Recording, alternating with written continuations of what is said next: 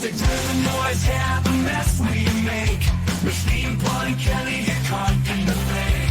Facts and logic with a twist of jest. Strip it down to truth, yeah, forget the rest. Humor pulls the lies right out of the park. Look beyond the shadows that set the dark. Sparks of laughter fire up the night, bringing clarity where they blur the fight. Cut through the chaos, yeah, the tangled lies. Steve Fun Kelly with a set of clear eyes. Truths and jokes gonna rock this show. Step into light where the real facts glow.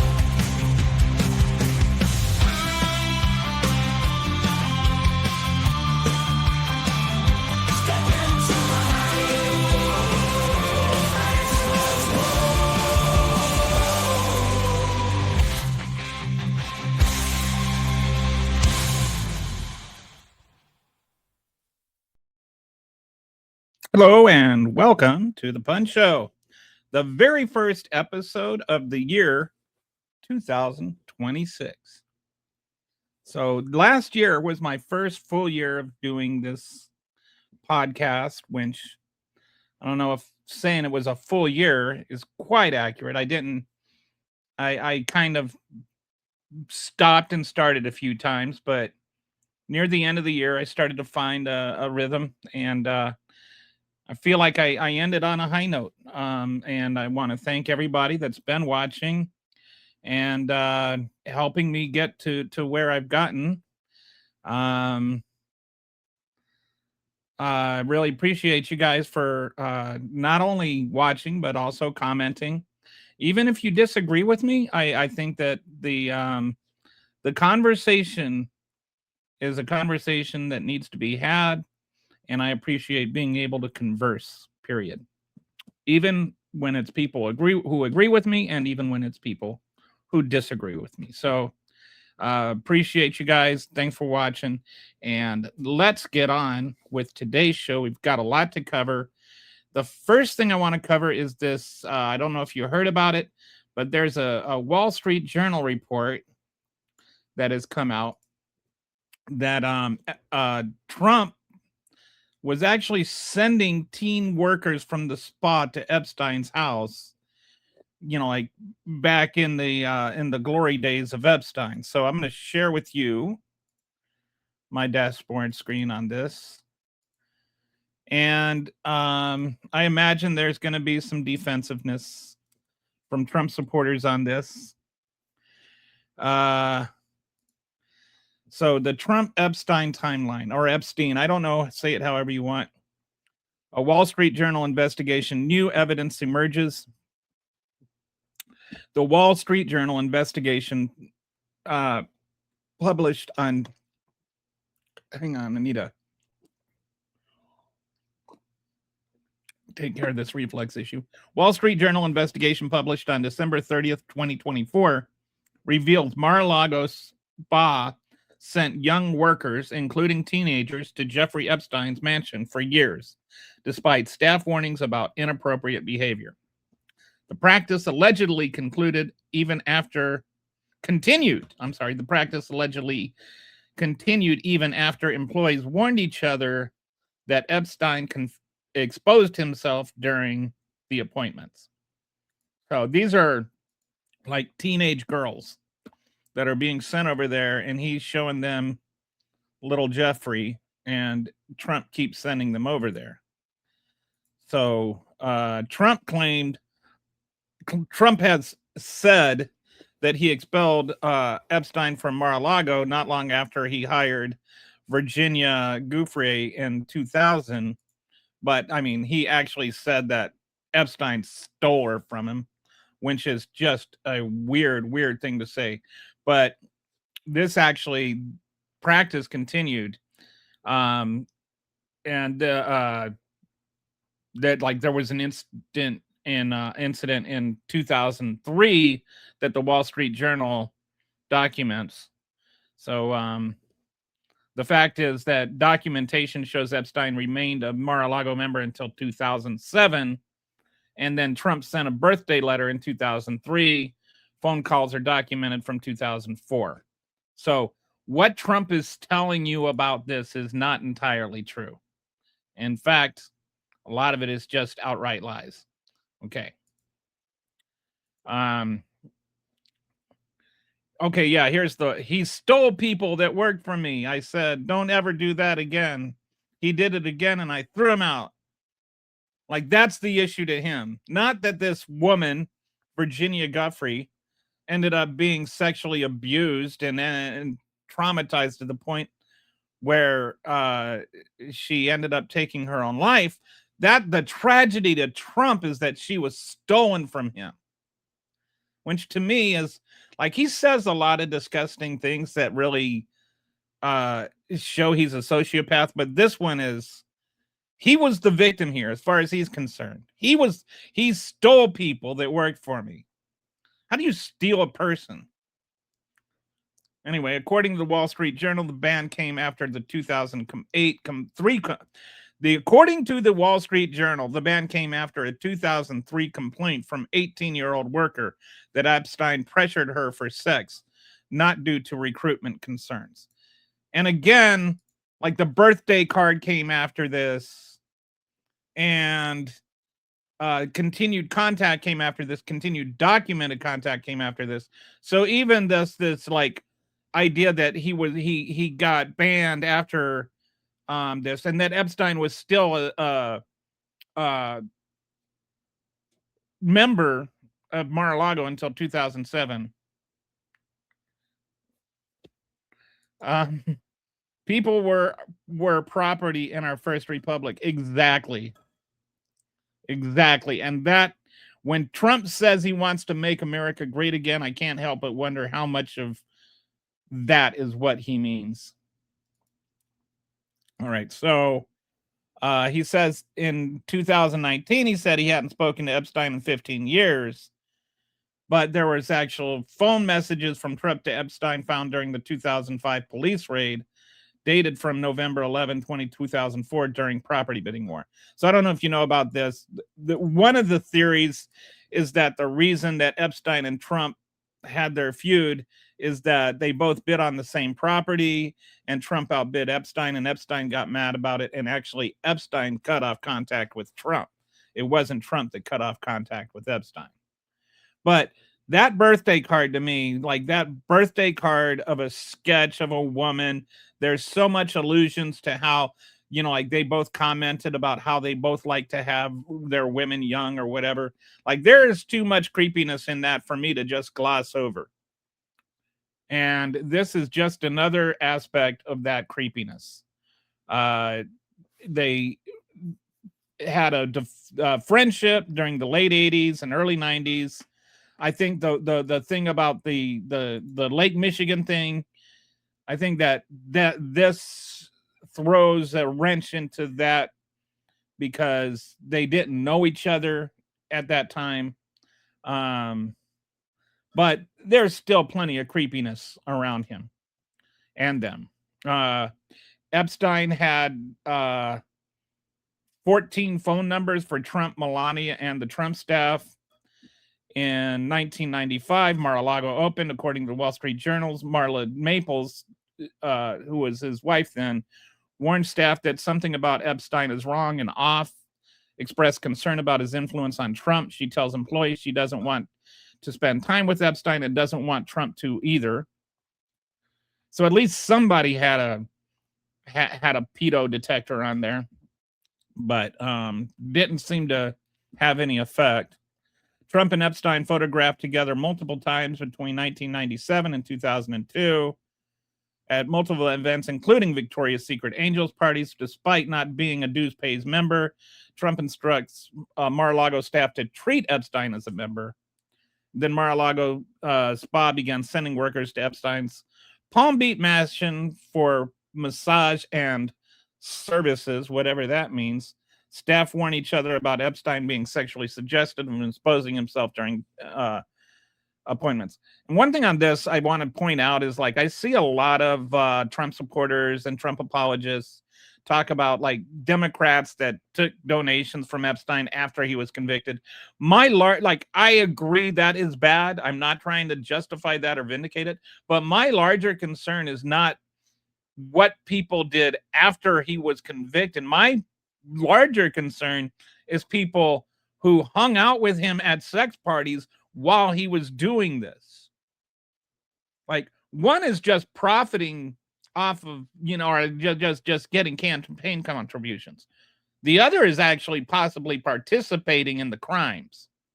So a bit of a difference. Let's not forget about Israel's involvement in this. I did not know there was any, in all honesty, but that's something I could look into. So then in 2000, Guthrie was recruited by Maxwell, where she worked as an attendant. Guthrie later testifies she was sexually assaulted and trafficked. She states she never observed Trump participating in abuse and described him as couldn't have been friendlier in her memoir.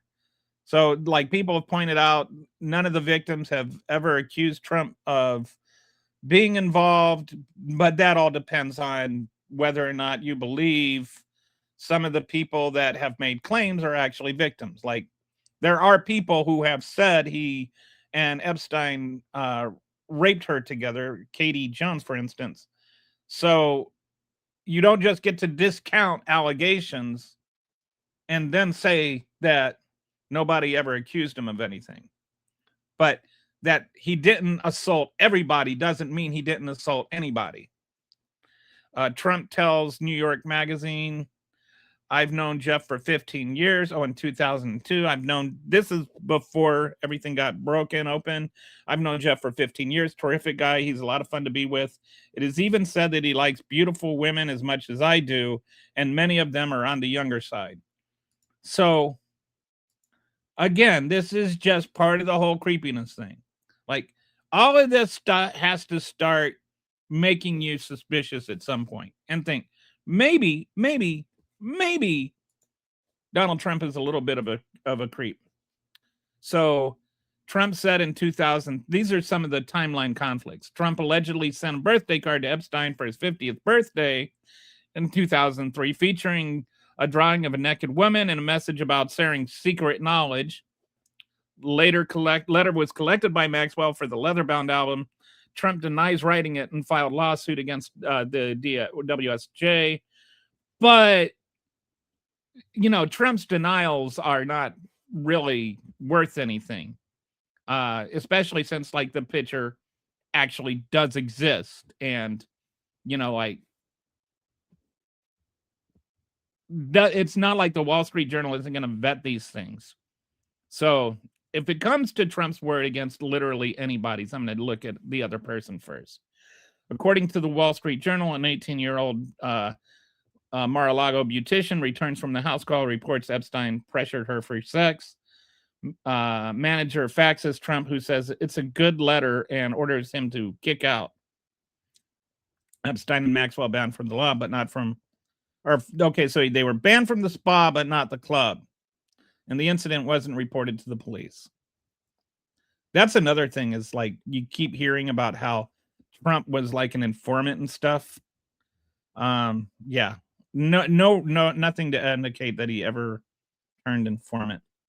Trump's your daddy. Why is this obsession with Trump being my daddy? I don't even know what that's supposed to mean. Like this whole daddy Trump. You know who was your daddy? I mean, like, isn't that just like, what's the difference between saying Trump's your daddy and Trump's Fuhrer? Like, isn't that just like a different word for father? Like the whole thing is just weird. Mossad killed Kirk. I don't know about that. Oh, you're Beto O'Rourke guy. I don't even know what did I say about Beto O'Rourke? Okay. Police began investigating Epstein after parent reports he molested their 14-year-old daughter. During the raid of Epstein's mansion, police seized phone messages showing 2004 Trump calls. So that was, again, after 2003, like 4 comes after 3.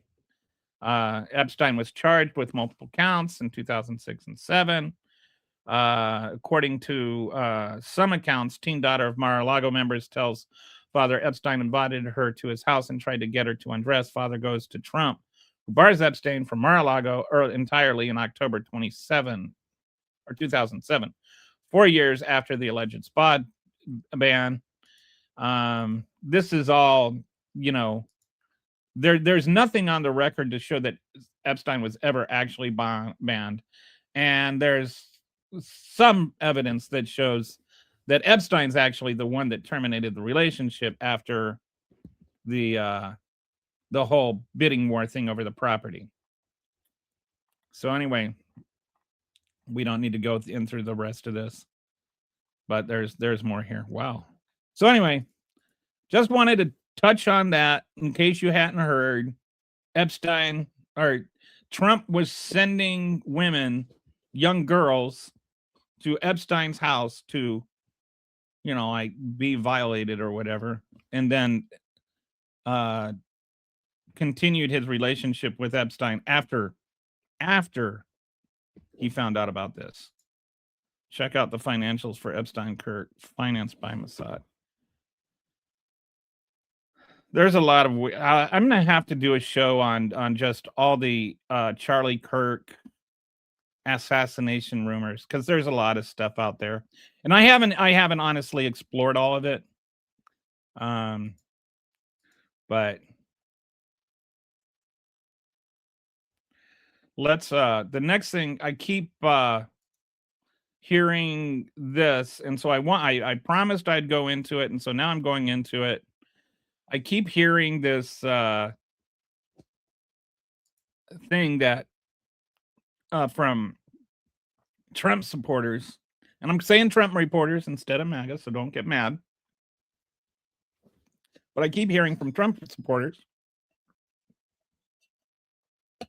that Chuck Schumer authorized led this legislation back in the 80s that authorizes the assassination or the killings that are going on the seas right now, like that justify that make these boat strikes legal. All right, so I looked into that. I said I'd look into that. I looked into it.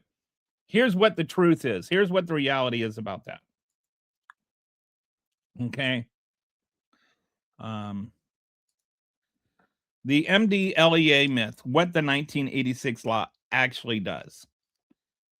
Trump supporter accounts claim Chuck Schumer authored a 1986 law authorizing military strikes on drug boats. Here, it's called the Maritime Drug Law Enforcement Act, and what it actually says and doesn't say. The claim is Chuck Schumer authored a 1986 law that allows Trump to blow narco-terrorist boats out of the water. It's fully legal. The reality is nothing at all like that on so many levels. The MDLEA is a criminal prosecution statute that allows arrest and trial of drug traffickers on stateless vehicles. It contains no authorization for lethal force or summary execution. So what it does is, if there's a flagless boat, this Coast Guard can board and arrest the people on that boat. It does not allow for them to be bombed out of the water. There's nothing at all in there about that. Also, let's look at the history. Did Chuck Schumer write this law? The Maritime Drug Law Enforcement Act was part of a broader Anti-Drug Abuse Act of 1986, a massive bipartisan bill with overwhelming support. In 1986, the Anti-Drug Abuse Act introduced H.R. 5484, comprehensive drug enforcement legislation, including the MDLEA, as provisions as a subtitle. Chuck Schumer was one of the 301 co-sponsors, not the primary author. He wasn't even really, in 1986, Chuck Schumer was not the Senate Majority Leader or the Senate Minority Leader. I don't know if you're aware of that. He was still pretty young at the time. He didn't have a lot of influence anyway. It was passed 395 to 17 in the House. It was passed 97 to 2 in the Senate. It was signed into law by Ronald Reagan. So this was not like some, like legislative thing that Chuck Schumer smashed through or whatever. He just happened to be one of 301 co-sponsors of it that didn't do anything at all remotely like what they're saying it did. Okay. All right. So check out the financials for Epstein. Okay, I'll take a look at that. Okay, Gung. So continue to allow illegal smuggling into the U.S. like the left. I don't understand why you think that that's the alternative. It is not either. Like, how about we continue to do things like legally enforce our drug laws? Hello, Kelly. I'm here to lurk today. Remember your wife's advice. I will remember that. Skippy, thank you for the reminder, and I'll tell her you reminded me. My wife's advice is that I shouldn't be mean. My wealth has nothing to do with my intelligence. Calling MAGA trailer idiots is something a MAGA would say. Okay, I haven't done that today, but you're right. I shouldn't like do that. And so, man, my wife yelled at me for that, and I'm not going to do it anymore. So, I take your rebuke to heart, and will try to be better. No more raccoon jokes either. So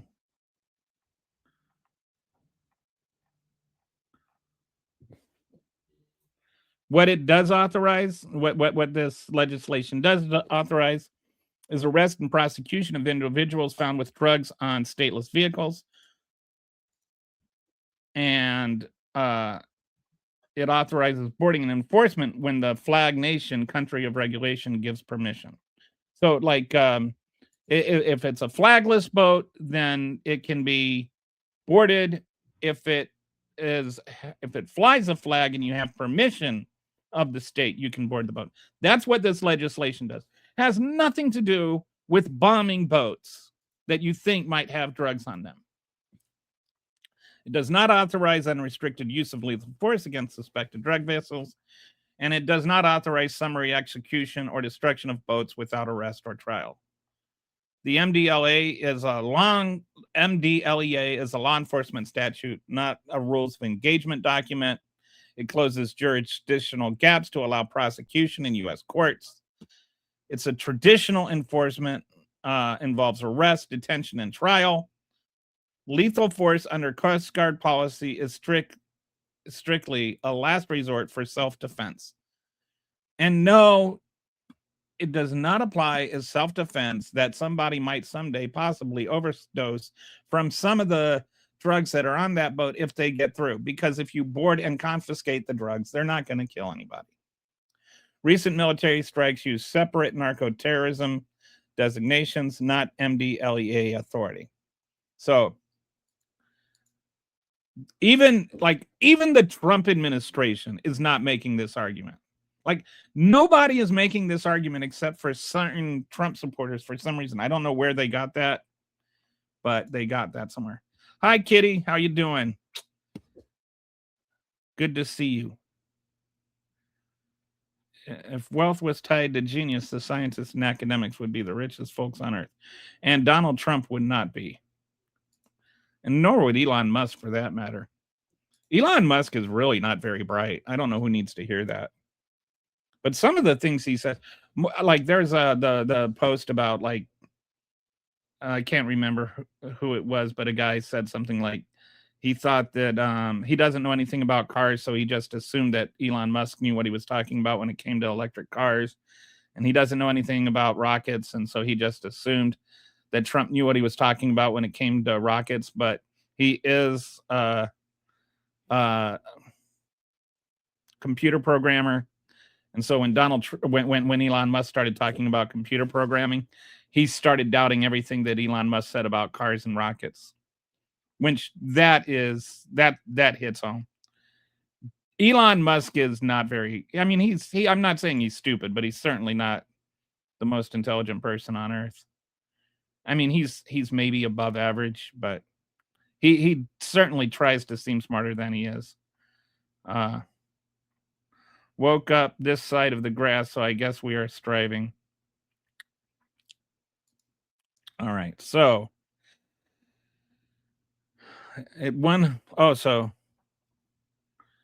so there's actually 100% does not make it legal to take out drug floats by blowing them up in the fashion pursued by the Trump administration. There is no area of law enforcement that will allow for extraterritorial and extrajudicial summary executions, as have occurred in these several dozen incidents. None of these attacks can be construed as law enforcement operations. Ian Roby, attorney and non-resident senior fellow, Center for Maritime Strategy, Maritime Security Specialist. So there are some experts that have weighed in on this. Neither the MDLEA nor any other U.S. or international law could be used to make these a lawful exercise of law and power enforcement powers. Ian Roby again. So, yeah. I mean, when you start looking at the actual laws, there is no law that allows for that. Yeah, I mean, he's not a trillionaire. He's worth about 500 billion, and he is the richest man on the planet. But again, he is not all that. I mean, I didn't say he's stupid, but being rich and being smart don't necessarily correlate. Like, you don't have to be a genius to be rich. And being genius doesn't make you rich. Lots of geniuses have died poor. And lots of rich people have not been that bright. Look at Donald Trump. Would you concede that everybody who has more money than you is smarter than you? Is George Soros a genius? We will definitely continue to listen to others besides a YouTube loser. Oh, okay. Then why aren't you rich? I'm not the one trying to say that being rich and being smart go together. I think that those are two entirely different things. I'm actually making the opposite point of what you're trying to say. So that's why I'm not rich. I'm not rich because lots of things. For one, I didn't have parents that gave me like $250,000 to get started. Number two, I didn't have the government give me $38 billion to invest. So those are just a couple of the reasons. All right. So now we're just moving along here. There is an incredible amount of corruption that's going on in the Trump administration. And there's a New York Times article that came out this weekend. And I was going to do a whole dashboard on that, but it just gets really, really complicated because it's so intricate and so messed up. But Donald Trump has like made $11 billion off of being president this year. $11 billion. All right. So, and that's not because he's smart. That's because he's corrupt. I know somebody here has issues with understanding the difference between being smart and being rich, but you can be smart without being rich, and you can be rich without being smart. Sometimes it just takes some good old-fashioned corruption, and this is what is happening here. And so I looked like he's got different branches of corruption going on. He's got his cryptocurrency corruption going on. He's got his AI corruption going on. He's got his real estate corruption going on. Like, there's these different areas where he's and then, like with Trump Media, he's got its own corruption. Everything he's doing, he's got some money he's making. He's using the office of the presidency as his own personal cash machine. And I wanted to look at just one aspect of this. This is not the whole thing, but I just wanted to look at one aspect of it so you can see how much everything gets woven together. A Democrat manufacturer. Okay, I don't know what if you want to tell me what the delusion is, then go ahead. But I have not even said anything that is not like objectively true. How about the Congress? Are they not doing the same things? They are not doing the same things. No. And if they are doing the same things, then they shouldn't. Then it's corrupt. But if Congress is doing the same things, it doesn't make it okay for Trump to do them. But certainly, no, Congress is not doing the same things. Congress can't even do the same things. All right, so let me answer your question by actually going into this dashboard and showing you exactly what he's doing, because you don't even know what the things are that he's doing yet. So how can you know if Congress is doing the same things? All right, so let's look at the Witkoff Cutter operation. Witkoff and Trump go back years. Like when Trump went bankrupt the first time, allegedly Witkoff bought him a sandwich, and that's when their friendship started. But now Witkoff and Trump have been working together to make literally billions of dollars, and a lot of it is from the taxpayer money. If the fraud by the Somalis bothers you, the fraud by Trump should bother you too. Because if your taxpayer money getting wasted is an issue to you, it shouldn't matter who's getting it.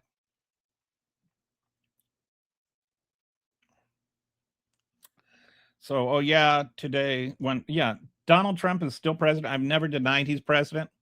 Never said he didn't win. I've actually written articles proving that he couldn't have stolen the election. 100% is the president. That does not mean I have to like it any more than you had to like it when Biden was president.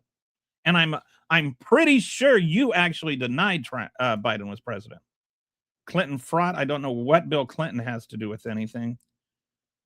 Yes, smart enough to go bankrupt and still be a billionaire and get the guy who kept him from being bankrupt put in prison for accounting fraud. But Obama, I don't know what Obama has to do with this. Biden, I don't know what any of this has to do with anything. We're talking about Donald Trump here.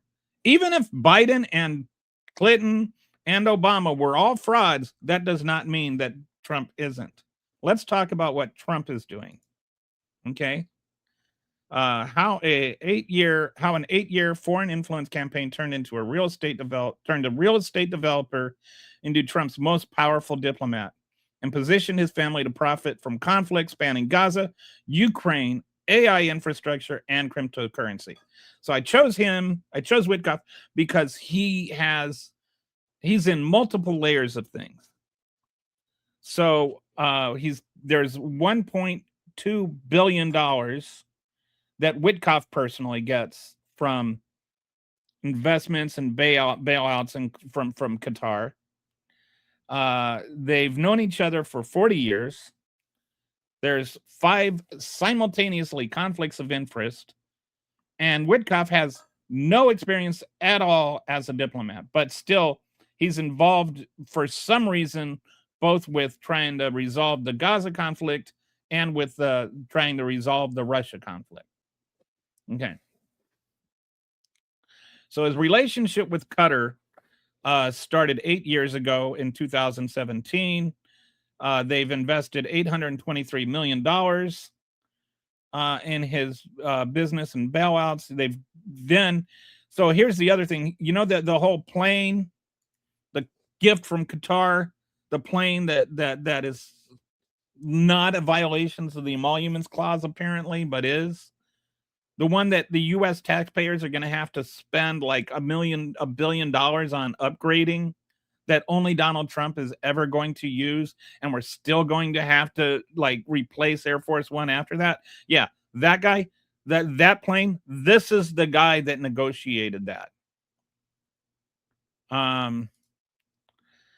So in the Gaza negotiations, he's the lead ceasefire negotiator, which again, there is no ceasefire because firing has never ceased. Israel has violated the ceasefire over 1,000 times. So when you don't cease firing, it's not a ceasefire. Sun is pitching Qatar for a $4 billion fund. So they want to be involved in rebuilding Gaza, and Qatar paying for it, which again is this whole Qatar thing. There's a shadow envoy to Putin, 5+ meetings with Putin. called Putin a great guy working with Kremlin officials. I don't know what the economic link to Russia is yet, but I'm sure there is some. But yeah, he's the guy that like basically just took notes for what exactly Putin wanted, didn't push back on anything, and then tried to tell the Russians how to sell Trump on it. This is the guy that actually even got pushback from Republican senators that he shouldn't be involved in it. The AI data centers, he's, all of a sudden he's the real estate guy and he's involved in all these AI data centers. Family business expanding into data centers, announced May 2025 while pressing UAE Qatar to invest deals flow through Lutnick's firm, which Lutnick is also making billions off of this. And the Trump children are also making billions off of all of this. He's the co-founder of World Liberty Financial, which is another one that's rolled up with the Trump family. And they've made billions of dollars off of that. Sun's pitching Gulf states crypto conferences in Abu Dhabi, which comes back into the whole Qatar thing. So there is an immense amount of corruption involved here, where Trump and his inner circle are just making billions and billions of dollars.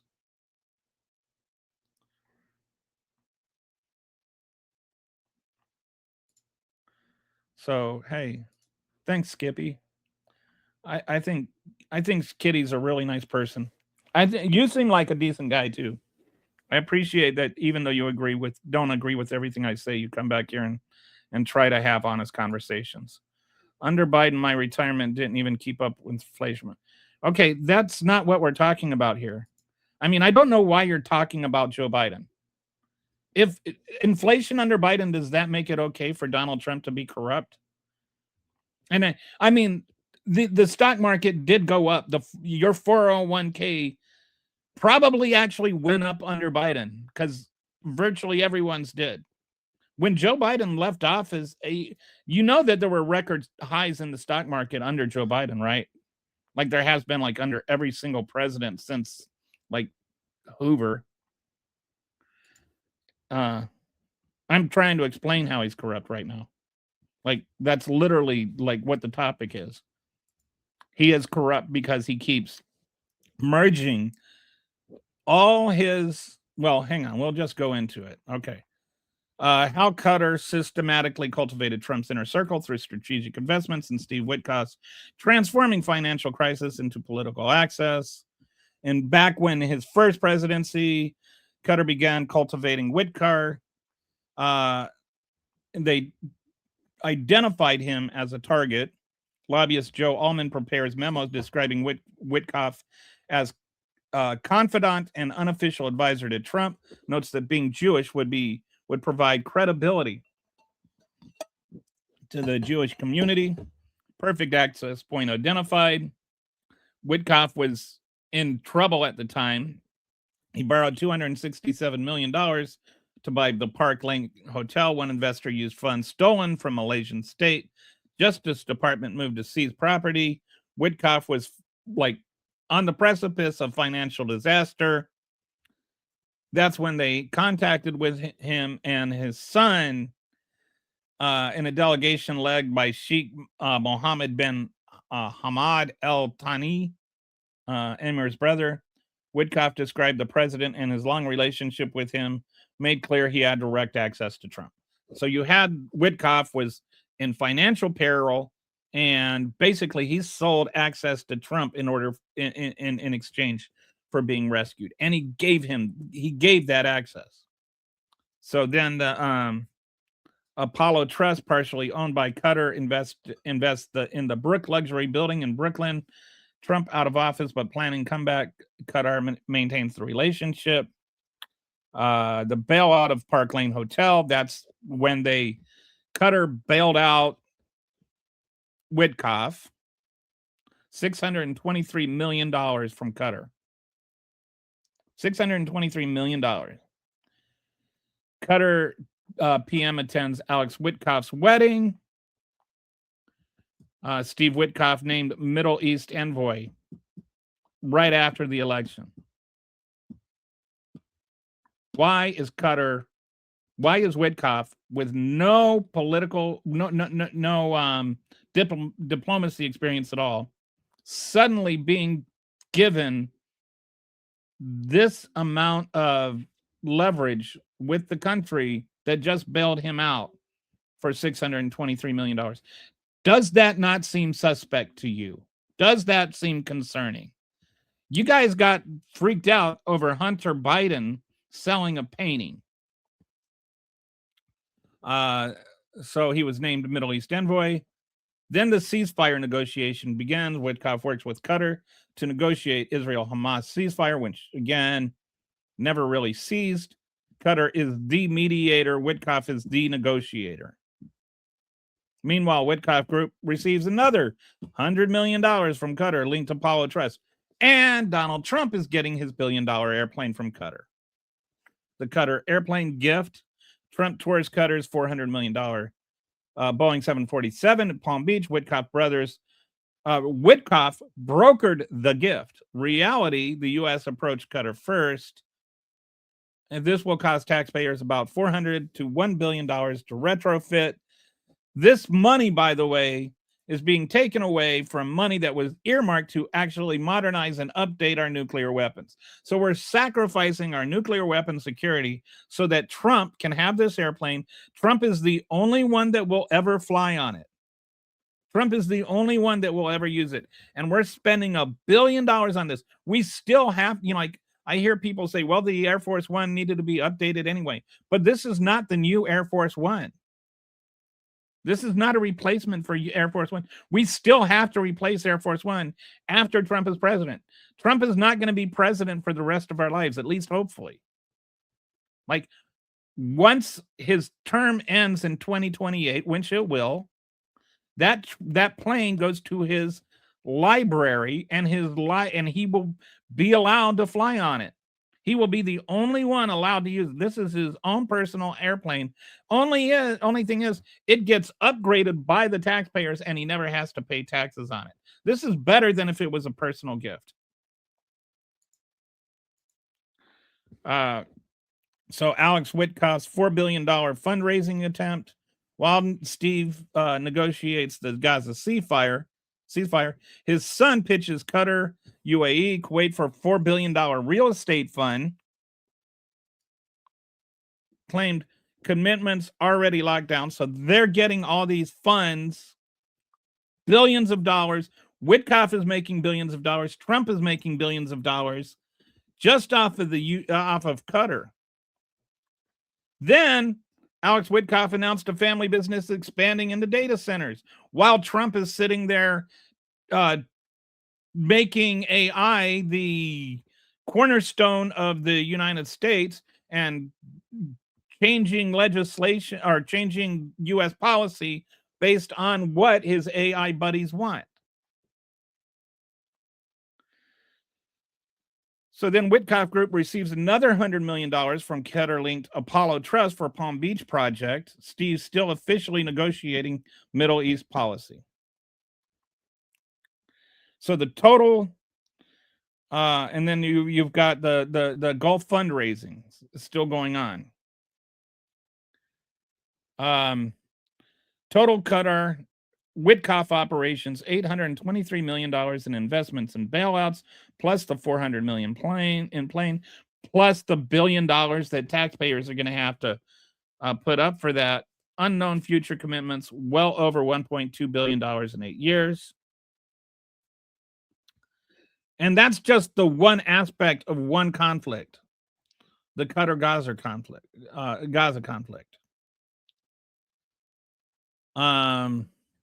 Why is Qatar the one mediator? Why is Witkoff the one negotiator? And then why is Witkoff also the lone negotiator to Ukraine and Russia? Why is Witkoff all of a sudden getting into AI data center stuff and having policy adjusted to be what he wants and benefits him. What we don't like, you need to understand that without AI investment, the GDP, all this GDP growth everybody's so happy about, doesn't exist. It just doesn't. 92% of the GDP growth over the first half of the year was all just AI investment. And most of that investment was going to Trump and his buddies. They are the ones that are receiving all of this money. Cryptocurrency conflict, co-founder. So he's the co-founder of World Liberty Financial, which is also co-owned with the Trump family, and they're making billions of dollars off of it. The Trump family is. His son back pitching Gulf states for crypto investments and trying to get Qatar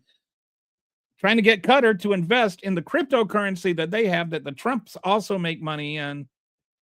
Like, he's just whoring out the White House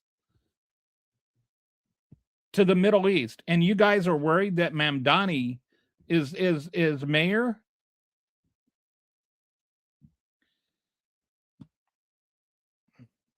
All right, so I'm gonna go back and look at some of these conflicts here, or some of these comments here.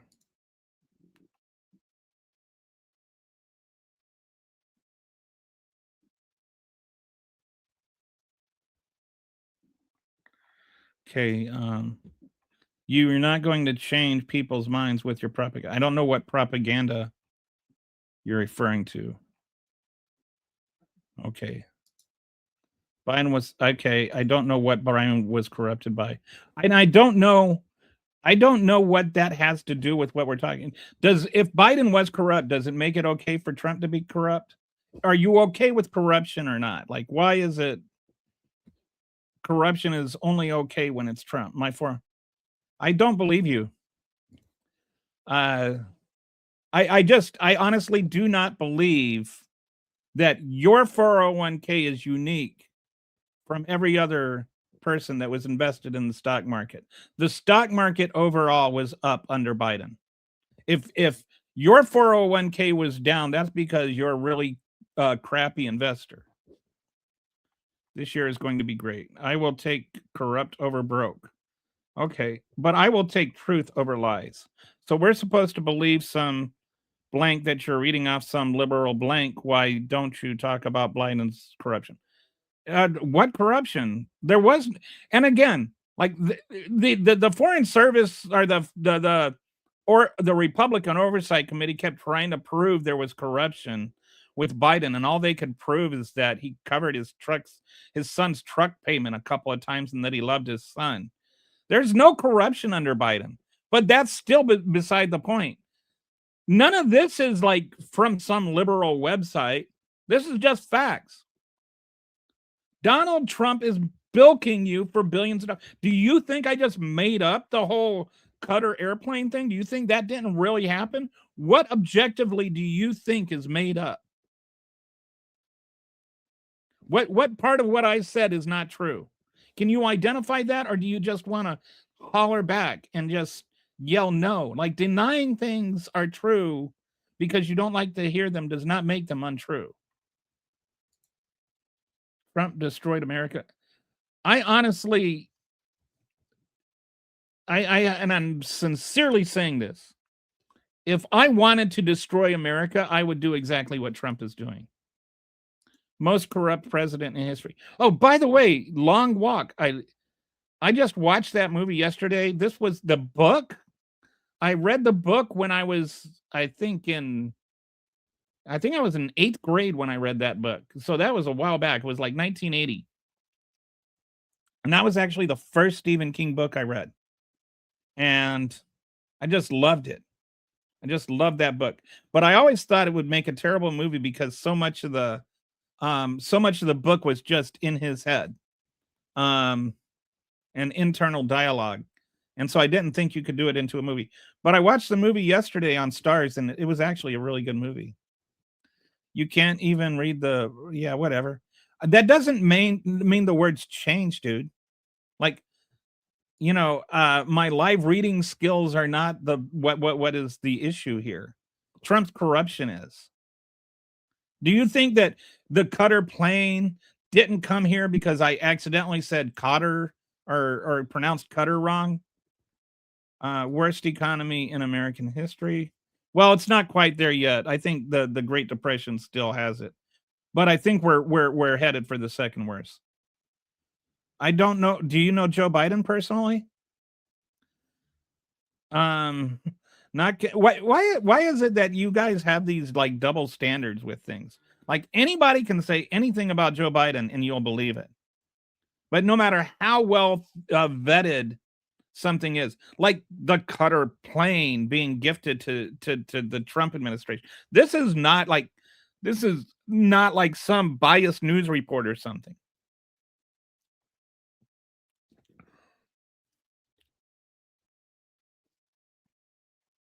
How is our country gaining, though? Do you know what a K-shaped economy is? And like how fragile even our K-shaped economy is? Okay, but we were going to have to do that anyway. The problem, keeper of bees, is that the excuse being given for receiving this $1 billion gift that is going to cost us $1 billion is that we were going to have to replace Air Force One anyway. Well, this is not precluding that. We still have to spend all that money as taxpayers. Why are you okay with Donald Trump defrauding U.S. taxpayers out of $1 billion, but not any like why is that okay? Why does it bother you about the Somali Americans that defraud the American taxpayers out of $1 billion, but it doesn't bother you that Donald Trump defrauds the American taxpayers out of $1 billion? So you want to complain about the corruption, but you aren't talking about the fraud. See, this is what I mean. I mean, no, Tim Walz did not cause this. We don't even know for sure that there was fraud with the daycare centers. In fact, it's starting to look like there probably wasn't. The fraud that was exposed and prosecuted happened under Joe Biden, or the prosecutions happened under Joe Biden. But yes, I think everybody that is guilty of fraud should be prosecuted. If there is fraud with those daycare centers, then people that committed that fraud should be prosecuted. What you're arguing is that it's okay to do fraud if you're Donald Trump, but it's not okay if you're a Somali American. And then it's okay to just blame Tim Walz for it somehow out of something other. And by the way, his name is spelled W-A-L-Z, not like the dance, W-A-L-Z, no T. I know you are, but what am I? I don't even know what I called you. Wish I could buy a Super Hornet from Boeing. I wish I could. A casino is almost impossible to bankrupt unless you're running it like a moron. It is really, really hard to do.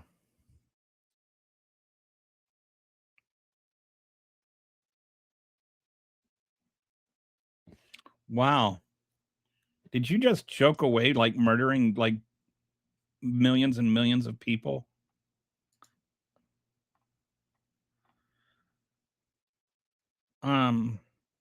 I don't know. What am I saying that's not true? Do you have anything other than ad hominem attacks? Rachel has. I wish if she wasn't a lesbian, I'd be on her. Of course, she wouldn't be on me, but I think she's a very pretty and intelligent woman. Proof. I've never said Mossad killed Kirk. Or unless you're talking to somebody else.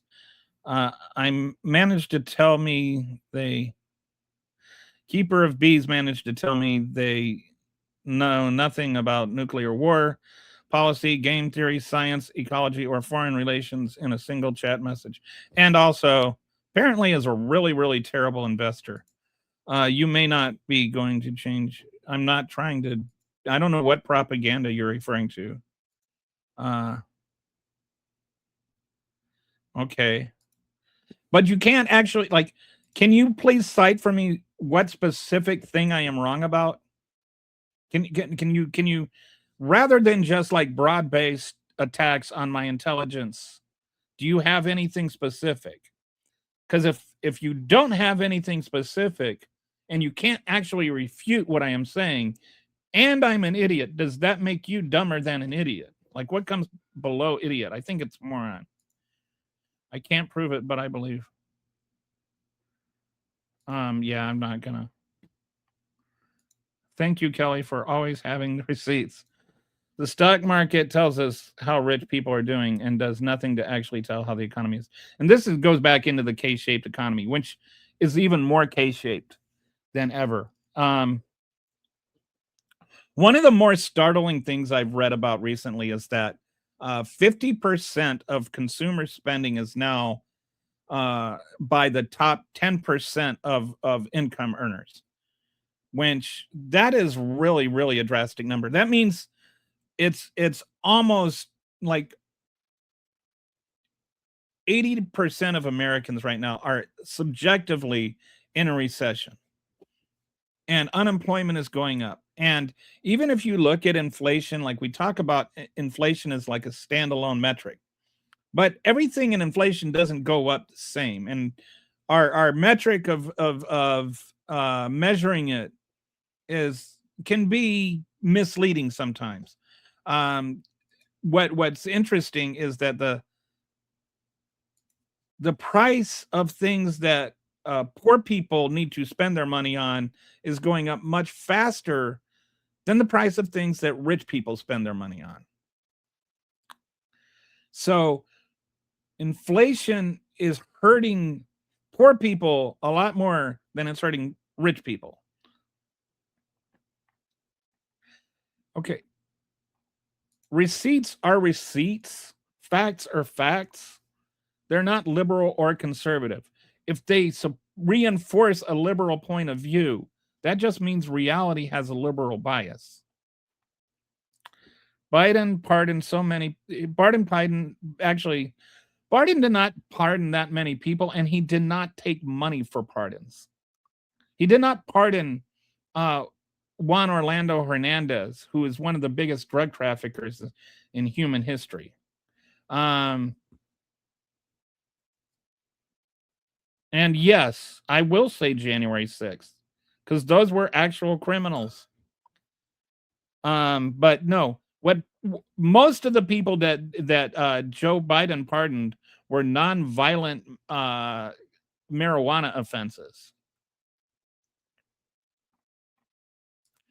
Do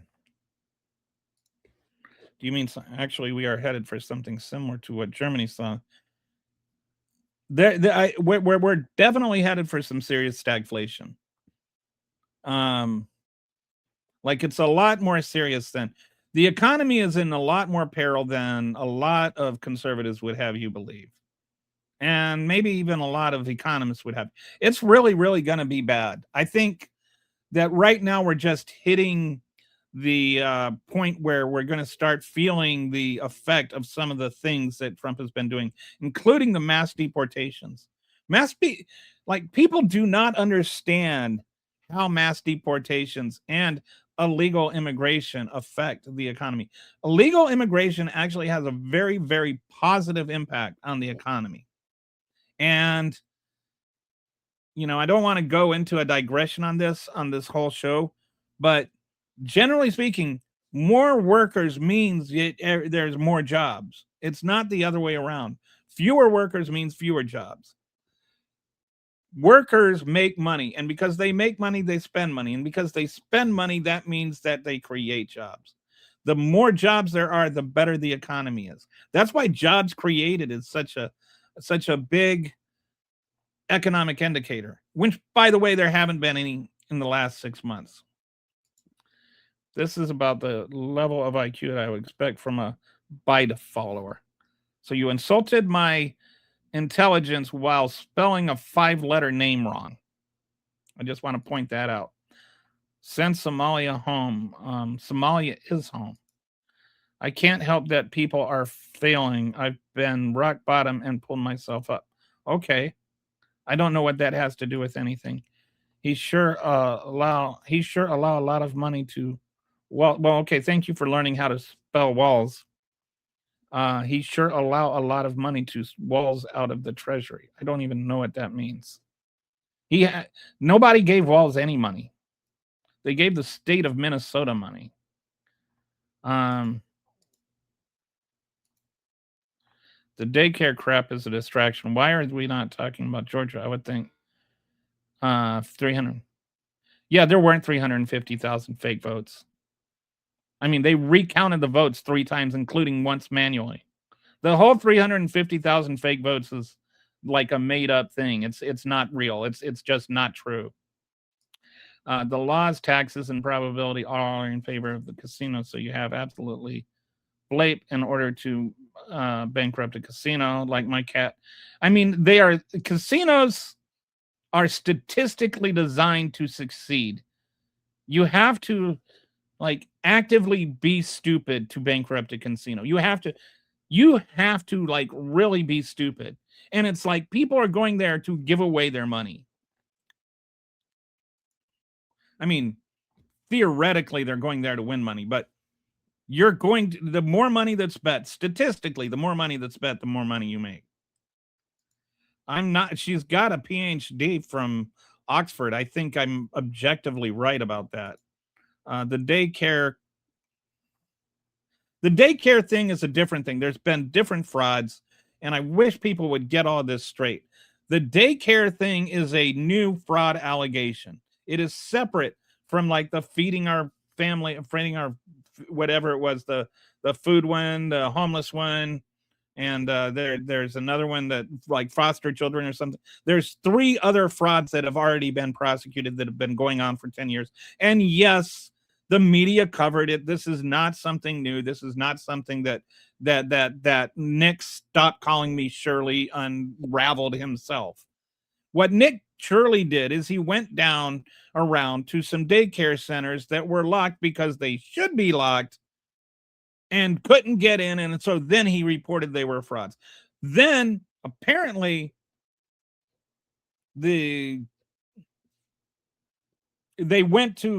other people went and talked to people. Now the Health and Human Services is saying that they're pretending to be real businesses because they went there and there were actually people and children there. So now they're just pretending to be real businesses because they got busted or something like that.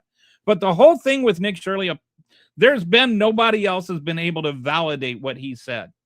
Like nobody's been able to confirm his allegations. So the daycare thing is not proven. That does not mean the other frauds, which were prosecuted under Biden, didn't happen. And also, it doesn't mean that everybody that's of Somali descent should be sent back to America or Somalia. You know nothing about business. I think she owns her own business. What is your IQ? My IQ is probably higher than yours statistically. I would all right. I am not rich, but the success of the stock market has helped me tremendously. The stock market also reached all-time highs under Joe Biden. I would also point out that if you take AI out of the stock market, under Trump, the rest of the stock market is down. The only thing propping up the stock market is AI, which right now is a very, very precarious bubble. And the fact is that you've got a lot of these tech companies that are all investing in one another, and there's all kinds of stuff going on. And any day you could have one thing fail, and it could cause a chain reaction that could collapse the entire stock market in a couple of days.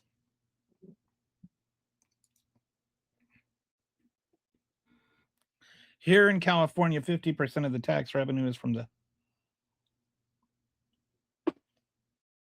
Yeah, that's irrelevant. That's a statistical misrepresentation. It does... 50% of the tax revenue is from the top 3%. which even if that's accurate, does not matter. Because there's all kinds of stuff that goes into that. But if 50% of the income is from the top 3%, 50% of the tax revenue would be. But I mean, it's not that way either. Where there's also ideas of whether or not taxes should be progressive, which I think they should. I don't want to go into this whole thing, but that is a fallacious representation of what the reality is. 25% increased cost on copper and steel. Many other construction materials are increasing in similar, if not higher rate. This increases the cost of homes, schools, hospitals, and factories. And there are 100,000 fewer manufacturing jobs than there were when Donald Trump took office. I think that's one that, like, he's hurting manufacturing. No, it does not. And it's not like just yelling Obama does not make you make a reasonable argument. Obama, he pardoned his son because his son was literally the only person ever prosecuted for the thing his son was prosecuted for. And it was started under Bush. It was vindictive prosecution. I have no problems with him pardoning Hunter Biden for something that nobody else would have been prosecuted for. And if anybody else were prosecuted for, you would have been yelling about guns rights.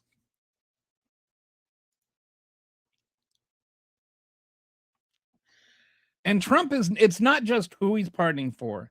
He's pardoning people that are billionaires that are giving him money after he pardons them. Like this is, remember when they had the hearing, the Supreme Court hearings and everything, and they were telling, so they were using this argument that, well, you know, he could sell pardons if he wanted to. If they were trying to show how ridiculous it was to say that the president can't be prosecuted for official acts. And so then they were saying things that would seem like ridiculous and say, well, by what you're saying, it would be okay if the president sold pardons. And now you have the president selling pardons. Donald Trump took that as an idea. He's like, why didn't I think of that? And now he's doing it. He's like literally selling pardons for billions of dollars. Simple people focus on immediate visible. Hey, Brett, by the way, good to see you. Simple people focus on immediate visible threats like food stamps or daycare, which is a drop in the ocean compared to the billionaire thefts. The rich and we look every time. The masses are asses. Right. You know, Elon Musk has received $38 billion from the U.S. government, more than any other human being ever born. And you can talk about, well, he's rich and he paid it back and whatever. You give me a $38 billion loan and I'll be rich and be able to pay it back too. It doesn't take that much to make money if you have $38 billion. People died on January 6th. Yes, people died and people were beaten. 150 cops were injured. Several were hospitalized. One lost an eye. One was beaten to death and then come back to life. This idea that January 6th was somehow peaceful is just a joke. It was violent. And remember how in this whole thing about the FBI undercover agents that were there, that came there after it started. And by the way, Donald Trump was president. It's just trying to find intellectual consistency from Trump supporters is very, very difficult. All presidents are warmongering criminals. Biden did a genocide. Trump pardoned more people in his first week than Biden did in 4 years. Oh, now Donald Trump is an auto pen. Donald Trump does not remember. Like, if you can ask him about why did you pardon Juan Orlando Hernandez, who was like one of the biggest drug traffickers in history. And he's like, who's that? Like, what's the difference between Joe Biden using an auto pen and Donald Trump not knowing what he's signing for? Like, the whole criticism is, well, Joe Biden didn't even know like who he was pardoning. Well, Donald Trump doesn't know who he's pardoning. Who cares if he wrote by hand if he doesn't know what he's doing? And there's no evidence that all this auto pen stuff. It's neither. There's no evidence that he didn't know what he was doing, or that everybody that he allegedly signed pardoned by auto pen, we pardoned by auto pen. It's just, this is all just right-wing Fox News propaganda nonsense. And also, it's 100% legal. Am I muted or something? I do not know. I do not mute people. I do not delete comments. Sometimes I have people complain about things. I don't know why. Like, YouTube might do something, but I have no. I could mute you. The only time I will occasionally ban people if they're like extremely racist or anti-Semitic. 38% increase to the cost of produce, 14% on beef, 41% on coffee, and it's just going to get worse. Okay, so if I'm a hypocrite, I don't know what all of this has to say, but how are you not a hypocrite? If you have a problem with Biden, why don't you have a problem with Trump? If it's hypocrisy, why does not hypocrisy not flow both ways? Joe Biden didn't take a $500 million airplane from Qatar and then bilk the taxpayers for $1 billion to upgrade it. I don't know what you're talking about with Liz Cheney, who, by the way,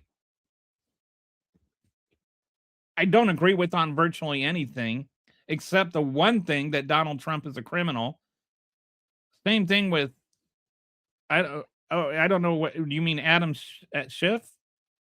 Oh, and Fauci? Like, what did Fauci ever, like, you're just weird, dude. I'm sorry. I shouldn't be saying things. My wife's going to get mad if she knows I called you weird. But this is a weird comment. I will say that. My coffee under Biden was $9.99. Brought some coffee today. Okay, you're apparently in this made-up world where you're the only one whose stocks went down under Biden and coffee prices went down under Trump. But nationally, neither of those things is true.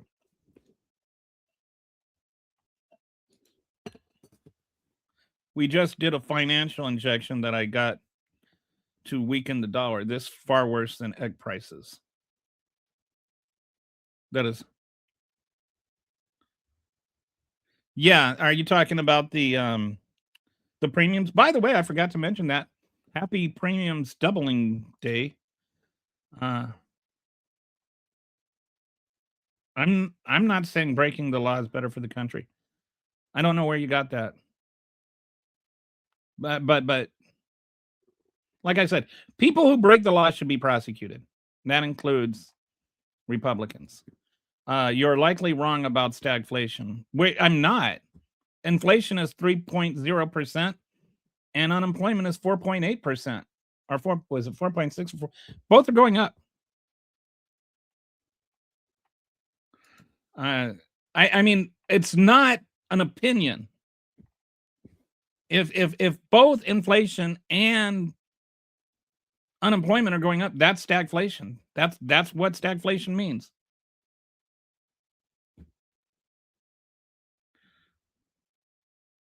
Yeah, 9% inflation, and I wouldn't even put it all on Trump. I mean, I think he probably didn't help, but yeah, the COVID supply chain disruption was a big part of it. There was also the fact that the Ukraine war started, and that disrupted oil in Europe, which also caused inflation. And then there was, to some degree, there was the stimulus package, which we needed the stimulus package to restore the jobs. And that did add to inflation, but it also added to employment. and is a big part of the reason that unemployment under Biden was one of the lowest in history, even though it was very high when he took office.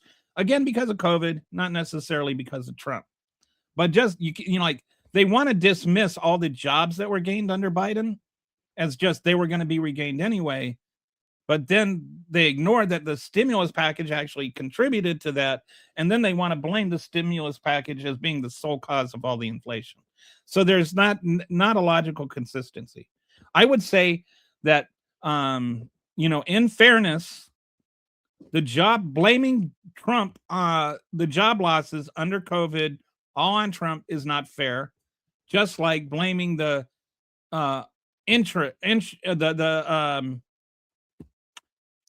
inflation rates under Biden on Biden is not fair. Not everything is post hoc ergo propter hoc. Like sometimes things happen, but they're not caused by one another. The same thing affected both Trump and Biden, and that was the COVID crisis. My bad. Remember, English is not my first language, so das ist richtig.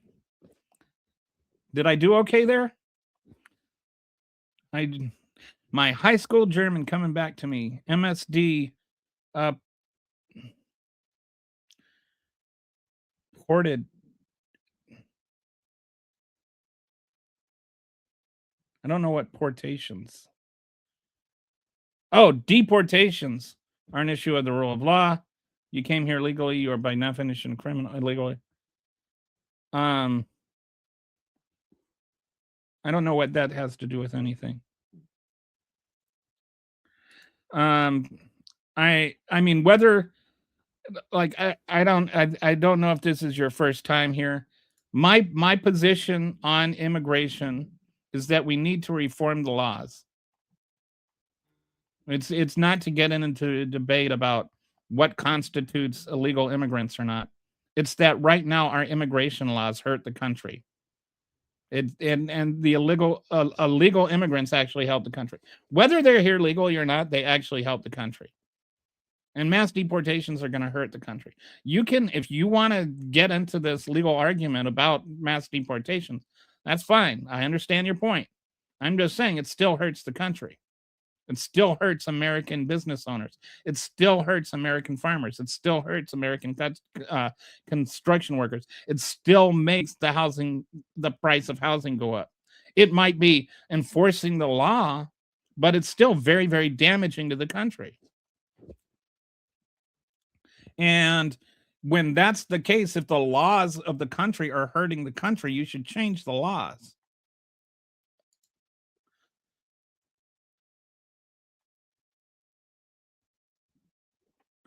Somebody must be the legal. No, legal.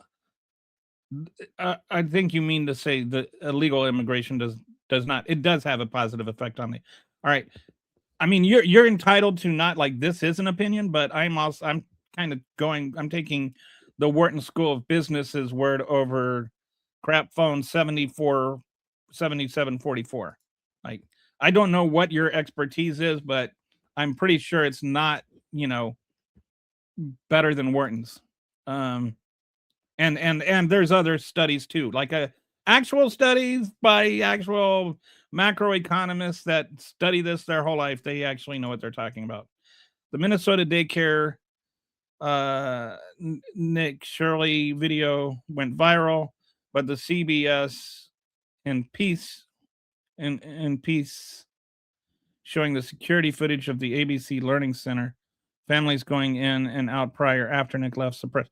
Oh, wow. Interesting.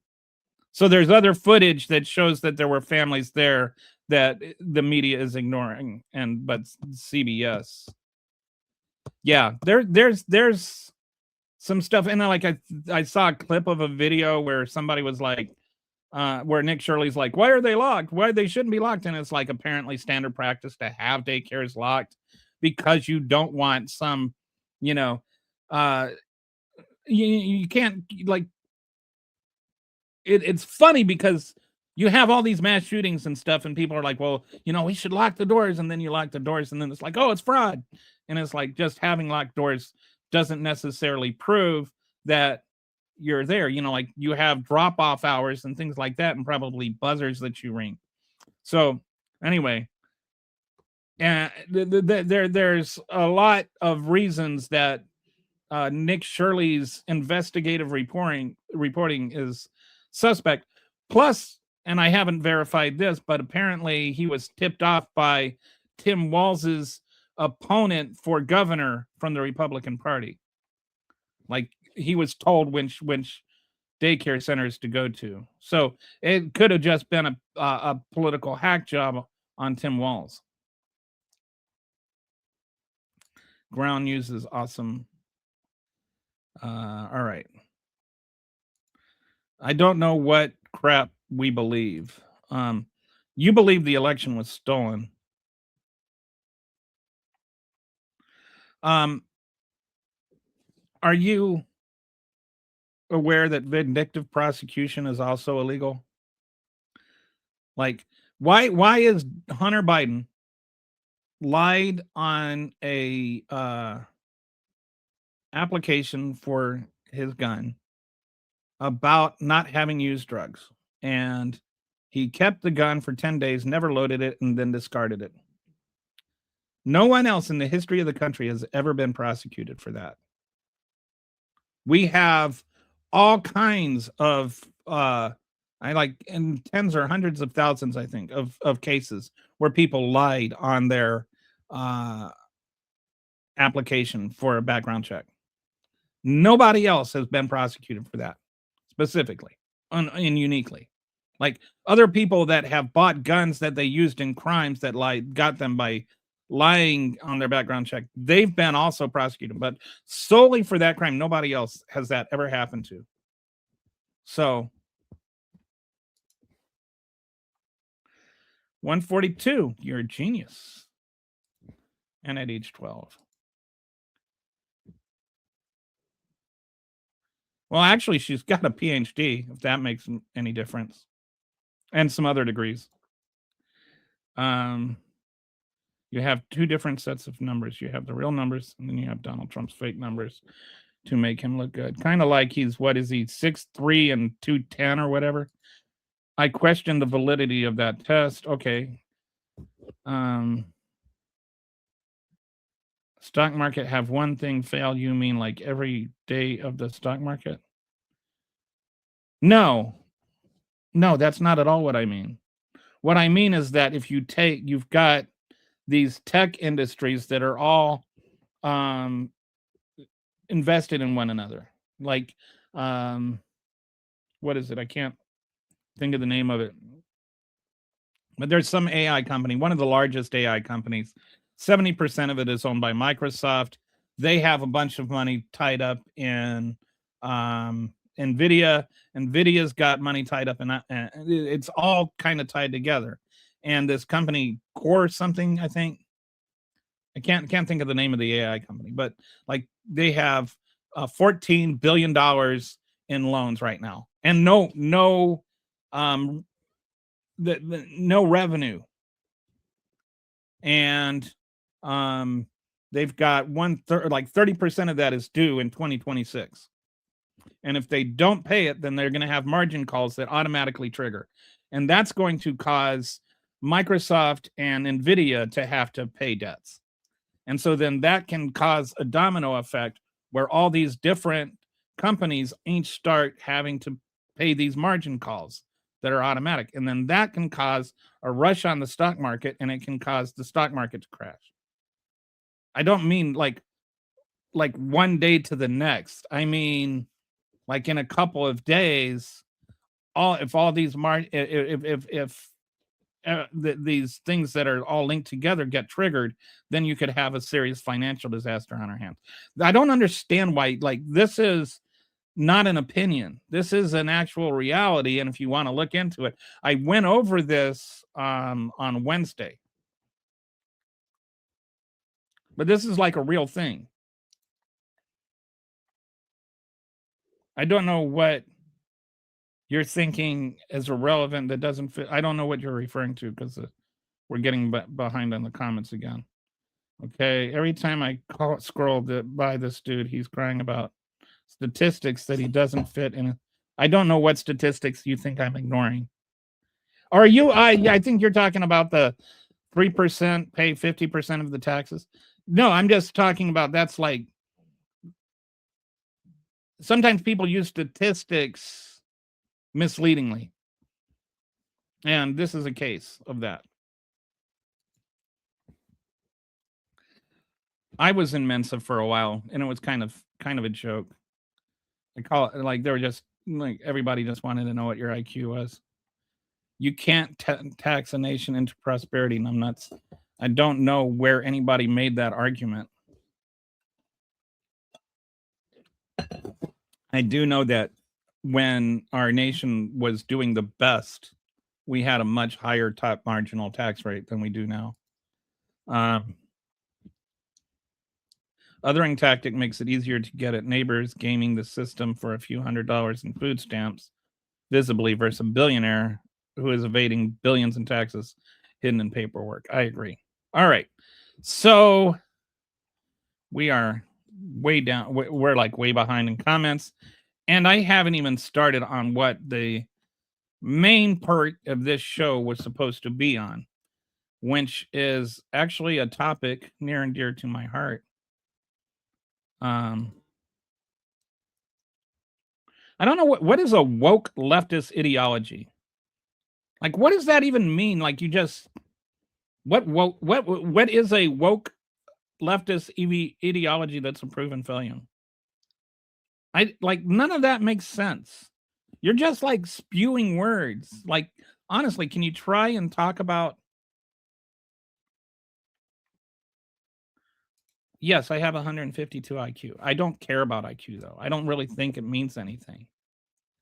And IQ is utterly meaningless to me. And most people that have IQs that I've talked to feel the same way. Like it's just a kind of test you're good at taking. Not for people here.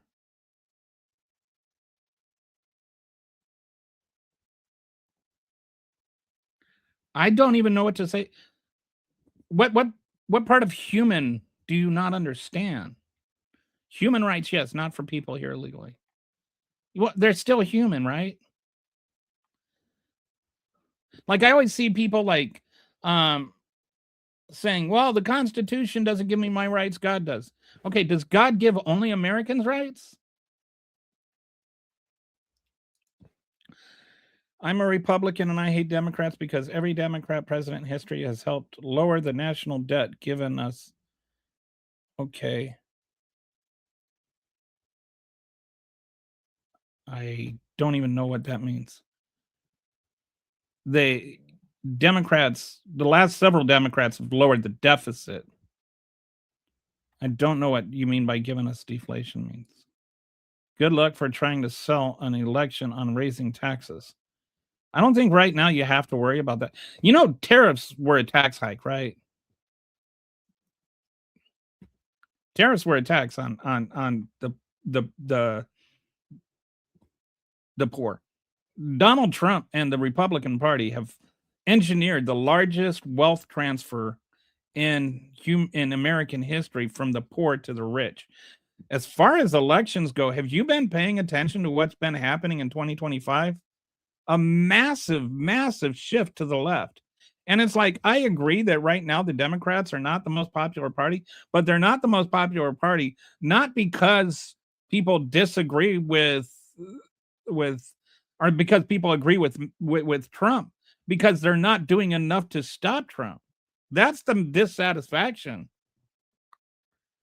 You look at what's happened in elections across the board, from Virginia to Tennessee to New Jersey to California even.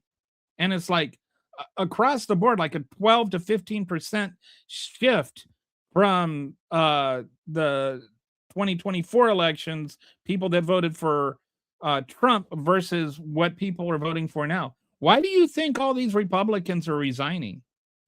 and saying they're not going to run in 2026. They don't want to get their asses kicked.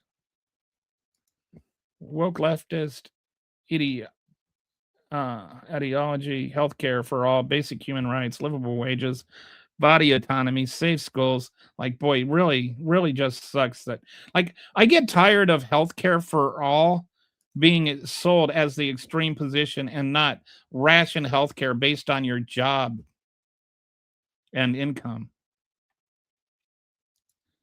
Leftist woke ideology. If you're not part of your echo chamber, you call name spread. Okay. Leftist woke ideology is name calling. I'm not calling people names. I'm not spreading hate. I'm not promoting violence. And I'm not claiming a moral high ground.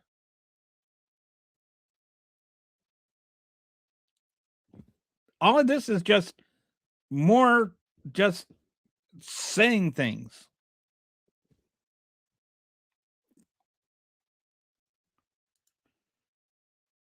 All right. So I don't know what lies in bitterness. Can you please express for me what exactly I have lied about?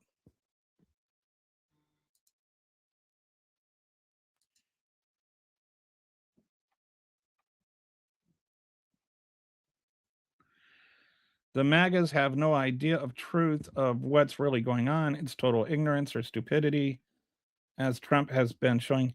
I wonder what'll happen after Trump. I mean, it's like the clinging to whatever Trump said today as being the new reality. The definition of woke people that care about other people. And it's like I say, if you're not awake, if you're not woke, you're not awake. If you're awake, you're not awake, you're asleep. And if you're asleep, how do you know what's going on?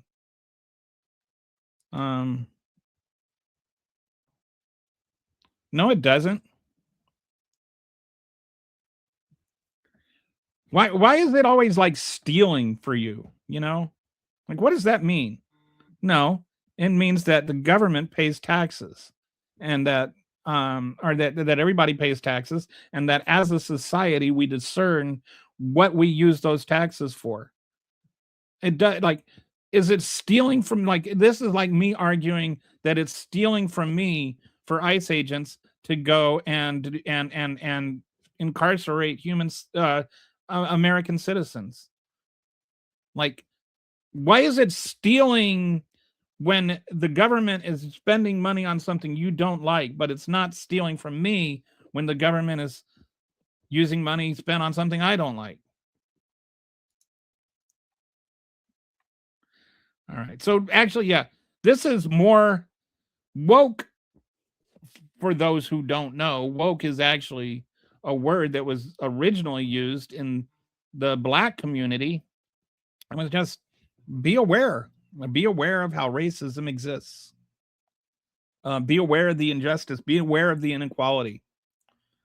It was not meant to be this pejorative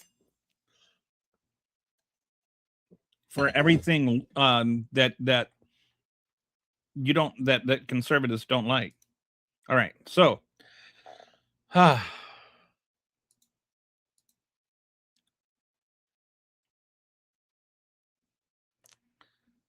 let's just go on to what I'm sure will be totally non-controversial. I want to talk now about. Sorry, I'm hiding your comment. We have way bigger problems with Mamdani becoming a mayor in New York City. What is he doing? He's swearing in on the.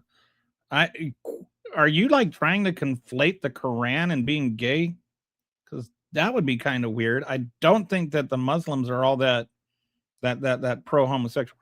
But okay, yes, other religions in the world exist, and we have a First Amendment which guarantees freedom of religion. I don't care that Mamdani is Muslim. Slaves exist in Africa right now. I have no idea what that has to do with anything at all.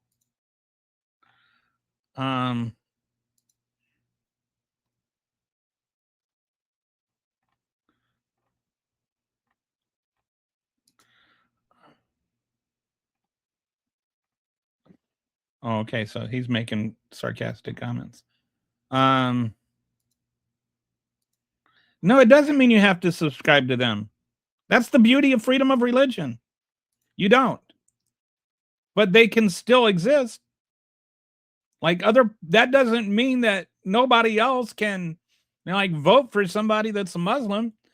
Mamdani is mayor because he won an election.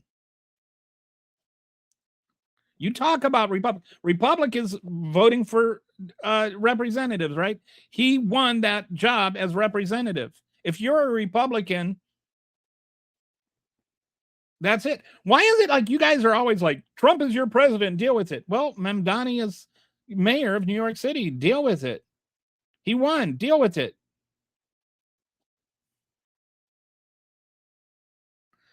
Russia's in the house. Rush who? Submit to the left or else. I don't know what that means. All right, so this is the thing I wanted to talk about today.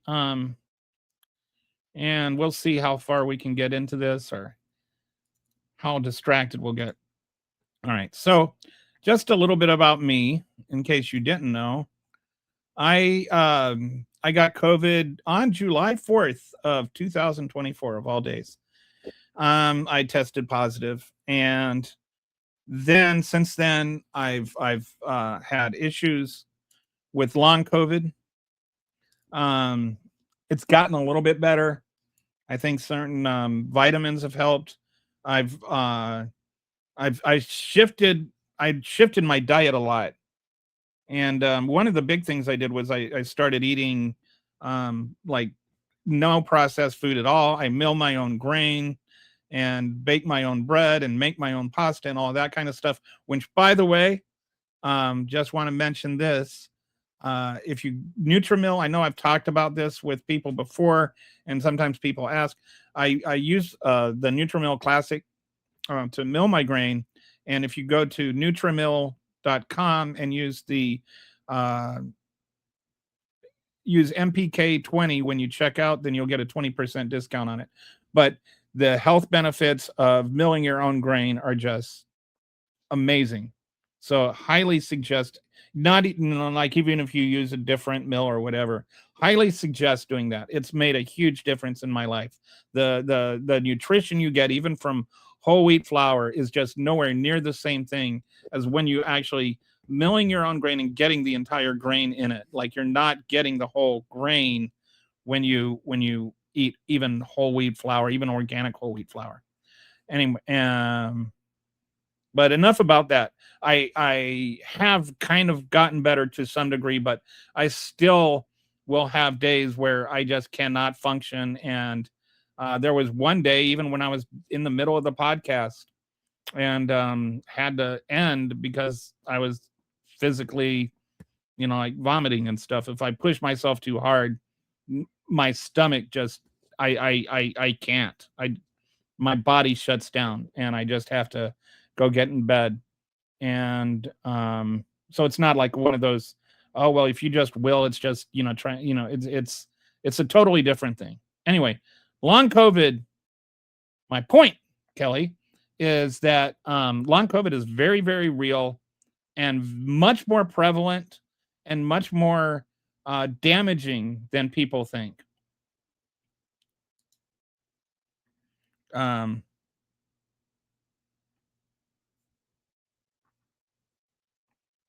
Oh, we're back in the comment section.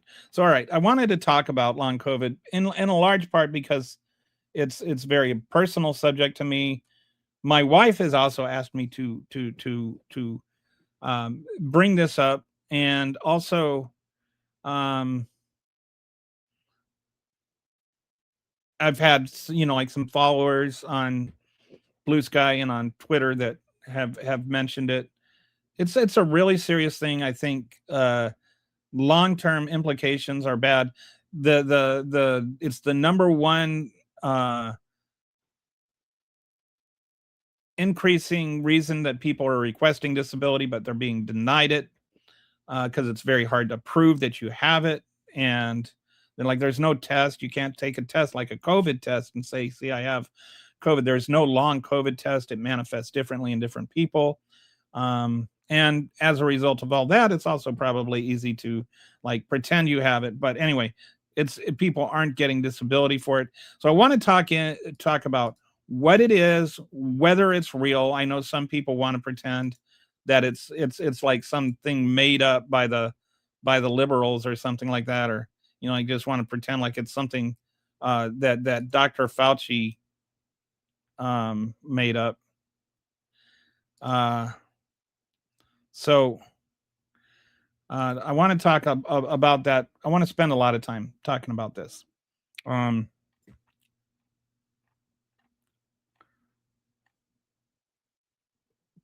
The second time I got COVID, that one messed me up. Yeah, then that's another thing that I'll go into. The long COVID, each time you get COVID, your chances of getting long COVID go up. Made in China, yeah. I don't know what that has to do with anything. Long COVID equals excuse. Okay, but there are probably people that actually have long COVID. Like it's not, I don't know what that means, Bees, other than you haven't had it yet. I mean, like, I hope you don't get it. I hope you don't have to deal with it.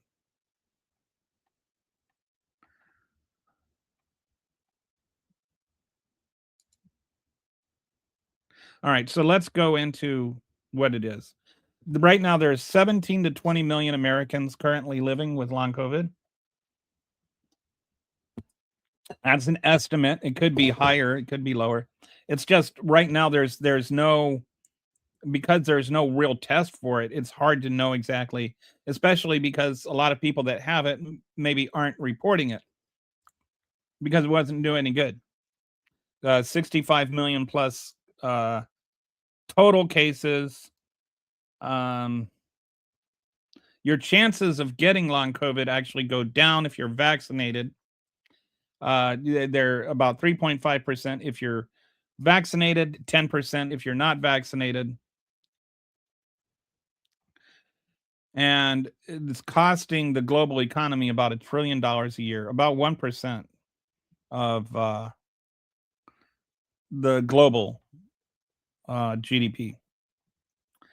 These numbers are conservative estimates. The real toll is likely much higher because only 1 to 25% of COVID infections were ever detected, reported.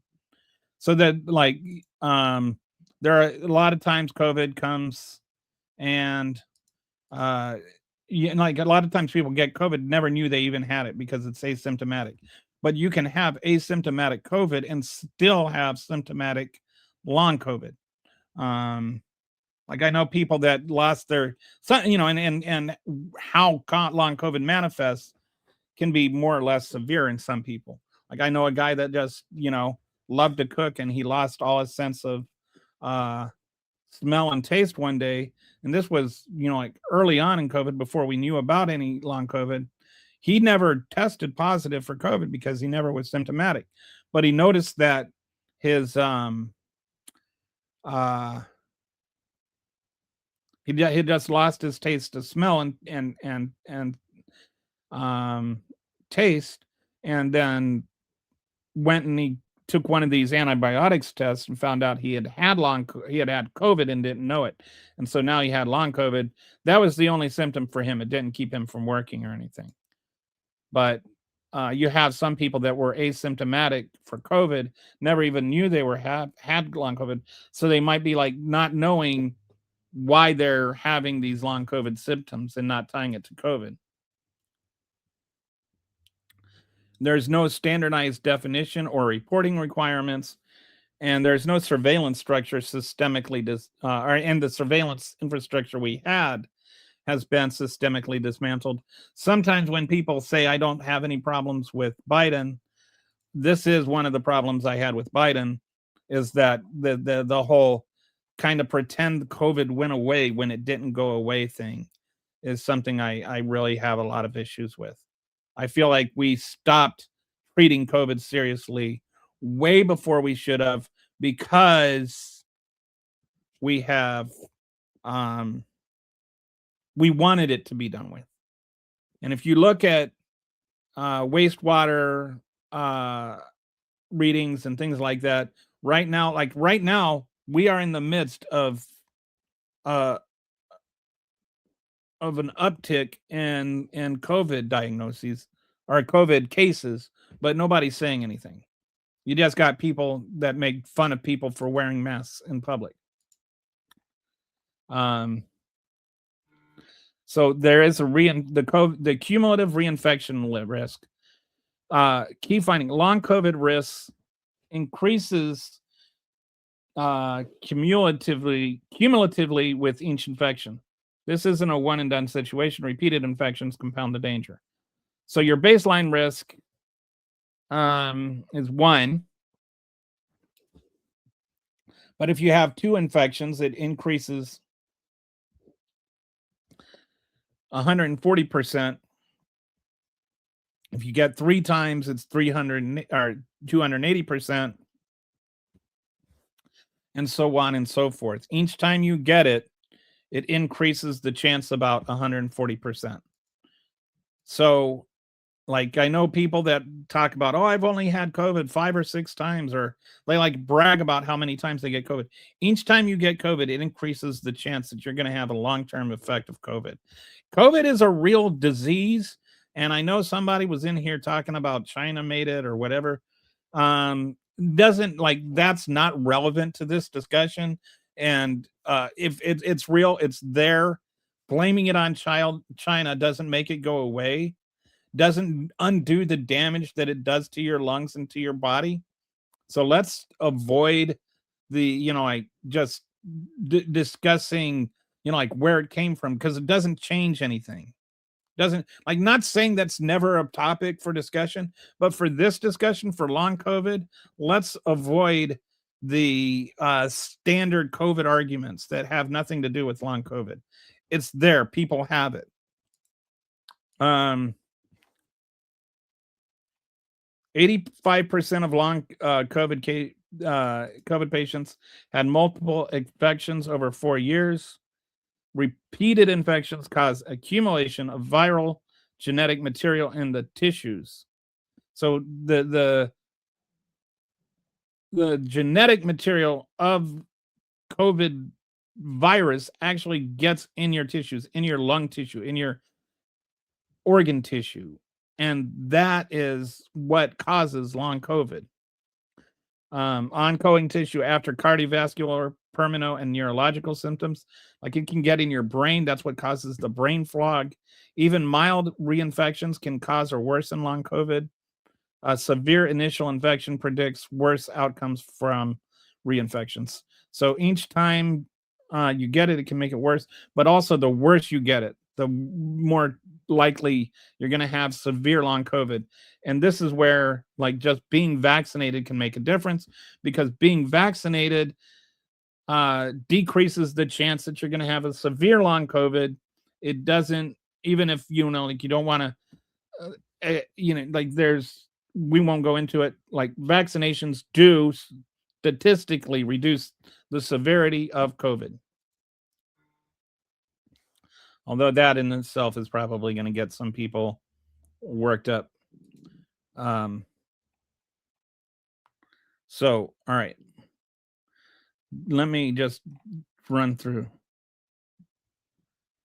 some of the comments on this. Obama fund. Yeah, that's not true. That's just not true, Jeb. There was never any funding for gain of function research. Work on getting that check, boy, because people kept dying of COVID. Yeah, there are 200 symptoms to claim, and because it's a very insidious disease, it gets into your organs and causes different symptoms. Different people have different manifestations of it. Yes, because where the virus came from right now doesn't change what's going on with it's here. I'm just saying there is a time and place to have that discussion, but this is not the time and the place. I don't want to get sidetracked by a bunch of weirdo talking points about it. Like, I know all that stuff. I know what the things are. I know how to rebut them. I just don't want to waste my time on nonsense. I want to talk about the actual long COVID. Uh, bro, I have it, and it's no joke. It is really like like I've explained. I've described it this way. It's like it's not like trying to start a car when there's no gas. Like sometimes trying to get up or trying to do something when the COVID fatigue hits. It's like trying to start a car when the battery's dead. Like you don't even get the you don't it doesn't even turn over or anything. There's just you just cannot physically do anything. And I have this. Oh, sorry to be graphic. I have this green bucket I keep next to my bed. And there are some days where all I can do is just roll over and throw up into that bucket. And that's all I can do all day. I can't even turn on the TV. I mean, and other days like I can function normally, but when it hits, there's nothing you can do about it. Hell yeah, I did. Sick people keep me employed. What do you do? Uh, death rates during COVID. Yes, they did. No, that's not true. Jeremiah, please, please. I'm not going to debate you, but what you're saying is just not true. There was definitely an increase in over the. And anyway, I'm not going to get into like your standard weird COVID arguments. 1 million people died. That's a ridiculous number that people didn't really think about. I want my long COVID check.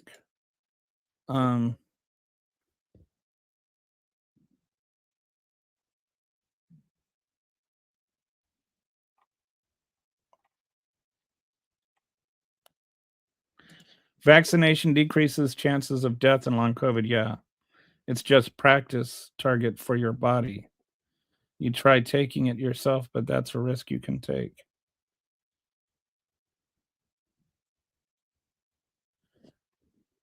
I love it when people say, oh, I just, like getting, like when they talk about getting natural immunity, which is kind of a misunderstanding of what the vaccines do. The vaccines actually train your immunity. It's still natural immunity.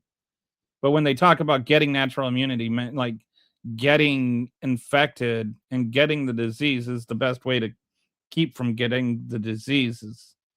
Like saying the best way to get in to prevent car accidents is to drive into a wall. Nobody's actually getting long COVID checks, and we're going to get into the economics of all this later. But I think there's a misperception you might have here, Bees, about the finance. Like people are not getting long COVID checks, and that's actually one of the big problems. Is that people with long COVID not only aren't getting checks, they're not able to work. I only got my original 2 vaccine shots. I want my long COVID check. So he's just going to keep repeating the same things. COVID is also broke society. We have not recovered from the social outcomes. There are some people who still repeat some weird things. There was one lady that said that like back in January of last year that everybody that had been vaccinated was going to be dead by December 31st, 2025. Anyway, it was good watching her get skewered. No, but there is proof. And we don't all have long COVID. Like I said, there are, and what was the number? The number is 17 to 20 million. But that doesn't mean that nobody has it. And it is a widespread problem that the medical community has acknowledged.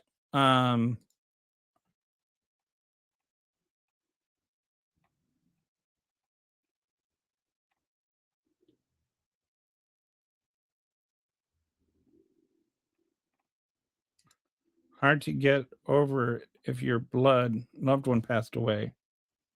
And yeah, that's part of, I think, the one of the things I find offensive about the whole thing is that with COVID is just like dismissing it or politicizing it or whatever, uh, ignores the very human reality that there was this really, really bad disease that really, really killed a lot of people, and just, you know, calling it China virus or whatever because that's what Donald Trump says doesn't change any of that.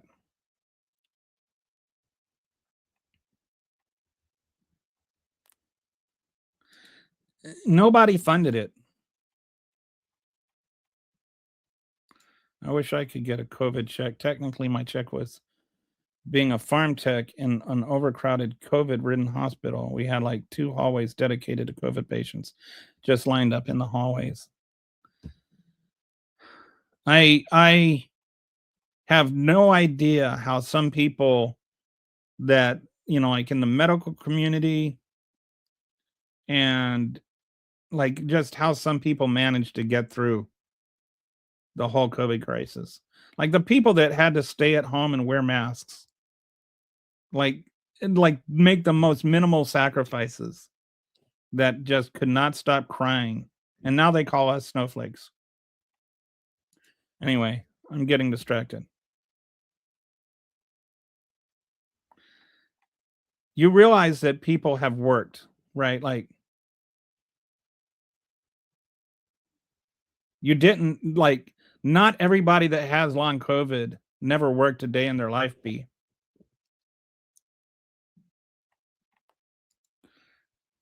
Or like you make assumptions about a lot of other people. Do you think 20 million people are just making it up?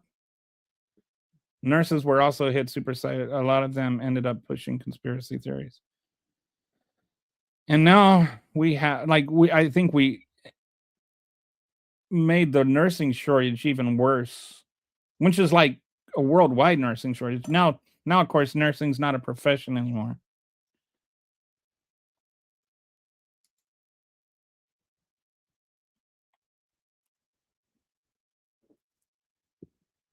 Yeah, we've come a long way in learning how to treat it, and vaccines have helped a lot in terms of just at least most people, like I think 90% of people or something, have been vaccinated, which at least limits the chances of dying of it. But long COVID is becoming a bigger problem. All right, so let me go back to the dashboard and talk about long COVID a little more.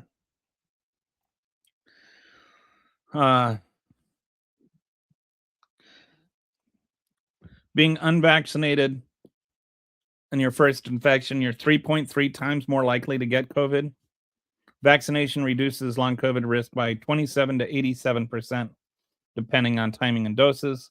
About 70% of the decline in long COVID rates from pandemic peak to now, it's attributable. Okay, sorry. About 70% of the decline in long COVID rates from the pandemic to peak to now is attributable to vaccination. So there's the number of people that are getting long COVID has been going down, but that's because of vaccination. So these are the most common long COVID symptoms. And like I said, it's not the same for everybody. Everybody has different manifestations of it because it can depend on what organs it's lodging itself into and messing up. 89% have fatigue. That one is a big one with me. Brain fog, cognitive impairment. I don't think I've had much issues with that. Shortness of breath, somewhat, but I only have one lung because I had cancer in my right lung back when I was in my 30s, or actually in my 20s. I was 29. So I'm not, sometimes I have shortness of breath before. Post exertional malaise. This is definitely a big problem I have. If I do too much, I basically can't do anything. Heart palpitations, I haven't had issues with. Muscle pain, I haven't had issues with. Sleep pain problems, I have had issues with. Loss of smell, taste, I haven't had issues with. So some of these symptoms I have, some of these symptoms I don't. And other people might experience it differently. And these are just the most common. There's other symptoms too that aren't listed here. But I just would ask people to refrain from saying things like it's made up or, just get out of bed. And I hope you never have to experience that. I really do.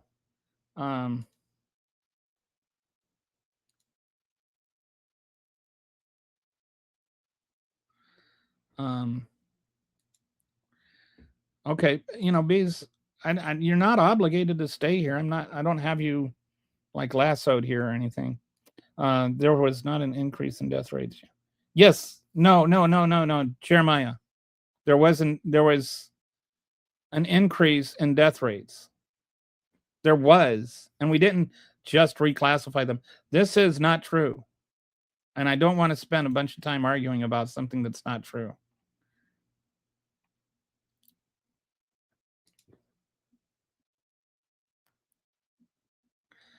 Yeah, I think if you haven't experienced it, you probably shouldn't be. I don't even have COVID, short COVID. My immune system is rock solid. Good. I'm glad for you. Not everybody dies of cancer. That doesn't mean we shouldn't worry about cancer. Jeremiah, just because you keep saying it doesn't make it true.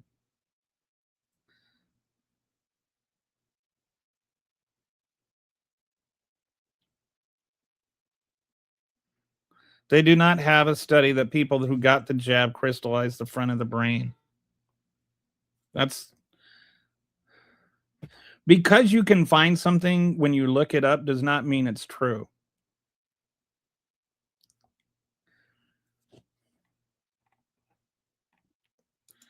I receive a C19 virus vaccine since February 2021. First one, then every 8 to 10 months, last 2 years. I get the vaccine every 6 months.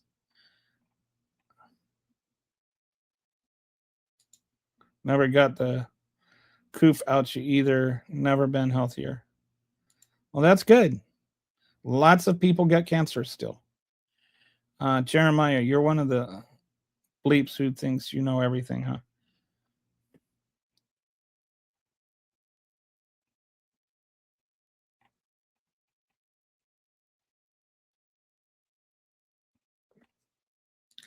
I got my flu and COVID shot and wear a mask. I'm super healthy. And I just, what I don't understand is why the people that were like all, freedom of choice, why can't I, when it came to wearing a mask, now walk around like attacking people for wearing masks? Like it wasn't enough that nobody, that every, like that they could not wear a mask. Now they like want to engage with people who choose to wear a mask.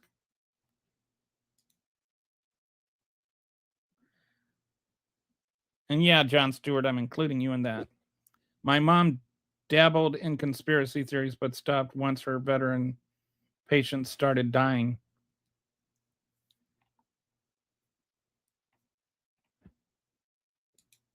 COVID revealed a lot about how heartless a large portion of this country can be. Everyone knows that COVID-19. No, everybody does not know that, Jacob. Most people know that that's a completely bogus, nonsensical, right-wing ranting farce. You don't know that.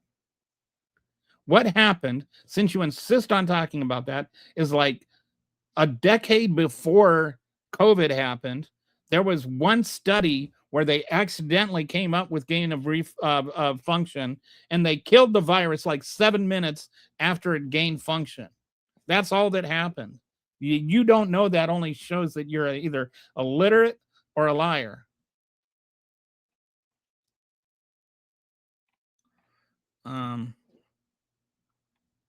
You're welcome. So, all right. So let's go back to long COVID because we're not talking about COVID right now. We're talking about long COVID. The disability wave. This is where somebody keeps talking about free checks. 50% of long COVID patients who worked pre-infection now out of work or reduced hours. Like most people that have like real long COVID, they just cannot work the same way. They either have to reduce their hours or just stop working altogether. 22 to 27% are completely out of work. 15% of unfilled jobs are estimated due to long COVID. So like 15% of the jobs that are vacated because the person that had them before had long COVID. And that means they were doing that job before. They were getting up at 4 a.m. bees, and they were doing the job. And then they got COVID, and then they lost their job because they couldn't work because of long COVID. And now those jobs are being filled. 70% of Social Security denial rates are for long COVID. People are trying to get Social Security for long COVID, but it's very hard. 70% of the people that are denied are applying for it based on long COVID. It's very hard to get that Social Security check. You know, like you're talking about the long COVID check. Where's your long COVID check? Nobody's getting long COVID checks. Nobody's getting long COVID checks because it's really, really hard to qualify for a long COVID check. Where'd I go? Okay. Long COVID is not in the Social Security Blue Book of listed impairments. You must prove medically determinable impairment. That's harder to say than it sounds. Must prove medically determinable impairment with objective signs, lab findings. Like you have to prove medically that you actually have this impairment, but there is no test which qualifies for that. Hallmark symptoms: fatigue, brain fog, post-exertional malaise. They're difficult to measure objectively. Like you can't like there's not like a chart where you get a test, and like a saliva test, and then you got like an 85% malaise score or 23% brain fog score. These are things that are subjective, that they're real, but you can't prove they're real. And if you can't prove they're real, you can't get disability for it. In order to get any disability, this is a standing thing. To get a disability, you have to go 12 months with proving that you can't work in order to get disability, which is sort of really messed up because most people can't go 12 months without working because they don't have enough money to not work for 12 months. Physicians lack the training in disability documentation. They don't know, like even there's no recourse where physicians don't even know how to handle long COVID and long COVID disability stuff. There are some physicians that deal with disabilities and helping people get disability claims, but there's no standard process for this one. There are some disabilities where that are obviously disabilities, and then you can have physicians that work with you to file your claim and get approved. There's nothing like that for long COVID. There's a 2-year Medicare waiting period after SSDI is approved. Creates a coverage gap. So you've got like this chronic disease that even if you get approved for SSDI, you've got 2 years without medical care. And you've got a chronic disease that you can't get care for. Nobody's in this for the money. Nobody's like, oh, I got long COVID. Wink, wink. Like, this is not like a fraud thing. Nobody's getting paid for long COVID. People that have long COVID can't do jobs, and they can't get Social Security either. There is no disability for them. If you get, rejected, which is usually what happens, even the appeal case takes years, and you can't be working because whole point of disability is that you can't work. So how do you not work and prove that you can't work? Or how do you work and prove you can't work? This is a fundamental problem with disability claims, period. But it's even worse with long COVID claims because it's so ethereal. There's no concrete proof that you have long COVID. Like my wife has disability. She has POTS. And they took a test where she had this table. It's called a flat table test or something like that. And they dropped the test, and then she passed out when they dropped it because of the change in her blood pressure, which is like a actual diagnostic test for POTS. And she failed that test. She passed out. So they could tell the Social Security that she was affirmed for POTS. POTS is in their book of disabilities, and so she got approved for disabilities for her disability. She's been on disability for, I don't know, 20 years now. But I was working, and I was able to support her for a year where she wasn't able to work. I don't know how people would work, would not be able to work for a year and then support themselves if they don't have somebody else to support them. It's one of those things where the system is almost designed to not help the people that need assistance the most. ADA recognizes long COVID as a potential disability, but implementation gap is massive. The ADA, American Disabilities Act, fluctuating symptoms complicate traditional accommodation approaches. Employers struggle with permanent accommodations for intermittent symptoms, because that's the other thing is, like, even if you're an employer that wants to be sympathetic, how do you accommodate for that?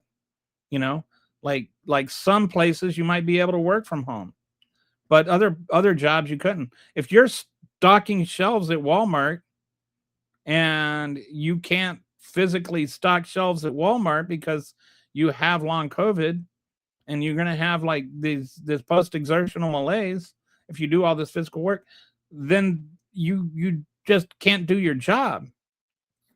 If you are a bookkeeper for Walmart and you can work from home, then they can accommodate you. But if you're stocking shelves at Walmart, they can't accommodate you, and so you lose your job.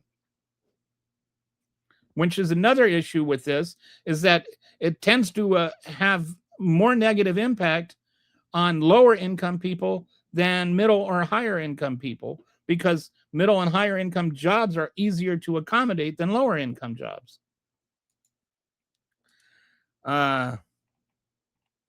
So the economic burden by income quintile, the K-shaped impact.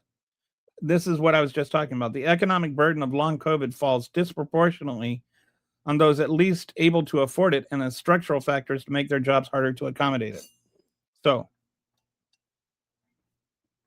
if you're in the bottom, and also let's not forget that there is also, you've got this medical disease, you've got this actual disease that costs money to seek medical care, right?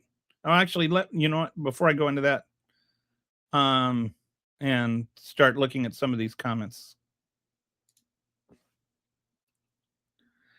I don't blame them for voting for Trump in 2016 because he was still a wild card. Nobody knew how he'd perform. Okay. You can go ahead and check up all these statistics. You're the one that's sitting there just spouting propaganda. Like, aren't you? At least be curious, dude. Here, I'll do. Oh wait, I can't. You can verify any of these things you want. Let me see something. These are my data sources.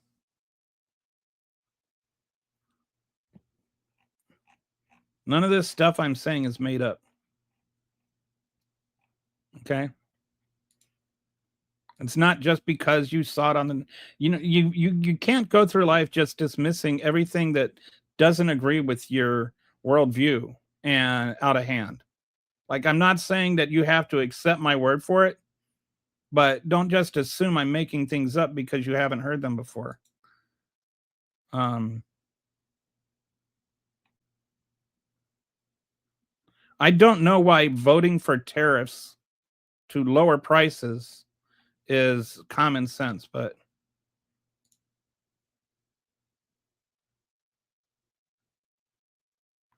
oh my goodness. You had it bad. I'm glad you're still here to type. If you were forced to take puberty blockers by your weak Democrat parents. Okay, that's not necessarily true. Well, it's on the CDC website, number of COVID-related deaths.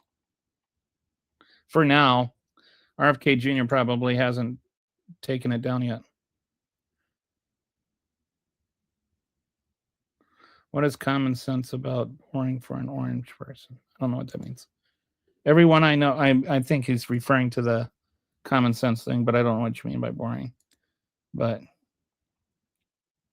I think maybe it was a typo. Everyone I know had to work during COVID. I worked during COVID. I worked from home during COVID. I don't think anybody's saying nobody worked during COVID. I'm talking about people that had to, like work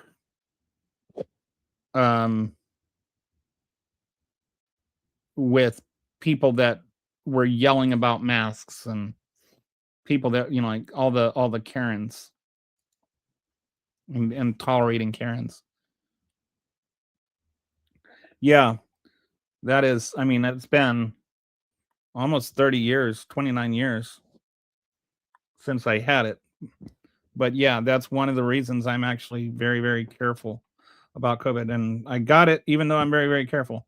I took off my mask at work and had one meal with my coworkers. And during that meal, I got COVID. It's like the only time I was unmasked around people where I didn't know I was safe. Took one time.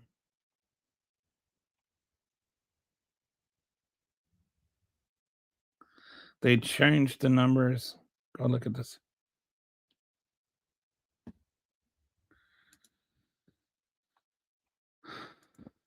The excess deaths, if you look at excess deaths during COVID, it's actually higher than we probably actually underreported the number of deaths by COVID. And no, we did not, change the way. So what happened is that people don't understand how death reports are filed. Is all that changes. Somebody comes in with COVID, and then that's like, listed on the thing, but then they end up getting pneumonia and they die of pneumonia. Like technically the thing that killed them was pneumonia, but they only had pneumonia because they had COVID. So there's like, I can't remember how it all works. There was a video explaining it, but like there's a primary cause of death, secondary cause of death, and stuff like that. And so, like, what caused the pneumonia was actually what caused the death, even though the pneumonia caused the death.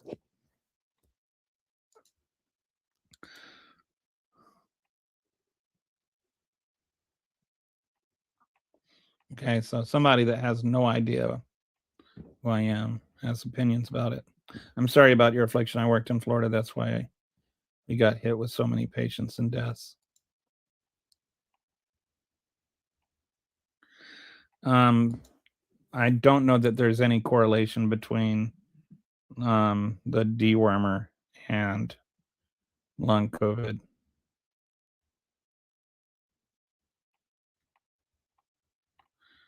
The host is right about everything. Just ask him, he'll tell you. Well, if I didn't think I was right about it, I wouldn't be saying it.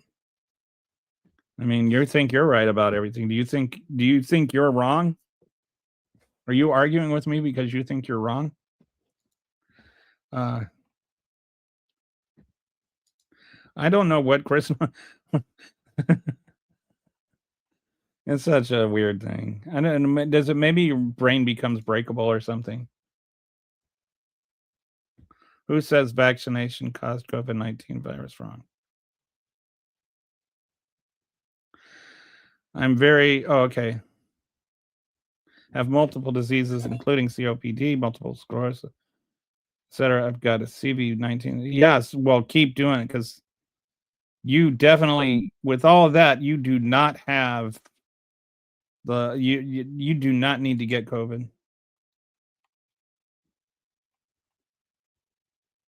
No, they did not.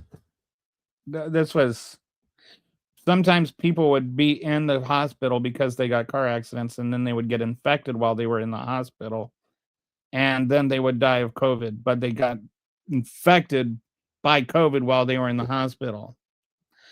Like, do you guys even like actually when you see something that seems too ridiculous to be true, do you even question whether or not it's too ridiculous to be true?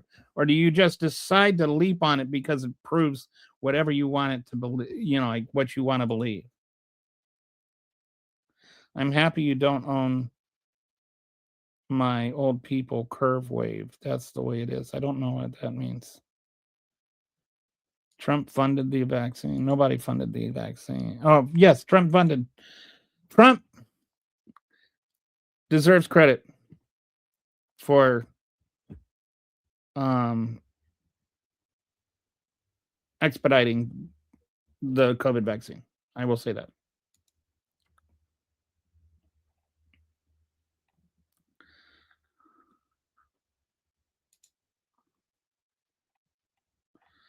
Obama funded the virus. Obama did not fund the virus. Trump did not fund the vaccine. Congress funded the vaccine. And it's not like anybody was against. It's not like if somebody else. It's not like Donald Trump was like leading the charge for the vaccine or something. He just didn't get in the way, and he deserves credit for that. Fibrin crystals and calcium. I think he's referring to the nasal wearing mask was totally normal, even for allergies, and even before the COVID vaccine. It's like if you've ever been there, just for smog and stuff. My immune system is crazy strong. I still got crazy symptoms from COVID. It was a new virus, so our immune systems did not have the antibodies to ward it off. Hey, by the way, if you want, anybody is interested, I just did published a whiteboard video today on the history of vaccines, and it's really fascinating if you're interested. Did you know that the first vaccines they were they were for smallpox, and they would take a sore from a smallpox victim and they would like pop it, and then they would dry out like the pus or whatever, and then they would grind it up, and then they would blow it up somebody's nose. This was like going back to like 1000 BC in China and India and even Africa. And they'd blow it up the nose, and then it would be like they do it with somebody that has a mild case, and they didn't understand the science behind it. But basically, they would infect somebody with a small case of smallpox, and they found out like instead of 30% of people dying, like only 1% of them would die. And so that was the way that vaccines were done until the 1700s. And we actually, in the US, we got it from a slave that taught his slave owner, who also happened to be, believe it or not, one of the guys that was instrumental in the witch trials. His name was Cotton. Anyway, George Washington then used this method to immunize the troops during the Revolutionary War. And if we didn't have these mandatory like vaccine mandate, we probably would have lost the revolution. Anyway, if you want to watch the video, it's got that whole history in there. I've never got C19 virus. I wear a mask. Good. I'm glad. I'm glad you wear a mask, and I'm glad, even more glad, you never got it, because you definitely don't need it. Just as somebody that's susceptible myself with the one lung, it was a very, very unpleasant week. I didn't have to get hospitalized or anything because I was vaccinated, and I'd had Paxlovid right away, but it was still like a really bad week. It's so horrifying that people had to make vaccines a political decision. This is one of those things, and I echo this theme a lot on this channel and on this podcast, that I think that so many things we do not look at solutions because we're too busy trying to have a political argument about everything. Like, not everything needs to be political. Like, I wish we could talk about issues and then look for solutions instead of talking about solutions and then trying to make issues out of solutions. You have to be some kind of idiot to say, oh, well, they are waiting to die. Man, I can't stand morons like you. And what the bleep do you know about me? Keep talking. Okay, so somebody has offended you, and I imagine your anger is justified. You can suspect the Wuhan lab, but there's no actual evidence. Kelly, I think you found a topic that might break MAGA. The trolls are so boring right now. You believe that, Hunk? That's crazy talk. I mean, maybe it was from the Wuhan's lab, but more likely it was from Zootonic, from these. Yeah, they're what happened here is they changed their language from that it was definitively not man-made to, like, there was a slight possibility that it might have been man-made, but there's been no evidence that there was anything from the Wuhan lab that, it was created or man-made or set loose on the world. And the one thing, there was a gain of function from a COVID virus that happened in like 2011, has no relationship at all to 2019. It lived for like 7 minutes and then it was killed. And that was the gain of function research that they're always talking about. And it was the difference between research to gain function and research that resulted in a gain of function. It's like a play on, it's a logical sophistry where they're trying to make it seem like because it gained function, they were trying to gain function, which is disproven by the fact that as soon as it gained function, they killed it. Like, and this was actually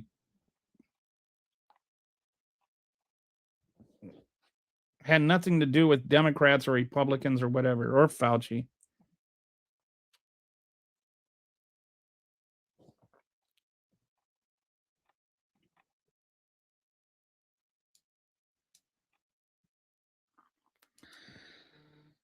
mRNA causing myocardial is a bit scary. It's also extremely rare.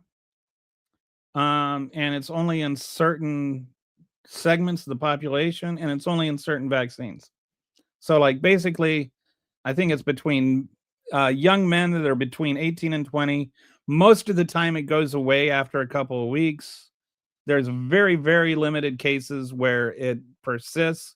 And so then they just suggest you use a different vaccine if you're a different age. As far as I know, and I've looked this up several times, no one has ever died from a vaccine or from COVID vaccine, or at least from the myocardial infarction. The whole vaccine injury thing is from bad faith people misusing the VAERS report.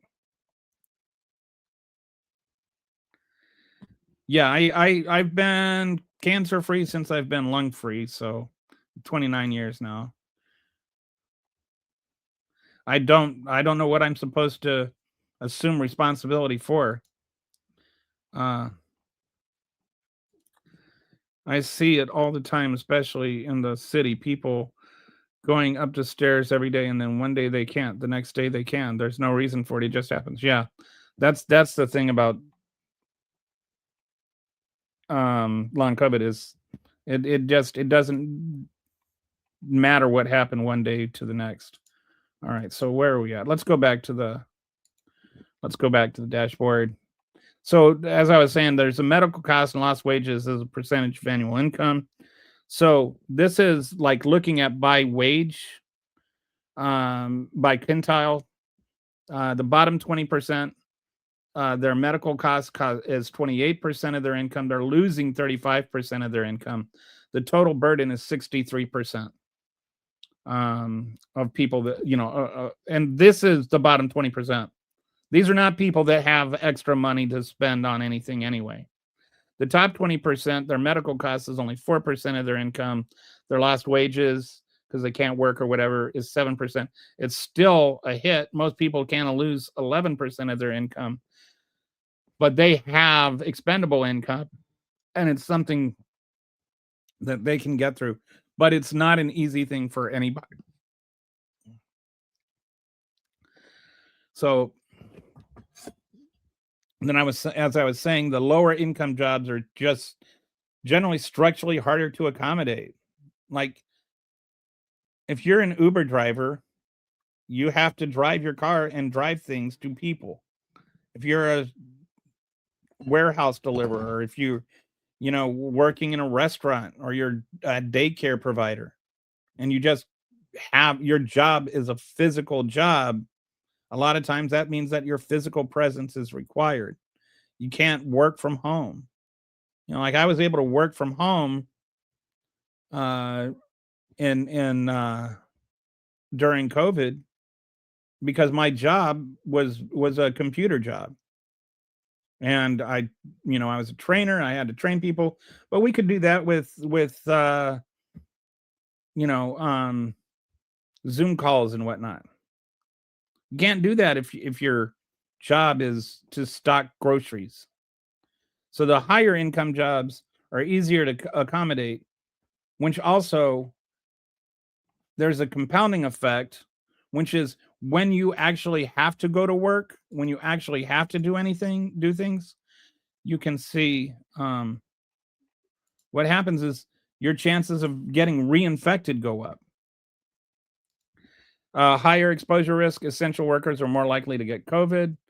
Less preventive care, they're less likely to be vaccinated and get fewer boosters because they are less likely to have insurance and less likely to have the means to cover for getting shots. They can't take sick time when they're sick, which also means that they're more likely to infect their coworkers. Like I got infected by a coworker in a different job. Higher long COVID rates. The poorer you are, the more likely you are to get long COVID because of that.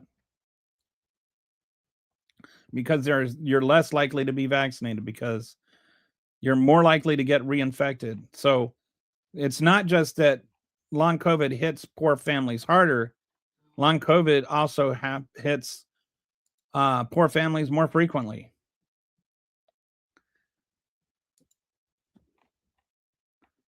So this becomes a cycle, like a downward cycle. I was thinking of it like a circle, but it's more like you get COVID and then you're not able to work, and then you get long COVID and you're not able to work, so you lose your job or you have to cut down hours and you make less money, which means that you can't get medical care, which eventually means that you have to take a job where you're physically somewhere, and then that means that you have a higher chance of getting reinfected, which means that your COVID gets worse, your long COVID gets worse, and so on and so forth. And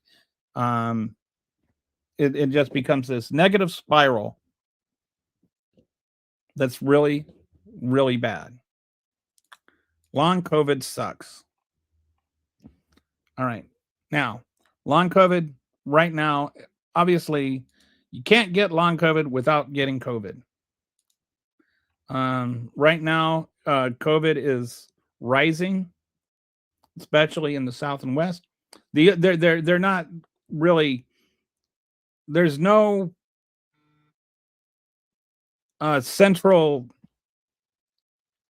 tracking anymore. And as I said, this is one of the things that issues I have with Biden is that he stopped this as though COVID had just disappeared and gone away magically when it hasn't. It's still just as bad. Well, not in terms of deaths, but it's still an endemic. We're still should be paying attention to what's going on here. And we're just pretending it went away. So hospitalizations have been going up. And when you look at wastewater, we see that more people are getting infected, but hospitalizations are always a trailing indication, which means that hospital rates are going to continue to go up. And now we've got it's getting compounded with respiratory diseases are also going up, especially in children. So if you get RSV and COVID together, that's not a good indication. So let's talk about the surveillance collapse. Starting in May 2023, the CDC discontinued aggregate cause death reporting. In April 2024, most countries stopped reporting to the WHO. So now it's not just in America, but worldwide. Nobody's paying attention to it anymore, even though it's still killing people, even though people are still getting it. The testing infrastructure is largely dismantled. I think that the testing kits that used to get sent out, I think Trump put an end to that. So now if you want to get tested, you have to go and buy one, which means that a lot of people that don't have the $20 to go and drop on a COVID test are not going to get tested when they should get tested. And so that means that they're going to be running around infecting people. Wastewater surveillance is now the primary early warning system, and it's getting bad. We're debating whether it's 20 million or 40 million long COVID cases while deliberately refusing to track the problem. The uncertainty isn't due to scientific limitations. It's due to policy choices to dismantle surveillance. And I would just point out that each time you get infected, I want to remind you, each time you get infected, there is a greater chance that you get long COVID. This is a number that's going to grow. The number 20 to 40 million is not going to shrink. It's going to grow. Because as people get COVID, more people will get long COVID. That's just a immutable fact. All right. So now let's look into like what can be done for treatment of people. Is you're in this downward spiral where you don't have a job or you can barely work and you can't get unemployment or you can't get disability. You can't work, you can't get disability. And now we've got Congress in the One Big Beautiful Bill Act is putting this work requirements thing into Medicaid. So if you have Medicaid, if you have COVID and you can't work, or you had long COVID and you can't work, and you can't get Medicaid either because you can't work, and you can't get disability because you don't have Medicaid to get the medical opinions you need to get Social Security. So they made it so that you have like 80-hour work requirement. You've got 11.8 million people that are projected to lose their Medicaid coverage over the next 10 years. Some of those people will have long COVID issues. A lot of them might.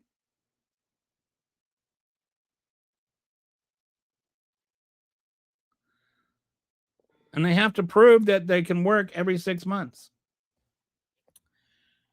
So you've got these two systems with contradictory requirements. To get Medicaid, you have to prove you can work 80 hours a month.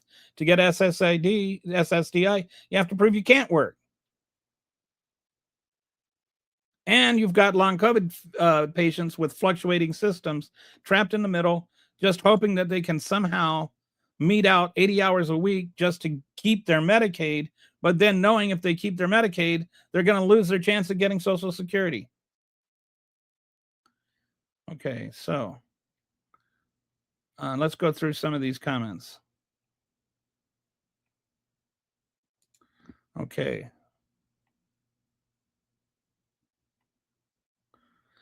Without an objective standard, would you determine patient A as having long COVID and patient B as not, despite similar symptoms?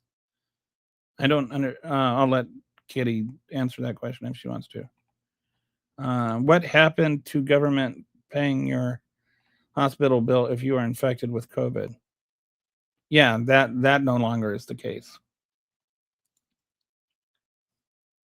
I would prefer that there were objective tests for everything, but that is not how medicine works. Yeah, it's there is no objective test. If there were objective tests, it would make all of this a lot easier.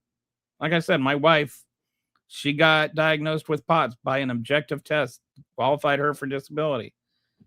It's, like if it's not a subjective thing, but that's the problem with long COVID is it's the experience of it is very real. It being subjective and not, like there not being a test does not mean it's not real to the person that's got it. Like when I'm like throwing up in the middle of the night into my green bucket, that's not imagining. That's not like a subjective thing. Whatever that means. COVID variants have adapted and are less lethal in exchange for being more infectious, just like the flu when it's popped up in the early. Yeah, and I think that there's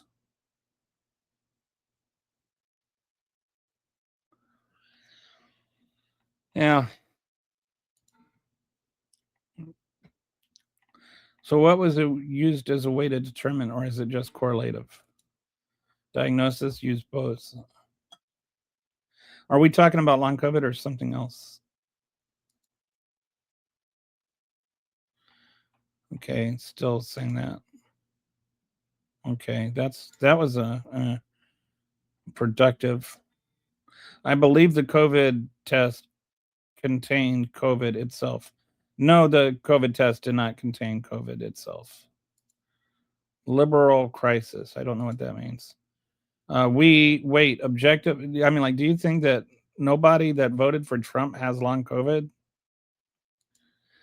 Resistance, Kitty, wait, objective and subjective, great. Though, subjective out the throw. Oh, do you mean throw?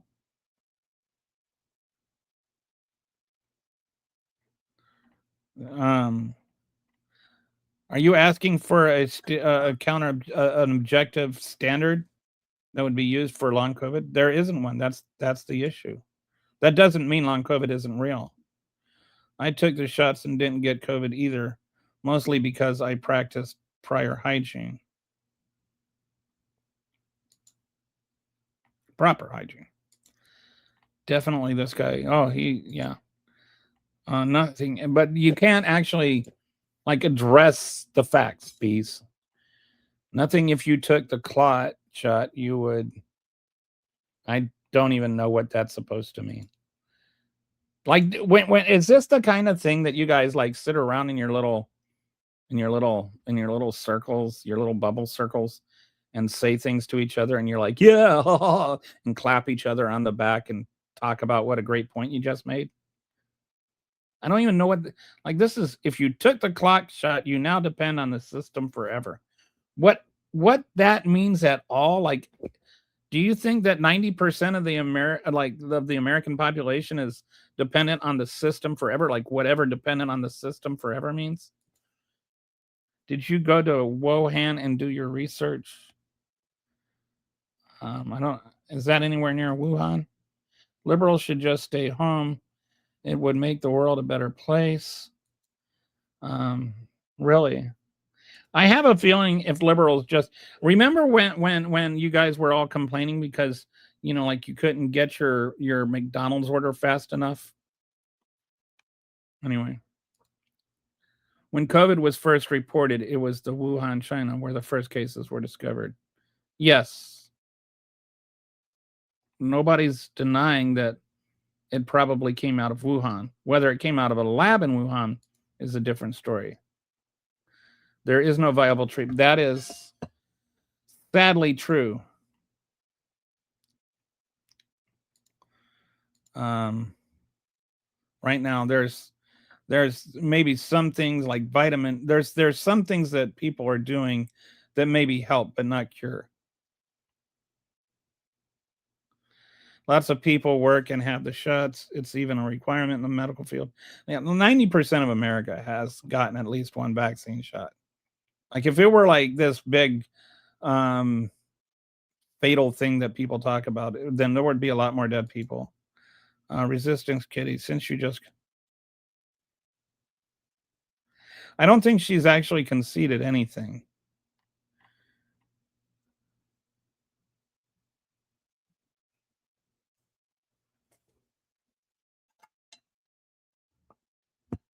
Are you suggesting? I would like to just get your argument here. Are you suggesting, since there is no objective test for long COVID, that it does not exist? Are you saying that unless a disease has an objective test, it doesn't exist, that it's just a pretend thing? Because that to me is what you're saying. But there are definitely other diseases that we diagnose that don't have objective tests.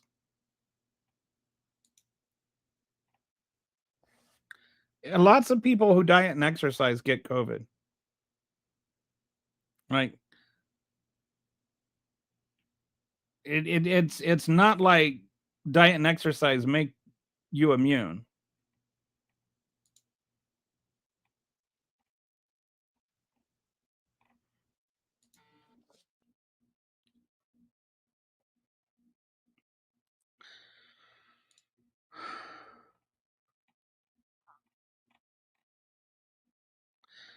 I'm starting to get the feeling that you're not actually asking this with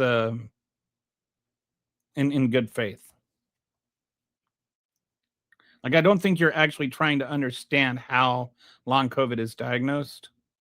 I think you're trying to use rhetorical questions that you don't know the answers to as a refutation of the existence of long COVID. So, like, if you want to be intellectually honest, why don't you actually look up that and then come back and tell us what you learned? Like, how are people diagnosed to do long COVID? Instead of trying to take over the chat with stupid questions, why don't you do some honest research?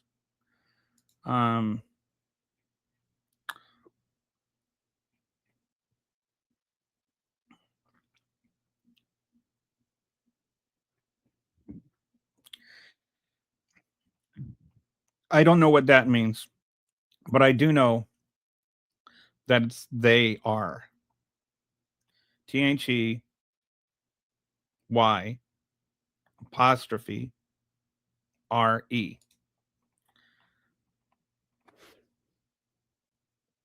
I never get sick because I'm smart. I don't touch sports, and I always wore masks in the COVID-ridden hallways.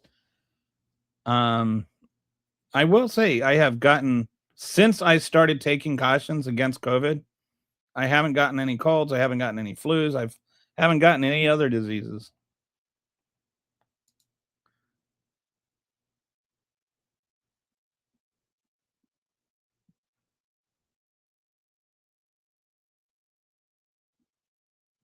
Seems pretty anal, but lots of patients die and get sick from non-social illnesses. Hospital boring. Right. Differential diagnosis is a system of both signs and symptoms. This is why doctors go to school for a decade. Medical judgment and the ability to spot patterns is the thing. Good answer.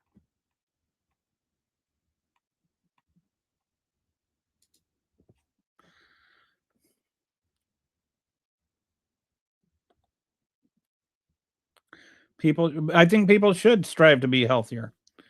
But do you think that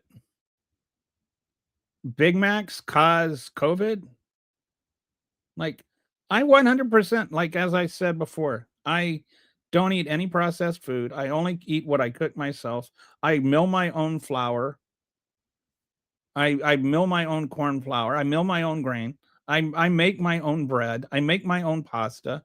I make it from organic, non-GMO um, grain that I get from Azure. I chop my own vegetables. I eat like I eat as healthy or healthier than you do probably. Um, but people still get COVID no matter how healthy they eat. It's not about how healthy of a like I agree you should have healthy food. I don't think that eating healthy food prevents you from getting COVID. And I think there are plenty of people that eat healthy food that have gotten COVID. And I think that there are plenty of people who eat terribly who didn't get COVID. I think that you're trying to juxtapose two things that have no association with one another.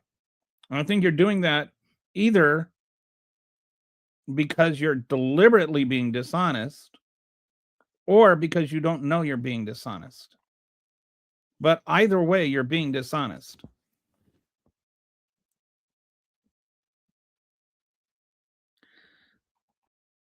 Like, I know a girl that she ran a marathon about once or twice a month.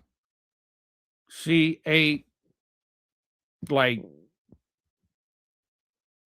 as healthy as anybody could eat. Like she was nuts and berries diet.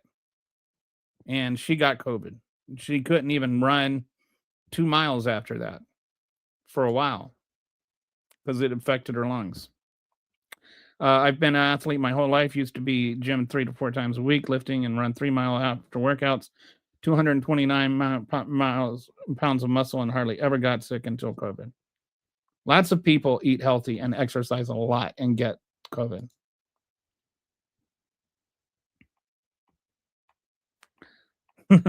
I literally sent you 3 different links that tell you the answer.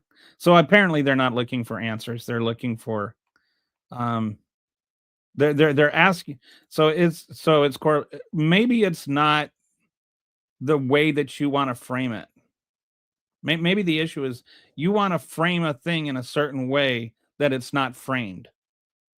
This is what we call a loaded question. Have you stopped beating your wife yet? Have you stopped beating your wife yet? That's what a loaded question is. I love Big Macs. So does Donald Trump. Whatever that means, do you know what clot shot means? I know what you think it means. I know that you probably don't know what mRNA vaccines do. How can you prove long COVID without an objective test? Well, how can you prove lots of diseases without an objective test? That's the problem. It's how do you prove long COVID? This is the issue. If you find the answer to that question, we would be happy to explore it. Like that's the issue. That's the hard thing. That's what people are struggling with. That does not mean there is no such thing as long COVID. That there is no objective test for it does not mean it does not exist. The objective test does not make the thing real. It just makes the thing testable.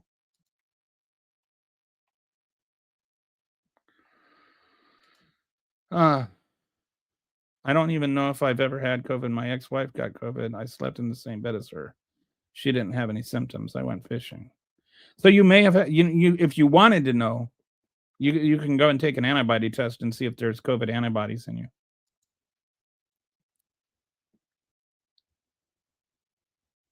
My mom voted for Trump, but mostly because all our COVID patients in the VA kept dying at like 20, 30 years old. She's in cardiac until she got the vaccine. Wow.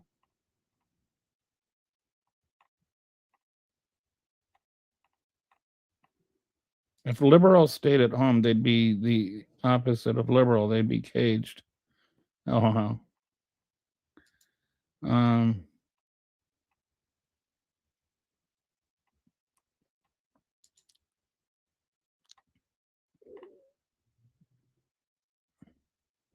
no, most people didn't get it because it became mandated, and it didn't become mandated for most people. I got it because I wanted it. I didn't want to get COVID. I would rather like not get COVID than COVID. I got it because I'm not an idiot. Like I think that vaccines have historically been good for mankind.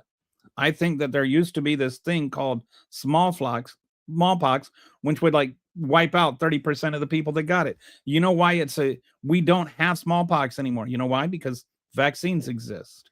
I got the vaccine because I'm not a moron. The reason COVID rates fell is because vaccines became a thing. The reason death rates for COVID fell is because of vaccines.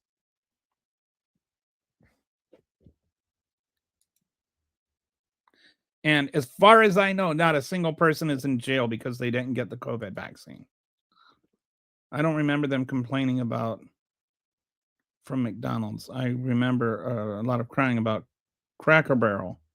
Yeah, boy, Cracker Barrel, when they changed their insignia, they just lost their minds for some reason.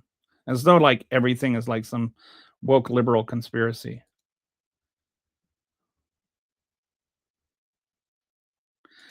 But that doesn't mean that's like no proof that it doesn't exist. Like this is a logical fallacy there. McDonald's is my biggest weakness.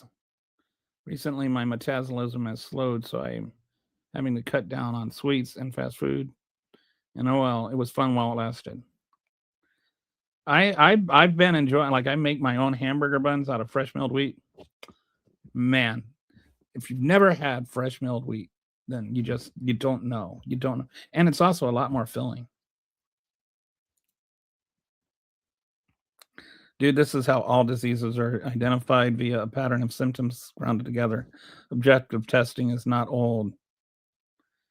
Is not that old, and there are not objective tests for all diseases. That's right. Like, is there an objective? Would you like? I think we would all agree is that like being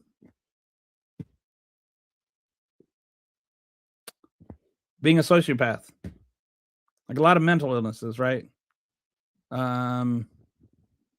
Schizophrenia. Is schizophrenia real? Is there like a blood test for schizophrenia? Or, you know, like is there a saliva test? How do you test for schizophrenia?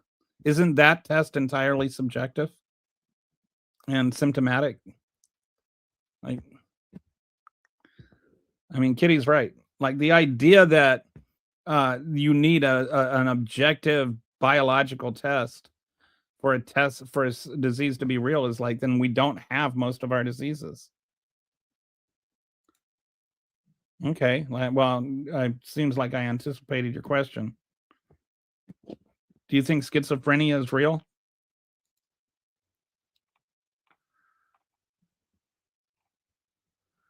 You don't. It doesn't make you healthy. Like healthy eating can make you healthy. Healthy exercise can make you healthy. Not being vaccinated just makes you kind of dumb. Makes you more likely to die of COVID. COVID is not a mind game. I've eaten at McDonald's 2 times in my life. Wow. If you put a burger in a closet for 25 years and it looks the same, there's something wrong. All right, but you are missing like the McDonald's apple pies from back in like the 80s and 90s when it was like if you waited like 3 hours and ate it, it would still burn your mouth out. Those were the days. All right, so let's go back here. The impossible math. Why poor people can't access disability. To get SSDI, you need to stop working and reduce your income below $1,550 a month. You have to wait 1 or 2 years for initial decision, and then it's denied 70% of the time. Then you have to wait another 1 or 2 years for appeals if you're denied. Then you have to wait 2 more years after approval for Medicare. Total 2 to 4 years without minimal income. And no health care. And this is all while you're trying to get treatment for a chronic disease. So during that 2 years, you still need to pay for housing, food, utilities, medical care, medications, and, just to even apply for disability, you need like $50,000 in savings, which most people, believe it or not, that are in the bottom quintile do not have $25,000 to $50,000 in savings. So the people that are most likely to get long COVID and get reinfected to make their long COVID worse and have to go to work are also the ones that are least likely to able to get help. So like when it comes to work requirements, just to pile on this whole thing, Georgia tried it and it failed drastically. The amount of money that they spent on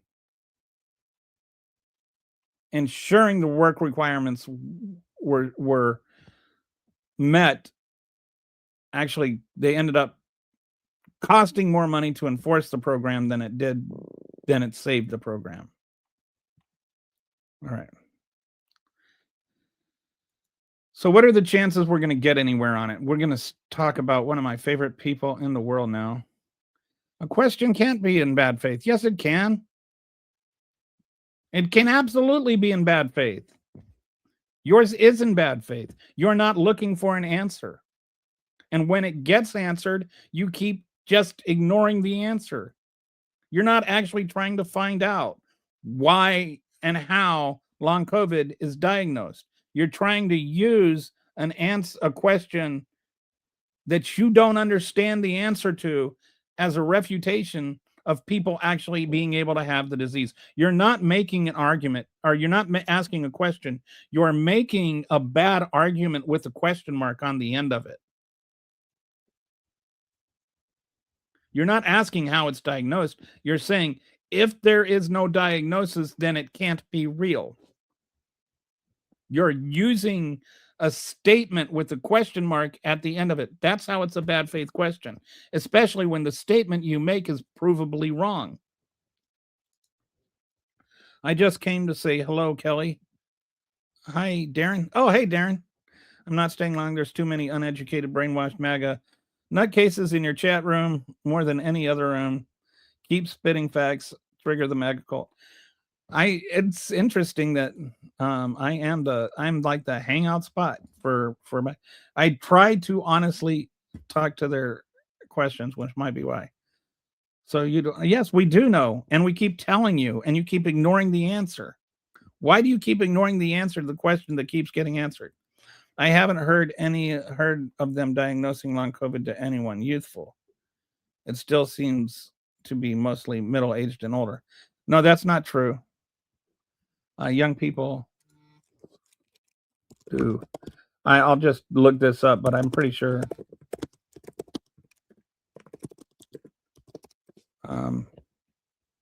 Yes, young people absolutely get long COVID, often experiencing significant neurological and other symptoms like fatigue, brain fog, headaches, and mood changes. So studies show younger adults, 18 to 44, can have more severe neurological long COVID issues, including headaches, numbness, vision problems, depression, anxiety, insomnia, and cognitive decline, regardless of initial infection severity, says Northwestern Medicine. So, yes, you can. One of those things that you could have just Googled and found out. I'm not pushing stats on anybody. I'm just relaying what my research is. And I'm not playing on your emotions. I'm just stating facts. I'm still alive without the COVID shot. Good. I'm glad. I don't want anybody to die. Lots of people that didn't have the COVID shot cannot say the same thing. They died of COVID.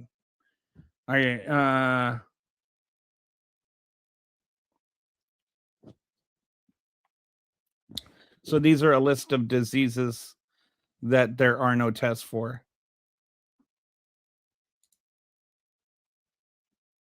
Yes, no, everybody. There is not a question about whether or not there's an objective way to test long COVID. The entire conversation that I've been having about long COVID is that since there is no objective way to test long COVID, it makes it hard for people that have long COVID to get disability. Because to get disability, you need to have a hard diagnosis. And there's no way to diagnose. There's not like an easy way to. That's the point. It's not that people don't have it, it's that people can't get disability for it. That does not mean that people don't have long COVID. If you're Indian, you just point out the paper to become a doctor.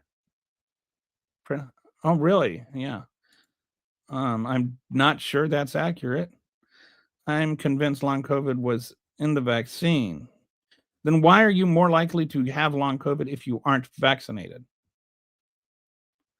Right now, it is mostly an observed pattern because it is new.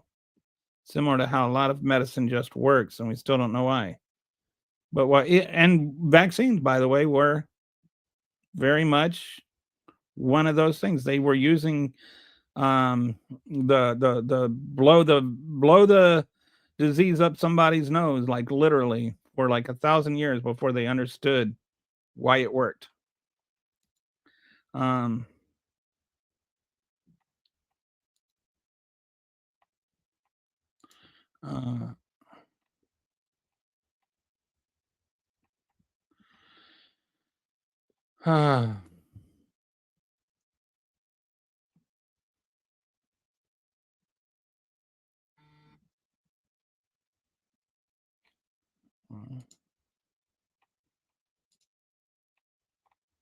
know a girl anecdote.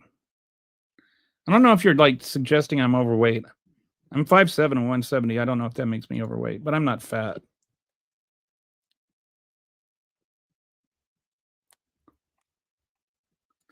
The pharmaceutical companies said it would take years initially to complete tests.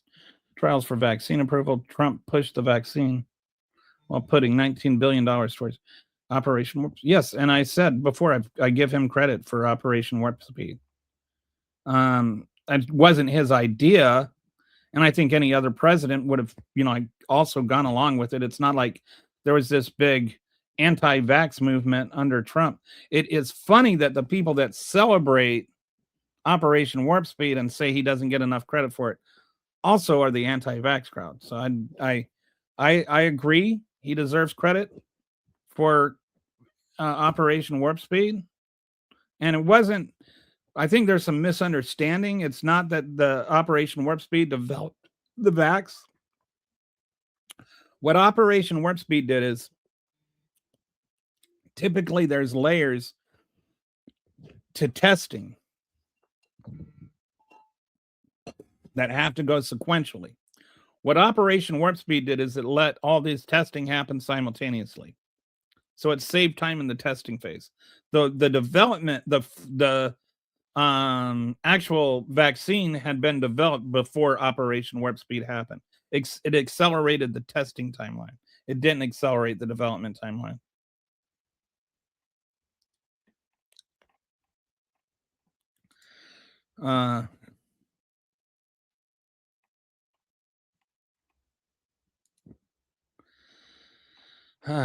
Okay.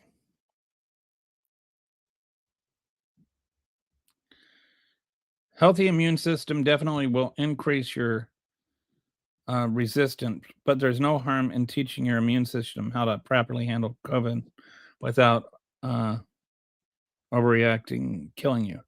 Yeah. I think the mRNA thing is actually pretty brilliant. Like it actually trains our immune system to recognize a disease it never had and defeat it. Like it's not replacing our immune system, it is training our immune system so that we never actually have to get the disease at all in order to defeat it. That is a unique thing in the history of immunology, and it's like got all kinds of potential use down the road, like in terms of cancer and everything. Like our to tweak and train our immune system is really, really incredible. And I feel like some of the stupid, which reminds me, I got to get back to RFK Jr. on the whole thing, is just like, why are people so dumb? So RFK Jr., he's a contradiction when it comes to long COVID. On the one hand, he's committed to prioritizing long COVID research. He said he was committed to prioritizing long COVID research during his confirmation hearings. One of his sons actually has long COVID, so he has a personal stake in it, which is why it might be one of those things where he's not gone full weirdo on it. He's held a roundtable with researchers and patient advocates, and he's agreed to work with Congress on research funding. On the other hand, he claims $1.5 billion spent on it is produced literally nothing. He cut the long COVID office cut by executive order after Trump took office. So the office that was working on it, he removed. He canceled funding for mRNA research vaccines, which is just, I don't understand why there's all this hatred of mRNA vaccines. And when I've tried to look into it and I've looked at like what their reasoning is, like that it changes our DNA stuff, it gets into some of this arguing that circles have too many angles type logic that just escapes me. I don't know where people get some of their arguments from. He won't acknowledge the vaccine saved lives or reduced long COVID risks, which they did. They objectively, scientifically did. He called COVID vaccine the deadliest vaccine ever made, which is nonsense. And September 2025 testimony, we were lied to about everything, which is not true. So he's like this anti-vaccine, anti-COVID vaccine. He's got all the weirdo narratives on this, but at the same time, he's ready to recognize long COVID is real because his son has it. He has a fundamental contradiction. He has personal motivation to address long COVID, but anti-vaccine stance and dismantling of public health infrastructure directly undermine prevention and research. You cannot claim to care about long COVID while attacking the vaccines that reduce the risk by 27 to 80% and cutting the offices that study it. All right. So let's go back to the comments.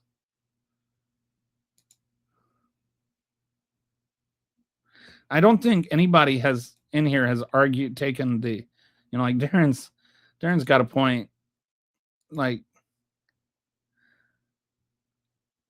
and I don't think anybody's been on the, like, oh, eating bad is a good thing kind of, but it's funny how the people that are all pro freedom, like, want to regulate how many times a week you can eat at McDonald's or whatever. Even though RFK Jr. apparently likes to eat there. Just immune system. Healthy immune system will definitely increase your resistance, but there's no harm in teaching your... Oh, I think we already read that one. How can you prove that Democrat...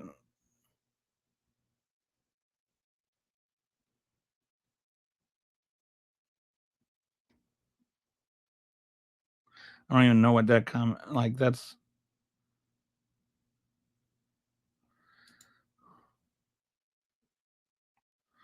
Do you think all Democrats, do you think that all transgender women are Democrats? Because I think that Caitlyn Jenner would disagree with that. My ex-wife tested positive. We slept in. Yes, sometimes people don't get COVID. Like, that does not mean that COVID does not. I don't know what you're saying about that. That doesn't mean that people that eat healthy and exercise never get COVID. It just means you didn't get COVID. If those people want to know the answers, why didn't they contact the CDC or some official department instead of emotionally typing at 5 million miles per hour? Or at least just research it. Like, some things can be looked up.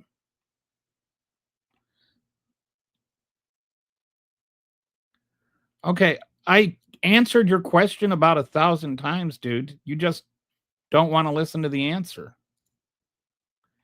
The mRNA is just target practice for your body, helps produce antibodies before the real thing over. Yeah. It's like, it's training your body to look at, to see the COVID virus and recognize that's the bad guy. You got to go after that guy.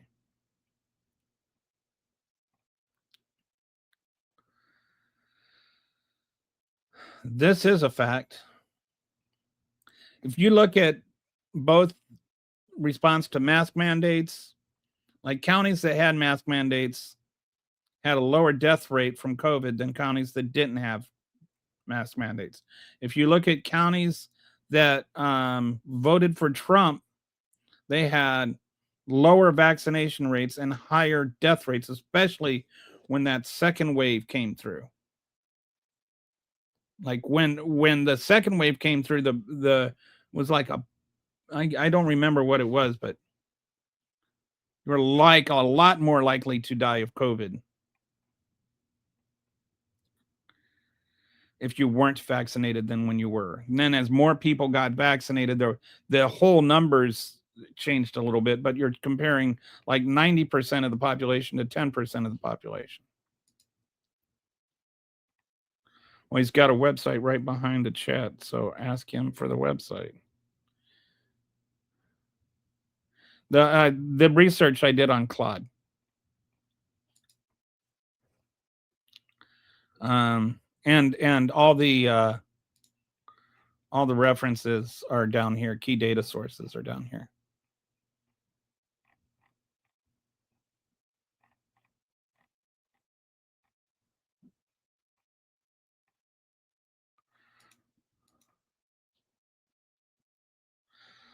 Dude, once again, the criteria for long COVID have been developed by experts who use the same methodology that they use for other disease. I don't think he wants an answer because I have yet seen him respond. I've answered him. You've answered him. Other people have answered him. He's never actually even acknowledged anybody has answered his question. So I don't think he's looking for an answer.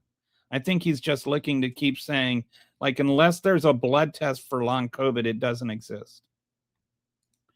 I actually convinced my mom to get, I'm glad you did. She was also vaccine hesitant, but didn't tell her she had to, but I reminded her of how many patients died because of a careless doctor. Stay home with it.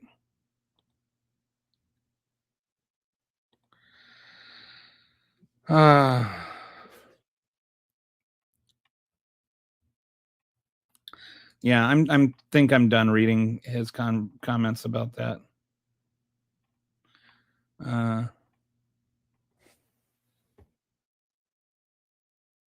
So I think it is weird that online's Red Bull.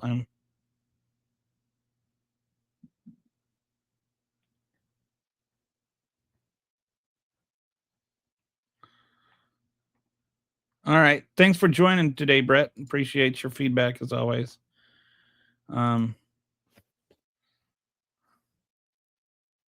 We will get there and figure out how long COVID works, but half our medicines today work, but we have no idea why. Oh, yeah. I think, like, for me, I don't know if it's technically a medicine, but one of the things that helps me is vitamin B, like vitamin B12 especially.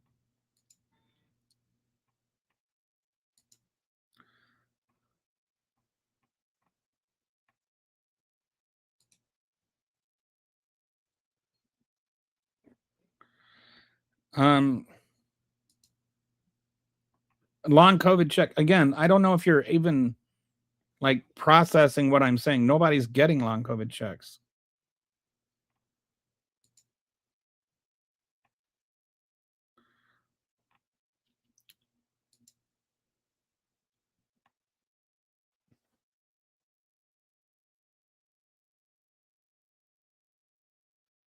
Interesting.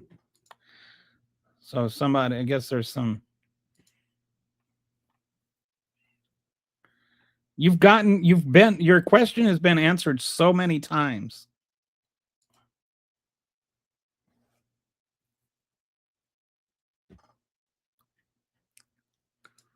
All right, so let's go back here. The result, a death spiral with no exit. And the thing is the more times you get it, each time you get it, you also have a better chance of dying of it.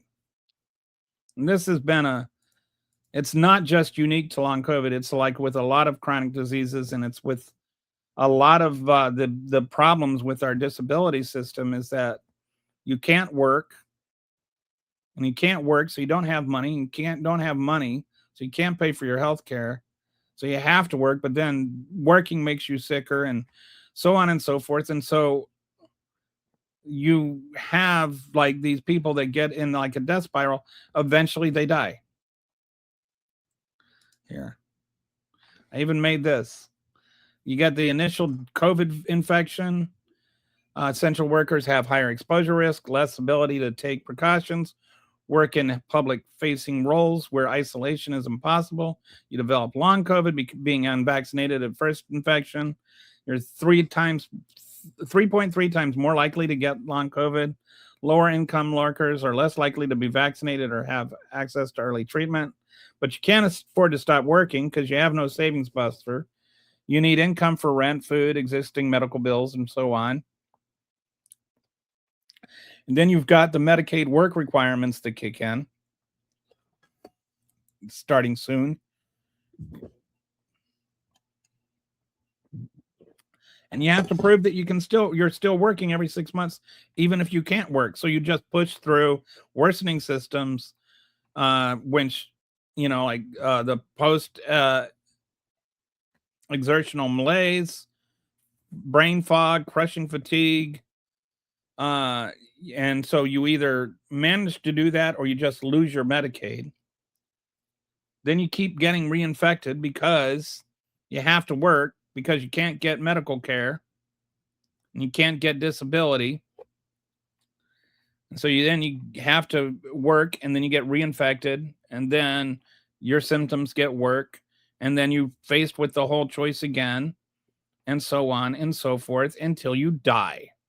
And this has happened with other diseases, and eventually you're going to see people dying of COVID because they just had to keep going back and getting worse and worse cases of COVID because there's no way to diagnose long COVID in a way that will satisfy our disingenuous little friend here that keeps asking the same question over and over and over again. No, the whole point, the whole problem, my dude, is that there is no objective test. That does not mean it's not real. You seem to be under the impression that no objective test means it's not real. No, it's still real. 40 million people aren't making it up. Yeah, we can't just pretend. All right, so that's more or less the dashboard. We'll just remove that. We can't just pretend the pattern isn't irregular. We just know that you have to have COVID.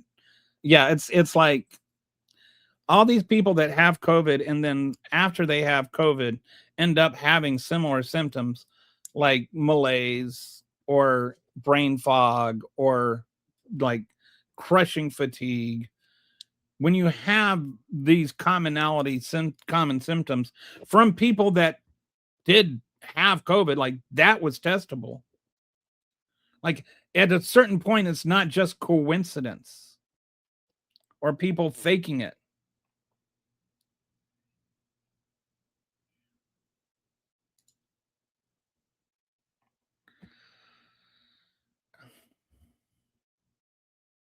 Yeah. The right now, according to the research I did just a few days ago, there was still no definitive test for long COVID. No, no, no, because again, I don't know if you're the same person that keeps saying this, but no, long COVID is not from the jab. And I know this because you're more likely to get long COVID if you don't have the jab. I know this because people were getting long COVID before the vaccine was even available. Yes, I do have long COVID. I've never denied that. That's actually I said that at the top of the show.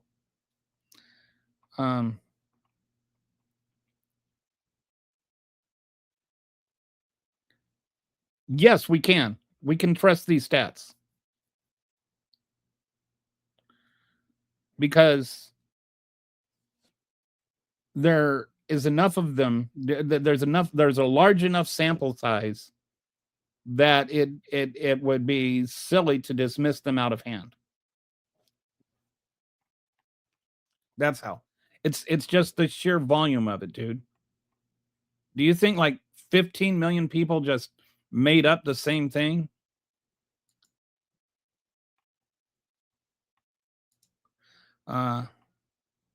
We trust it because we have patients come in who totally unrelated and not in the same state complaining of the same symptoms, and people in other parts of the world. Like it's not just an American phenomenon, and it's not just like Democrats or liberals or something like that. There are people all over the world that have the same issues. Okay, good. There are plenty of people that never had the shot that got COVID. Like never had the shot, never got the COVID does not mean that getting the shot means you got COVID. We didn't just come up with the shot and then COVID came out of that. Like some people have like do you or were you there in 2020? I seem to have all those neurological systems and had COVID.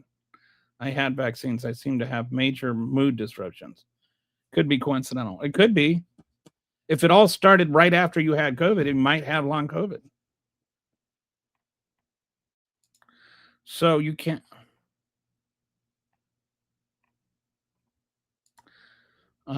You just refuse to acknowledge what anybody says, don't you?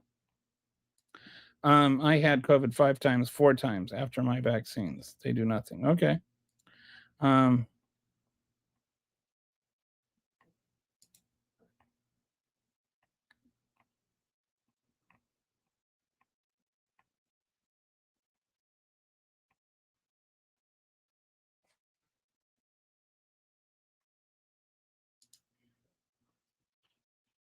Not gonna lie, I give credit to Trump for the COVID vaccine. It's his greatest accomplishment.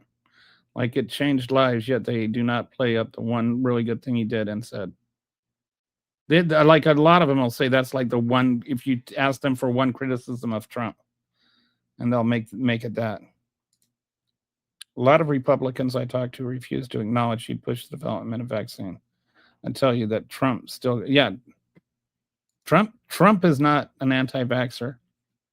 Actually, he's a bit of a germaphobe, from what I understand. I don't know if that's true or not, but I'm pretty sure it is.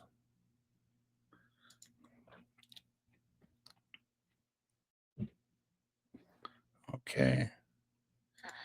They made me watch an ad before tuning in. Hope they pay you. I do get. This is a monetized podcast. I probably got like 0.01 cents or something.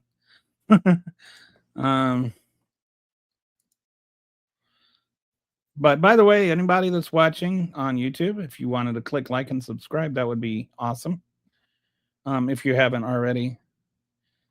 Yes, some diseases are observable and testable. Not every disease is testable. I don't know why you keep making this point, but yes, there are actual diseases which we recognize which are not testable. Because a disease is not testable does not mean it is not real.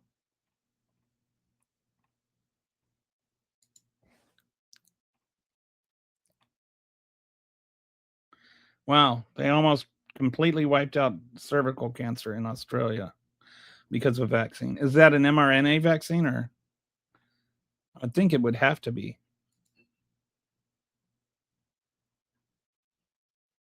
It is not a mind-altering chemical that was put in your body. That's coffee. Um, Coffee is a mind-altering chemical that you put in your body. Do you drink coffee? Do you drink Coke? She is just to be take cancer meds for 5 years to eradicate. It has a mastectomy too.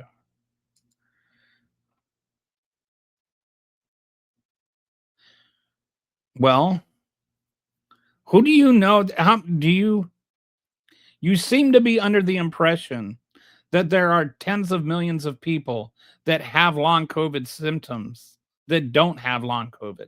Like there weren't all these symptoms. There wasn't like this pocket of people that had, like chronic fatigue and or like, like that had fatigue and brain fog and had all these long COVID symptoms before COVID existed. Like you seem to be like saying, well, you've got two people that could have long COVID, could maybe not have long COVID. They both had the same symptoms. How do you distinguish between the two of them? Well, one, did they have COVID? And number two, that where is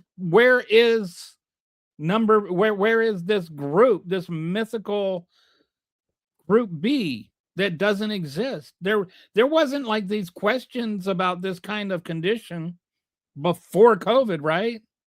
Like we didn't have people that had all of these symptoms before COVID. So then you have COVID, and then you have people that got COVID that start having all of these conditions.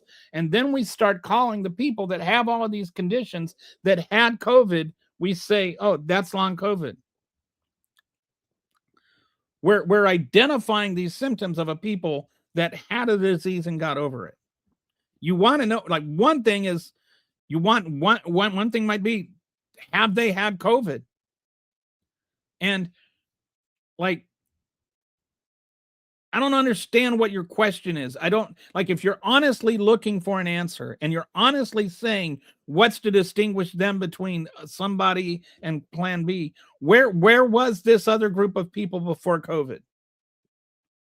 Like where were the 20 to 40 million people that had all of these conditions before COVID? Who are they being confused with? Kelly, China is the blame for COVID. Everyone did their best in a crazy situation. I don't know if China is to blame for COVID.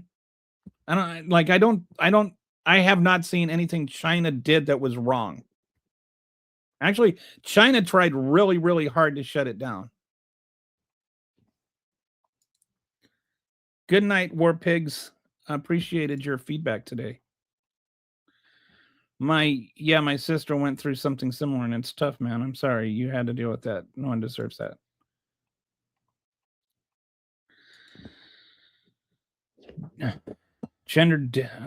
Why do you have to get into like transgender attacks on this subject? Like, why can't we talk about anything without like people coming in and just assaulting transgender people? Don't get me wrong, I lost family to COVID. Skippy, have you ever thought about making your emoji a jar of peanut butter? Weirdo narratives, countries that don't vaccinated at birth and virtually.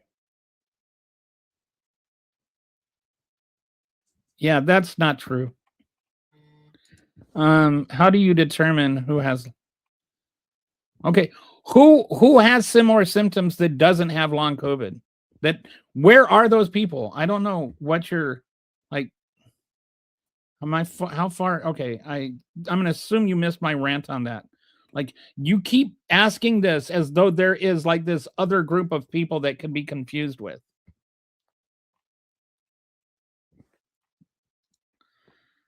Like what people are you confused? I missed the Wuhan lab and janitor change release COVID. I was in. Oh wow! Why didn't you stop him, dude? It's all your fault. Skippy, if you had stopped that janitor, just think how much better the world would be right now. Okay, why are you still asking the same question that I keep answering? I would like you to preface the next question with the answer I gave you. To who is this other group of people that you're worried about confusing with, and where were they before COVID existed? Why weren't there this particular set of symptoms that people with long COVID had?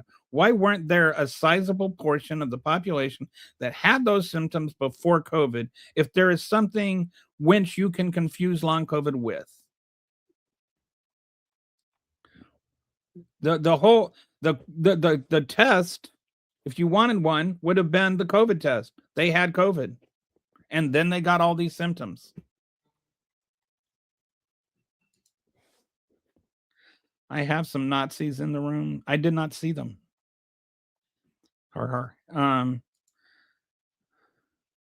This is not the worst group of Trump supporters I've seen. Even though one guy, he just seems bent on ignoring everybody's answer.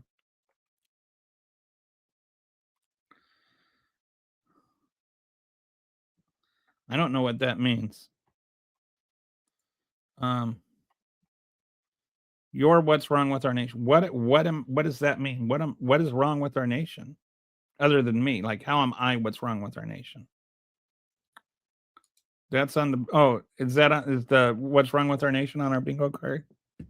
I should present I should have that as a thing.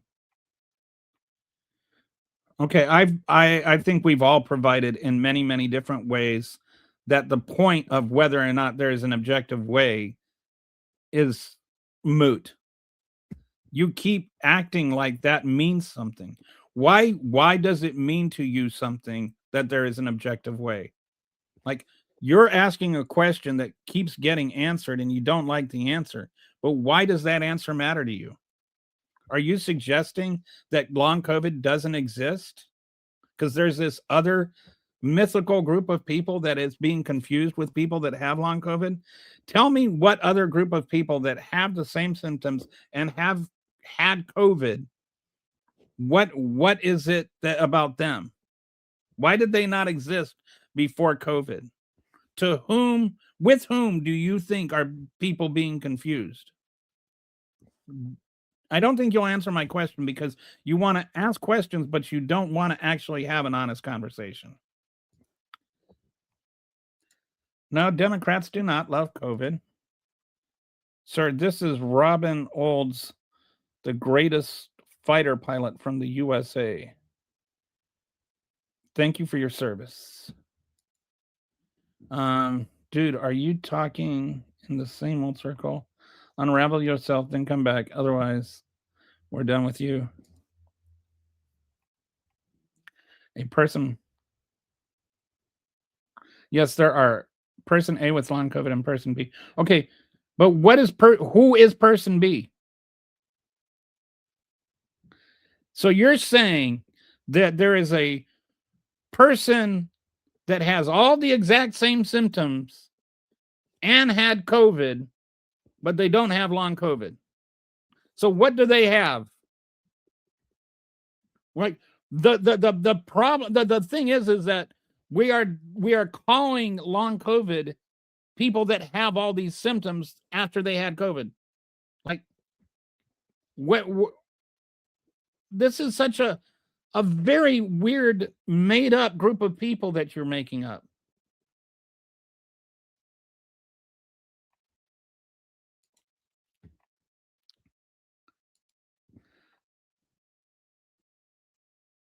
My point is assuming all is the same, including past medical history. Yeah, but what you're assuming is that there is a group of people that has all of these same symptoms and had COVID that don't have long COVID. There's no evidence of that. There isn't like this other group of people that just magically for some reason had the same conditions after they had COVID. There is no subset. There's no group B. Group B is a hypothetical thing in your imagination. It is not a real group of people. And so you're asking me and Kitty and everybody else, how do you distinguish between group of A, which are real people, and group of B, which are some group of people that exists only in your imagination? What is the objective difference between them? Well, group A exists, group B does not exist. That's your objective test.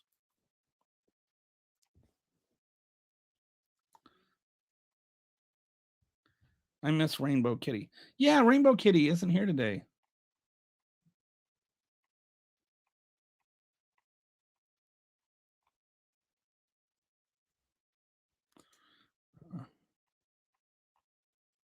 I'm not Robin Olds. That's my your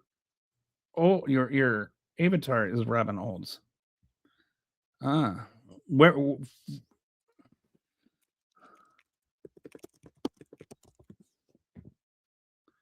an American fighter pilot and general officer in the United States Air Force. He was a triple ace with a combined total of 16 victories in World War II and the Vietnam War. He retired in 1973 as a brigadier general after 30 years of service. Wow. Pretty cool.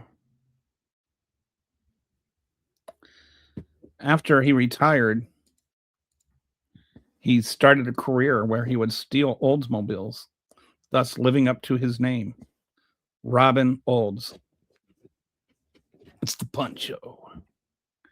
Have you seen the movie, the movie Disney movie, the Disney? Have you seen the movie Disney Pixar Planes? I think you're asking, have you seen the Disney Pixar movie Planes? I have not. He's a crop duster that wants to learn how to be a racing plane. Oh, it's like a Cars version of, or a plane version of Cars. Do you have kids? Is that like you watched it with your kids or something?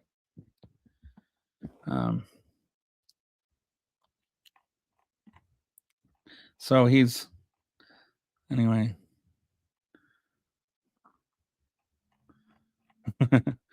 The one guy is all mad that I answered his question without conceding his point, which is again a made up point. I'm done displaying his comments. How do you crop dusting at the grocery? How do you very, very carefully? My daughter fills belly planes with slur to put out wild. Oh, wow. That's cool. Slur, I assume, is the stuff that they dump on the fires. That's pretty cool. Your daughter must be kind of a badass. You figured it out when... No, I debunked your hypothetical as being unrealistic. The only person B doesn't exist. That's the problem. You invented a type of person that does not exist. You have not proven that there is a person B. I would say if person B just doesn't exist, person B also has long COVID. Long COVID is defined by somebody that had COVID and then has these symptoms. The fact they have those symptoms after having COVID, that is the test for long COVID. There's no people that have those symptoms and never had and never had COVID. There's no people that don't have those. And like there is no person B. There is no B class that exists. You're just inventing that B class. The symptoms are the test. We don't because COVID virus is relatively new. However, the herpes virus remains in the body, so it is possible the cold virus does as well. I don't know what this is in response to. I don't own any guns. I don't know who that is or what that means.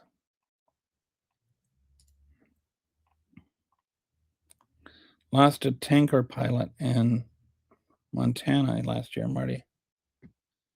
An air tanker pilot. Oh, man, sorry. I've seen people getting high from huffing dusters. Well, if they're in the plane, they're already high. Another pun for you.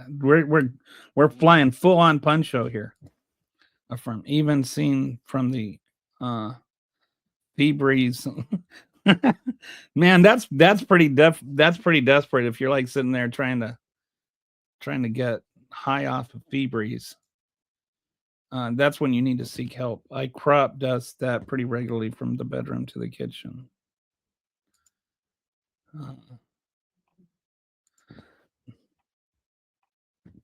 I never had COVID. I take ivermectin. Well, lots of people that don't take ivermectin have also never had COVID, but there's no actual studies when show ivermectin helps. There's no objective studies that show that ivermectin helps. I've seen studies that have been debunked that have used other studies but there's no real actual evidence that ivermectin helps. And even if you look at the theory of why ivermectin would help, the dosages that you would need to take ivermectin at would be fatal. So, there's not even a logical reason to think that ivermectin would help. Rest his soul. I'm assuming you're talking about the pilot who died, which is sad. Somebody said something funny that I missed. Let's send Kelly some firearms for his birthday. Yeah, I don't want them. I think that studies show that the person most likely to die if you have a gun in your house is somebody in the house. I've managed to get through 58 years without ever needing to shoot anybody. Hopefully I can get it through the rest of my life without needing to shoot anybody. Yes, there are studies that show shots work. You obviously do not have any concept at all of how logic works or medicine or anything else. Did you know that 92% of healthcare workers no longer receive? I don't think that's true. I doubt that's true. So no, I don't know that, but I don't believe it either.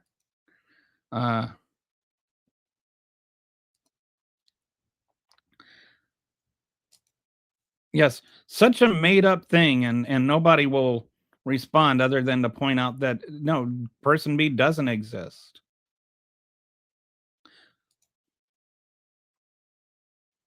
But you shut your mouth off. Well, thank you. Oh, it's true. No, it's not. All right, let's.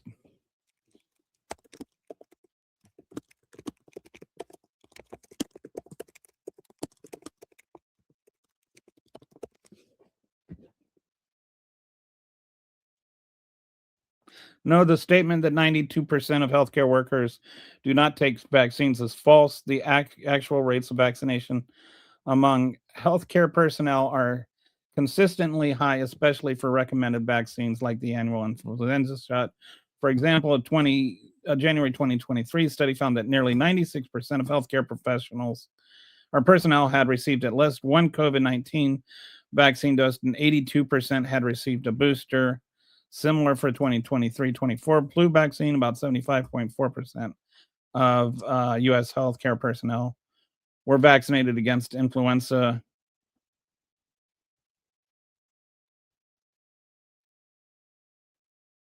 It's actually 92% is a compliance rate, not a non-compliance rate. So, yeah, it is not true.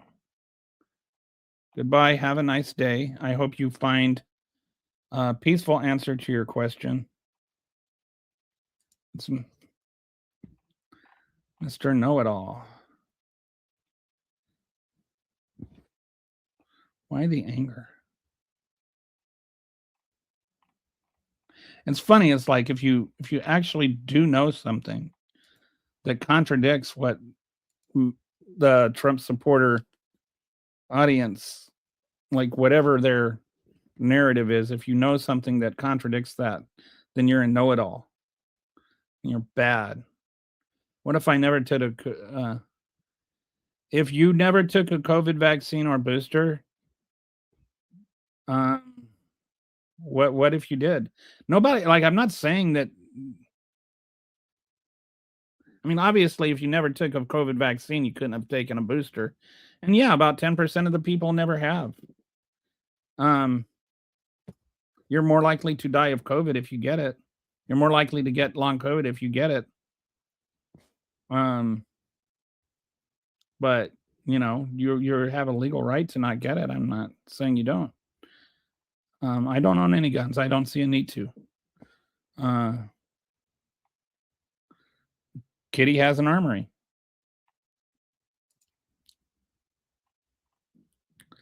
20%. What is 20%? Oh, okay. So why are you asking questions if you don't want the answers? Like, why does it even matter? Why? It's funny. Like people that like are all about freedom and stuff seem to like be like the free. Like, okay, if you have freedom to own a gun, don't I have a freedom to not own a gun? I've gotten it multiple times. It's a freaking cold. Okay.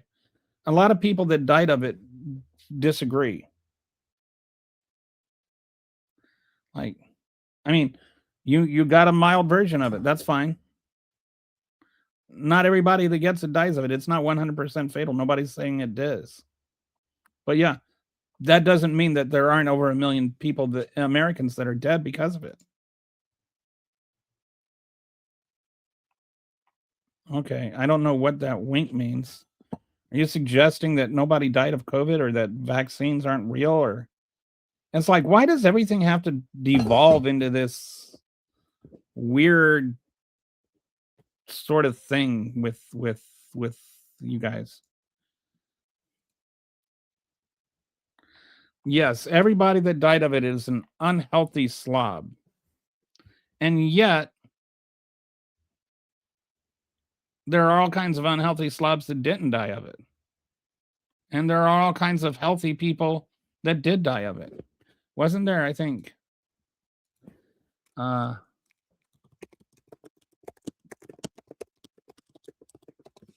there was a Paul Verellens. Oh, how about Victoria Lee?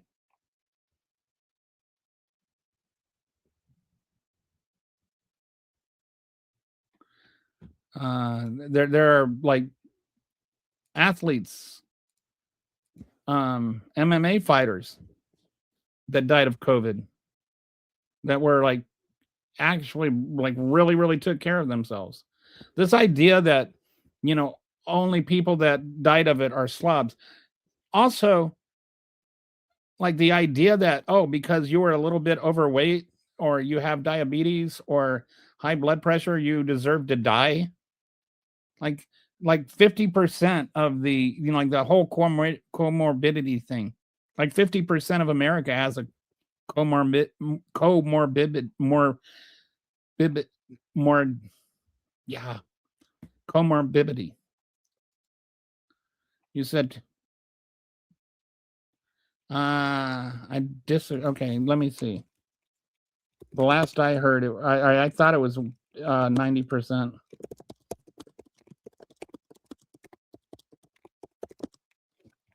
Okay. If it's 80%, I stand corrected, but I'm not dying on that hill. 81.3. So, all right.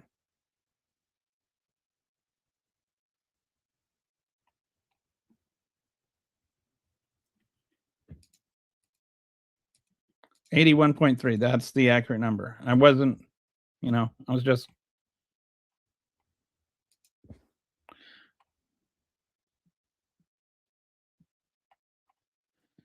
You're still going on about that nonsense. Oh, wow. Congratulations. I know some MAGA gentlemen that would probably like some. Maybe they should try it. There are no healthy fat people that. Yes, there are healthy people that died of it.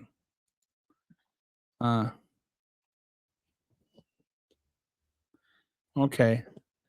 Like this is like, this didn't happen, and then like you refute it with facts, and then it's like, oh, okay.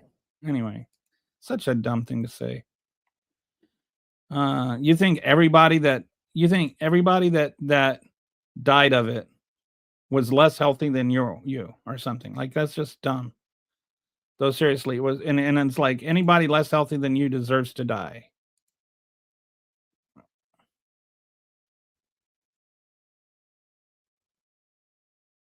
Wow. Yeah, it was bad for some of those retirement homes and stuff, and they didn't know what was going on, and kind of put everybody together where they were just like in death traps. Yes, there were car accident victims that died from COVID too. That there were people that were brought to hospitals that were in car accidents and then contracted COVID while they were in the hospital and died of COVID. Yes. That is a fact. Some people got COVID while they were in the hospital for other things and then died of COVID. Do you think that they were just making up a COVID diagnosis for people that died of a minor car accident? If you live a healthy lifestyle, you won't die from the cold or the flu statistically. No, that's not true. Scamdemic. Oh, well, he said scamdemic, so that, yes, healthy people died of COVID. Don't knock cocaine because you're too broke to afford the good powder. Apostrophe Ari. I'm done with all these people. It's like I anyway. At least one guy is arguing in bad faith about long COVID, which is the subject. So many grandparents and so on.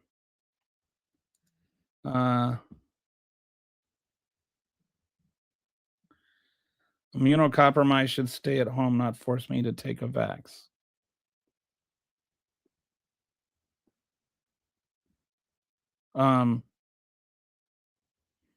So anybody that's immunocompromised should never have to leave their house. Never be allowed to leave their house or they die. And did who's forcing anybody to take a vax? Like we're a little bit about past that argument now. Nobody's forcing anybody to take a vax. And it's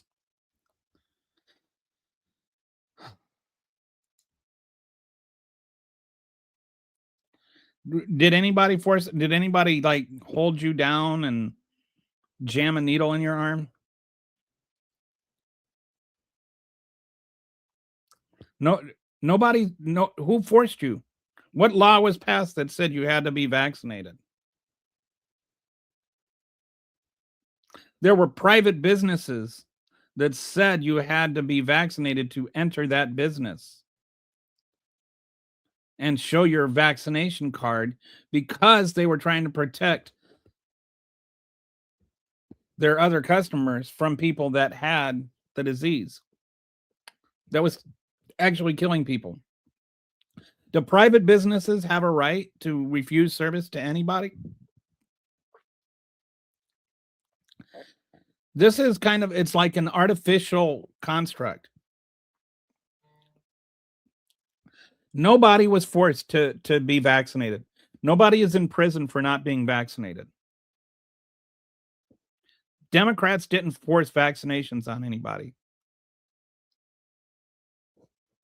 The closest thing anybody came was military vaccines, which military vaccines are as old as the Revolutionary War.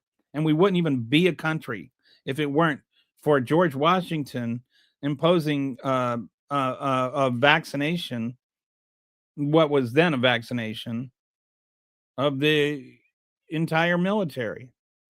We would have been destroyed before we even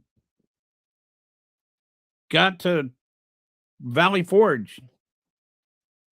Like, we only exist as a country because of vaccines and vaccine mandates on the military.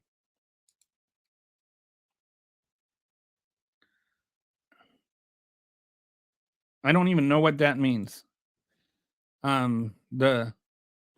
The federal money, I don't know. I don't know what federal money we got under Biden that you're talking about. There was federal money we got under Trump too.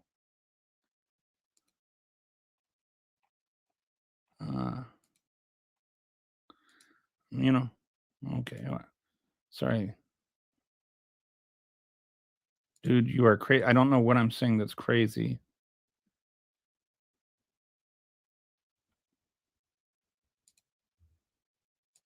Okay. I know. Okay. Okay. The cold reality is that most Americans are fat and obese. Okay, so like, should we do we just like go out and start killing fat obese people? Donald Trump is obese.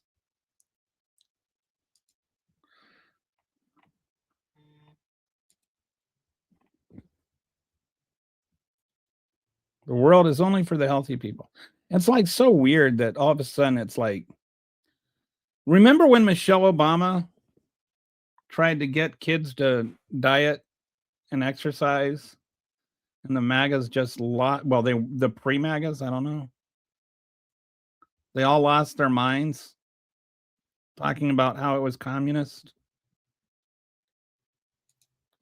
If you're a federal worker, are you okay? So you're a federal contractor? Yes. So as a federal contractor, as a employer, they had the right to have vaccine requirements, just like they always have. And you know, that's a different thing. You did not have to get the contract. You could have, I think for the federal contractor ones, there was, I think there was either you get vaccinated or you get like weekly testing or semi-weekly testing or something, like you had to get tested every 2 weeks. There was a testing alternative for federal contractors. So you didn't have to get vaccinated. It was just a pain in the butt to not get contracted. But it's also a pain in the butt to like not get, like to get COVID is also a pain in the butt. And with when you're dealing with a workforce where you have like more the person than just you to deal with, then that's not an unusual thing. Like, the federal government has its right to protect other workers from you getting COVID. It's not forcing you to get a shot, it's protecting other people from getting COVID. Not everybody can get vaccinated.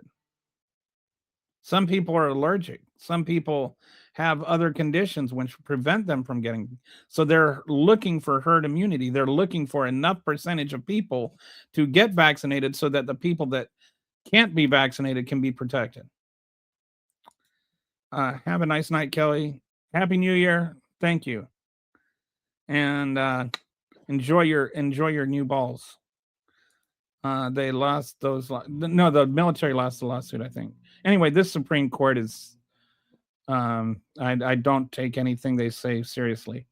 They've done a lot of things that were not previously considered, the rule of law or whatever. But anyway, the point is that it wasn't about you being forced to get vaccinated. It was about protecting people from the disease from people that didn't get vaccinated. But I think the ones that lost the lawsuit to were the military. It wasn't the military contractor lawsuit. It was the military lawsuit. But I could be wrong. I'll have to look it up. And just that's based on my memory. Because the military, when they didn't have the alternative to get tested, they can leave their house at their own risk. Okay. Why is it a choice? Like, it's not like, this is so weird. Every time, like, why do you have to break the world down to us and them? Like, half the world has to tiptoe around you so that you can protect your right to get COVID.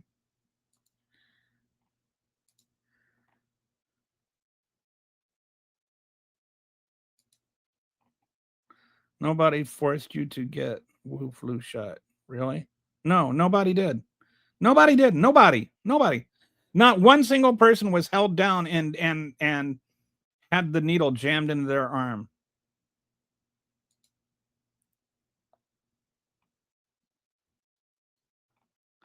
This is such a weird take.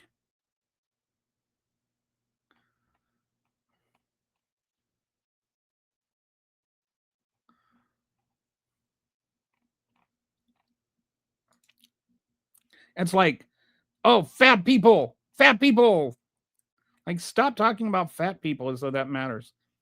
But it has belief. Honestly, the fact that anyone is afraid of a little needle containing a dead, and it's not, and this wasn't even containing a virus. They were not forced upon the public.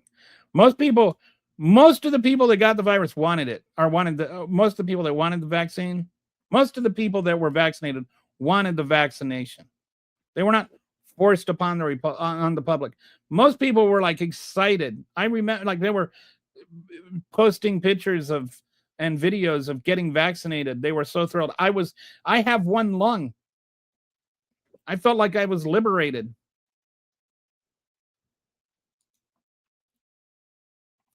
No, Democrats did not make it mandatory, so I'm not lying. The federal vaccine, the vaccine mandate for federal workers only applied to federal workers and did not apply to the population in general. And you always had the option of just like getting a different job if you wanted. Okay. So that's your employer, A, and B, you could just chosen a different job. You were given a choice. You made a choice. You were not given an ultimatum of like you weren't forced to get one. You had the choice to not get one. That choice meant leaving your job, but you still had the choice to leave your job. A lot of people right now that work in the Trump administration are being forced to make the same choices to either endorse Trump or leave their job. They have, why is that any different for you? At least this was to protect their workers. I mean, you're a healthcare worker. Like, so that means that they also wanted patients to be protected.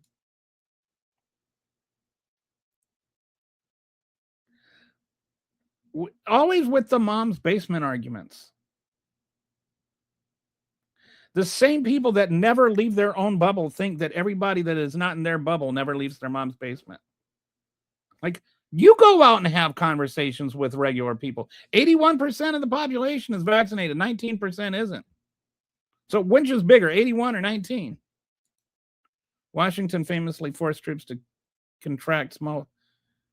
No, he forced them to get vaccinated. He did not force them to get smallpox. And there was no cure. That's the problem. They were, the way they would do it is they had these like dried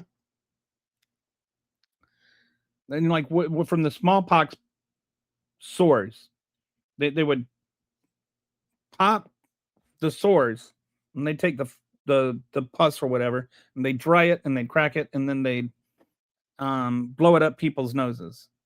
And that was like the early back. That's what they had then. And people would get a mild case of the disease because they would be chosen for mild cases of the disease. And yes, about I think like 1% of the people would die from it, but that was 30 versus 30% of the people that would die from smallpox itself.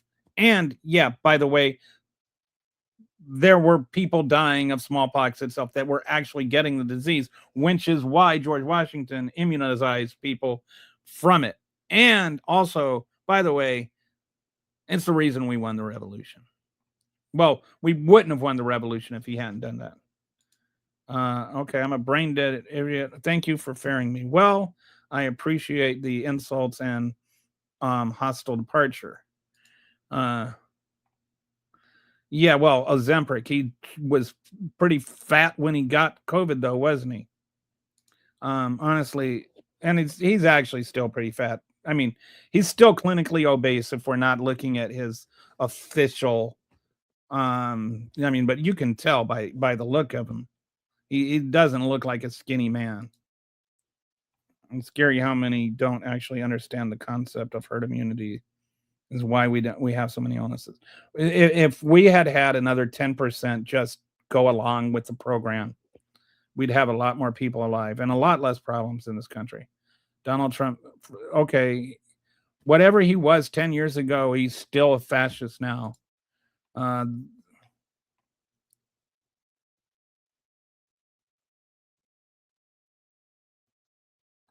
What a weird thing to say.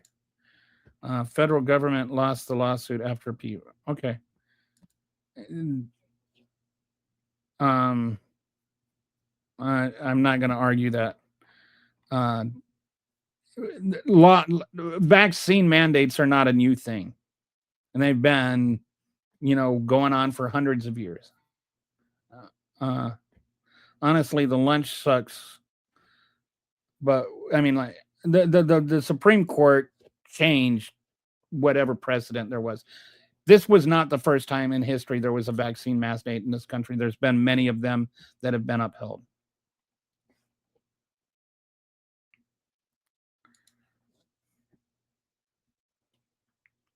You have the right to not take a shot. Okay. Well, this is like, why are we even on this? The point is that long COVID is, I don't know why we're talking about this.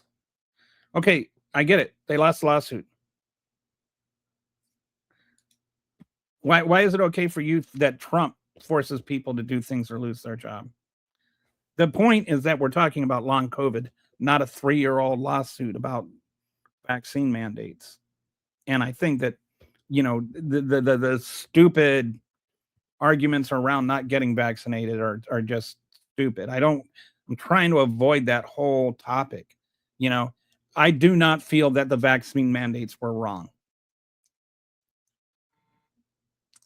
I think that there was an option. If I seem to recall pretty clearly, there was an option for getting regular testing. I might be wrong. If I'm wrong on that, I'm wrong on that. But still, I don't feel that vaccine mandates are morally wrong. I don't think that protecting your own employers from other people that don't care if they get a fatal disease or not and pass it on is conscionable. I don't understand why somebody would think I could actually get a disease and pass it on to somebody that dies because I didn't want to get a shot, boo-boo, and think that they're making a moral decision. Like, if you knew that you were going to get COVID and that somebody you knew and loved were going to get it from you and then die as a result of it, would you get COVID? Would you get vaccinated? If you knew that you getting vaccinated would save somebody else's life, would you do it? Why wouldn't you? Why does it need to be secured in your logic that has to happen in order for you to even take the risk? Why is it like people are, do you know that you could save somebody else's life by being vaccinated? Why does that not matter?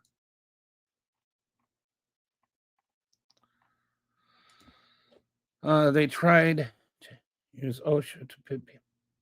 Man, everybody's people who whined about fat people never advocate for the regulations needed to make, and they got all upset with Michelle Obama. Remember that? Like it's not just me, right? Like there was all the hysteria over Michelle Obama being a communist because she wanted to take junk food out of schools because kids were getting obese. I don't think it was that many. And when I was in the military, I got vaccinated on day 2. They marched us in there and they shot us full of stuff. Didn't tell us what was in it or anything. Okay, good. 63 years old, doesn't matter. COVID only existed for 5 years.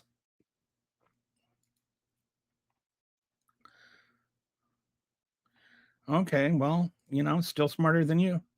You have no choice to get one. Man, everybody just. All right, were you forced to get one? Did anybody hold you down and jam a needle into your arm and then inject you? No. Then shut up. If you're. Yes, okay, so you had to choose between your job and getting a shot. That does not mean you were forced. That might mean you were compelled to a certain degree, but it doesn't mean you were forced. You still had an alternative.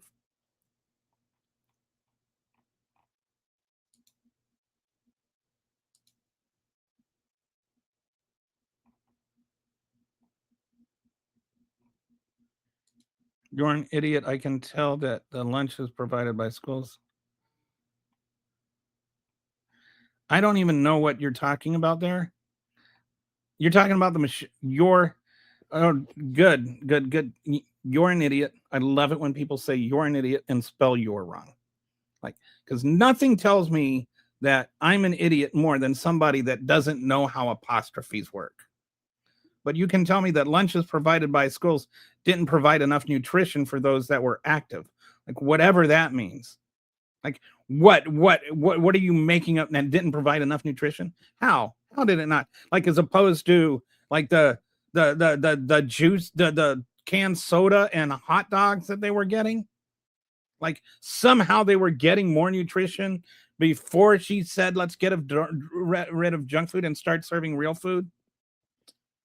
Sit down.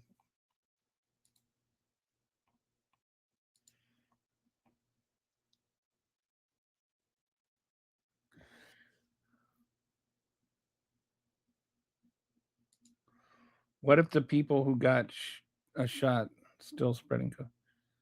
Yes, but you're much less likely to spread COVID if you've had a shot. And at least you took action to try to stop it. Like, it's like you could have done something and didn't do it. It's different than if you could have done something and did do it. No, it's not being forced. It's being given an alternative. The mask protected everybody. The mask protected to a point, yes. But not only if only the mask worked better. It was more about, remember, it's not for me, it's for you. Mask protected by people breathing out, not breathing in. You were less likely to breathe out COVID particles that were large enough to infect people. So it was more about if you had COVID and you wore the mask and everybody wore the mask, then nobody could spread it. It's not that you couldn't catch it. It was that you couldn't spread it.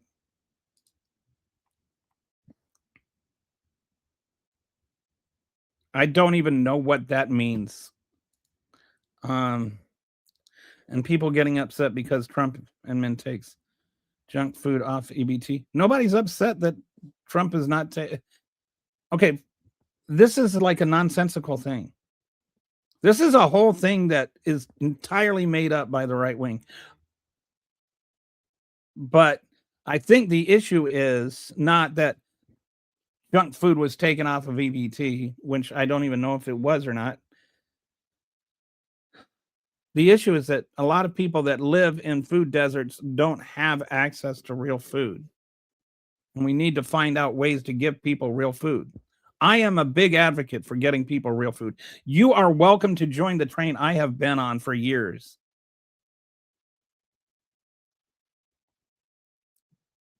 I agree that poor people need to eat real food.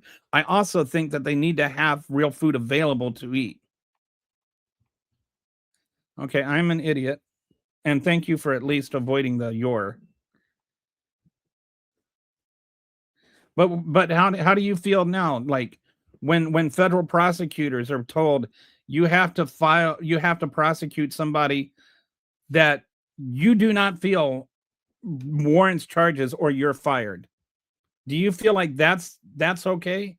Why is it okay that this ultimatum of get a vaccine that could save other people's lives or get another job, that you're not okay with that, but you're okay with ruin somebody's life out of a political vendetta or get another job? Why is it that that's okay with you?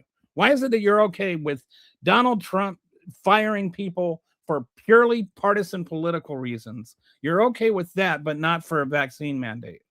Why is that different to you?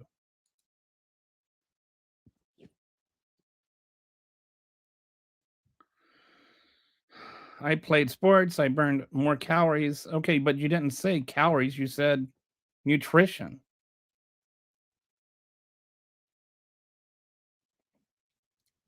And it's not like people were being limited in the number of calories they have. It was just a change in the type of food that they were fed. Like they were given spaghetti instead of uh, hamburgers.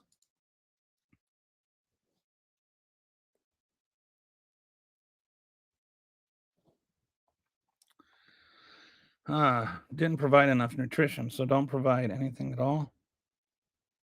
If schools had a brain, they would provide healthy and yeah, I think that they should, I get should be calorically enough food, but it should also have actual nutrition to it. Empty calories don't feed anybody.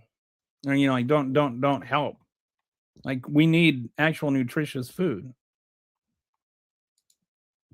When you go to Europe, you'll find out that the kids eat incredibly healthy, handcrafted meals at school and they exercise. And actually I think if you're eating healthier food, you're more likely to want to participate in exercise. The food isn't making you feel sluggish. And if you go to Europe, you don't see nearly as much as obesity. I've lived there and you just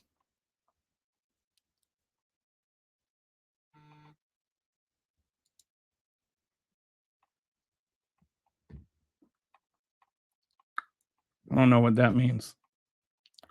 Um, there are massive groups of people that have long COVID and all sorts of symptoms from it. It's in their blood. What the? Oh, is he? Are we back to that? Yeah, we've had this conversation with not. I stopped reading his comments. I burned over 7,000 calories a day back in high school. Wow. I don't know how many calories I used when I was in high school, man. I burned through calories a lot. Um, I don't know if it was 7,000 a day, but I'd go to gym class in the first period, run a couple of miles, and then we do our gym class, and then I'd play football during recess, and after recess, I go home. I play a set or two of tennis or a game of basketball with some friends, and then I was a lifeguard. I'd go and I'd swim a mile in the pool. I burned a lot of calories.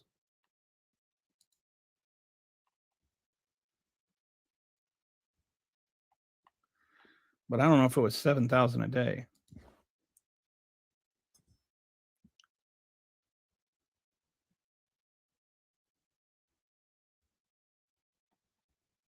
So this is on got a sidebar here going on about whether or not you should feed kids vegan diet. You're basically making a straw man saying this. No, I know. I'm talking about. I'm not making a straw man argument. I'm talking about the logical choice between like giving people ultimatums. Either do this or lose your job. Either if that is something you're against or for. Like I would say I'm much more comfortable with an ultimatum. Get a shot that protects other people's lives or get a different job. Like I'm comfortable with that. I'm not comfortable with go and destroy this person's life or get another job. But either way, if you're giving somebody an ultimatum and their job is the leverage for that ultimatum, how is that different? How is that a straw man?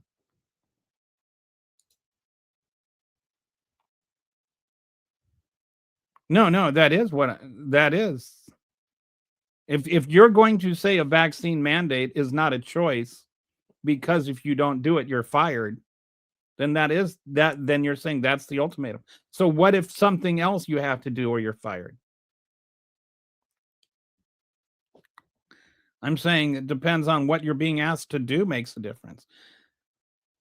If what somebody is being asked to do is to save and protect the lives of the other people that work there, then yeah, I'm okay with it. If it's just to destroy somebody else's life out of a political vendetta, then I'm not okay with it.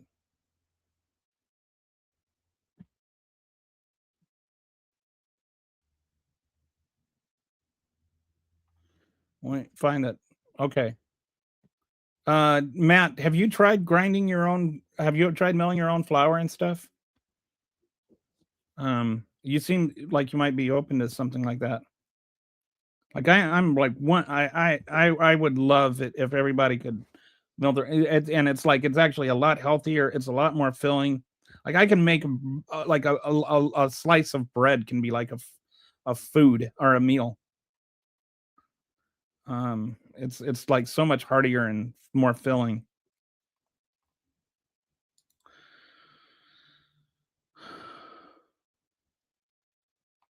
No, I do not think Kamala and Tim Walz tenderly kissed.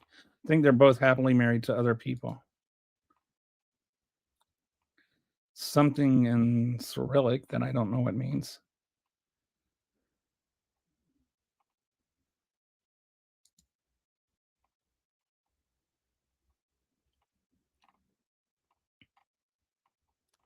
All right, so we're zeroing in on 4.5 hours now. So I'm actually think I'm gonna have to bump because of reasons. So hey, welcome back again, Skippy. All right, guys. I'll see you again on Monday, and I hope you enjoy the last week of the NFL. And if you watch football. Anyway, I will talk to you later. Thanks for joining me. Talk to you later. Bye.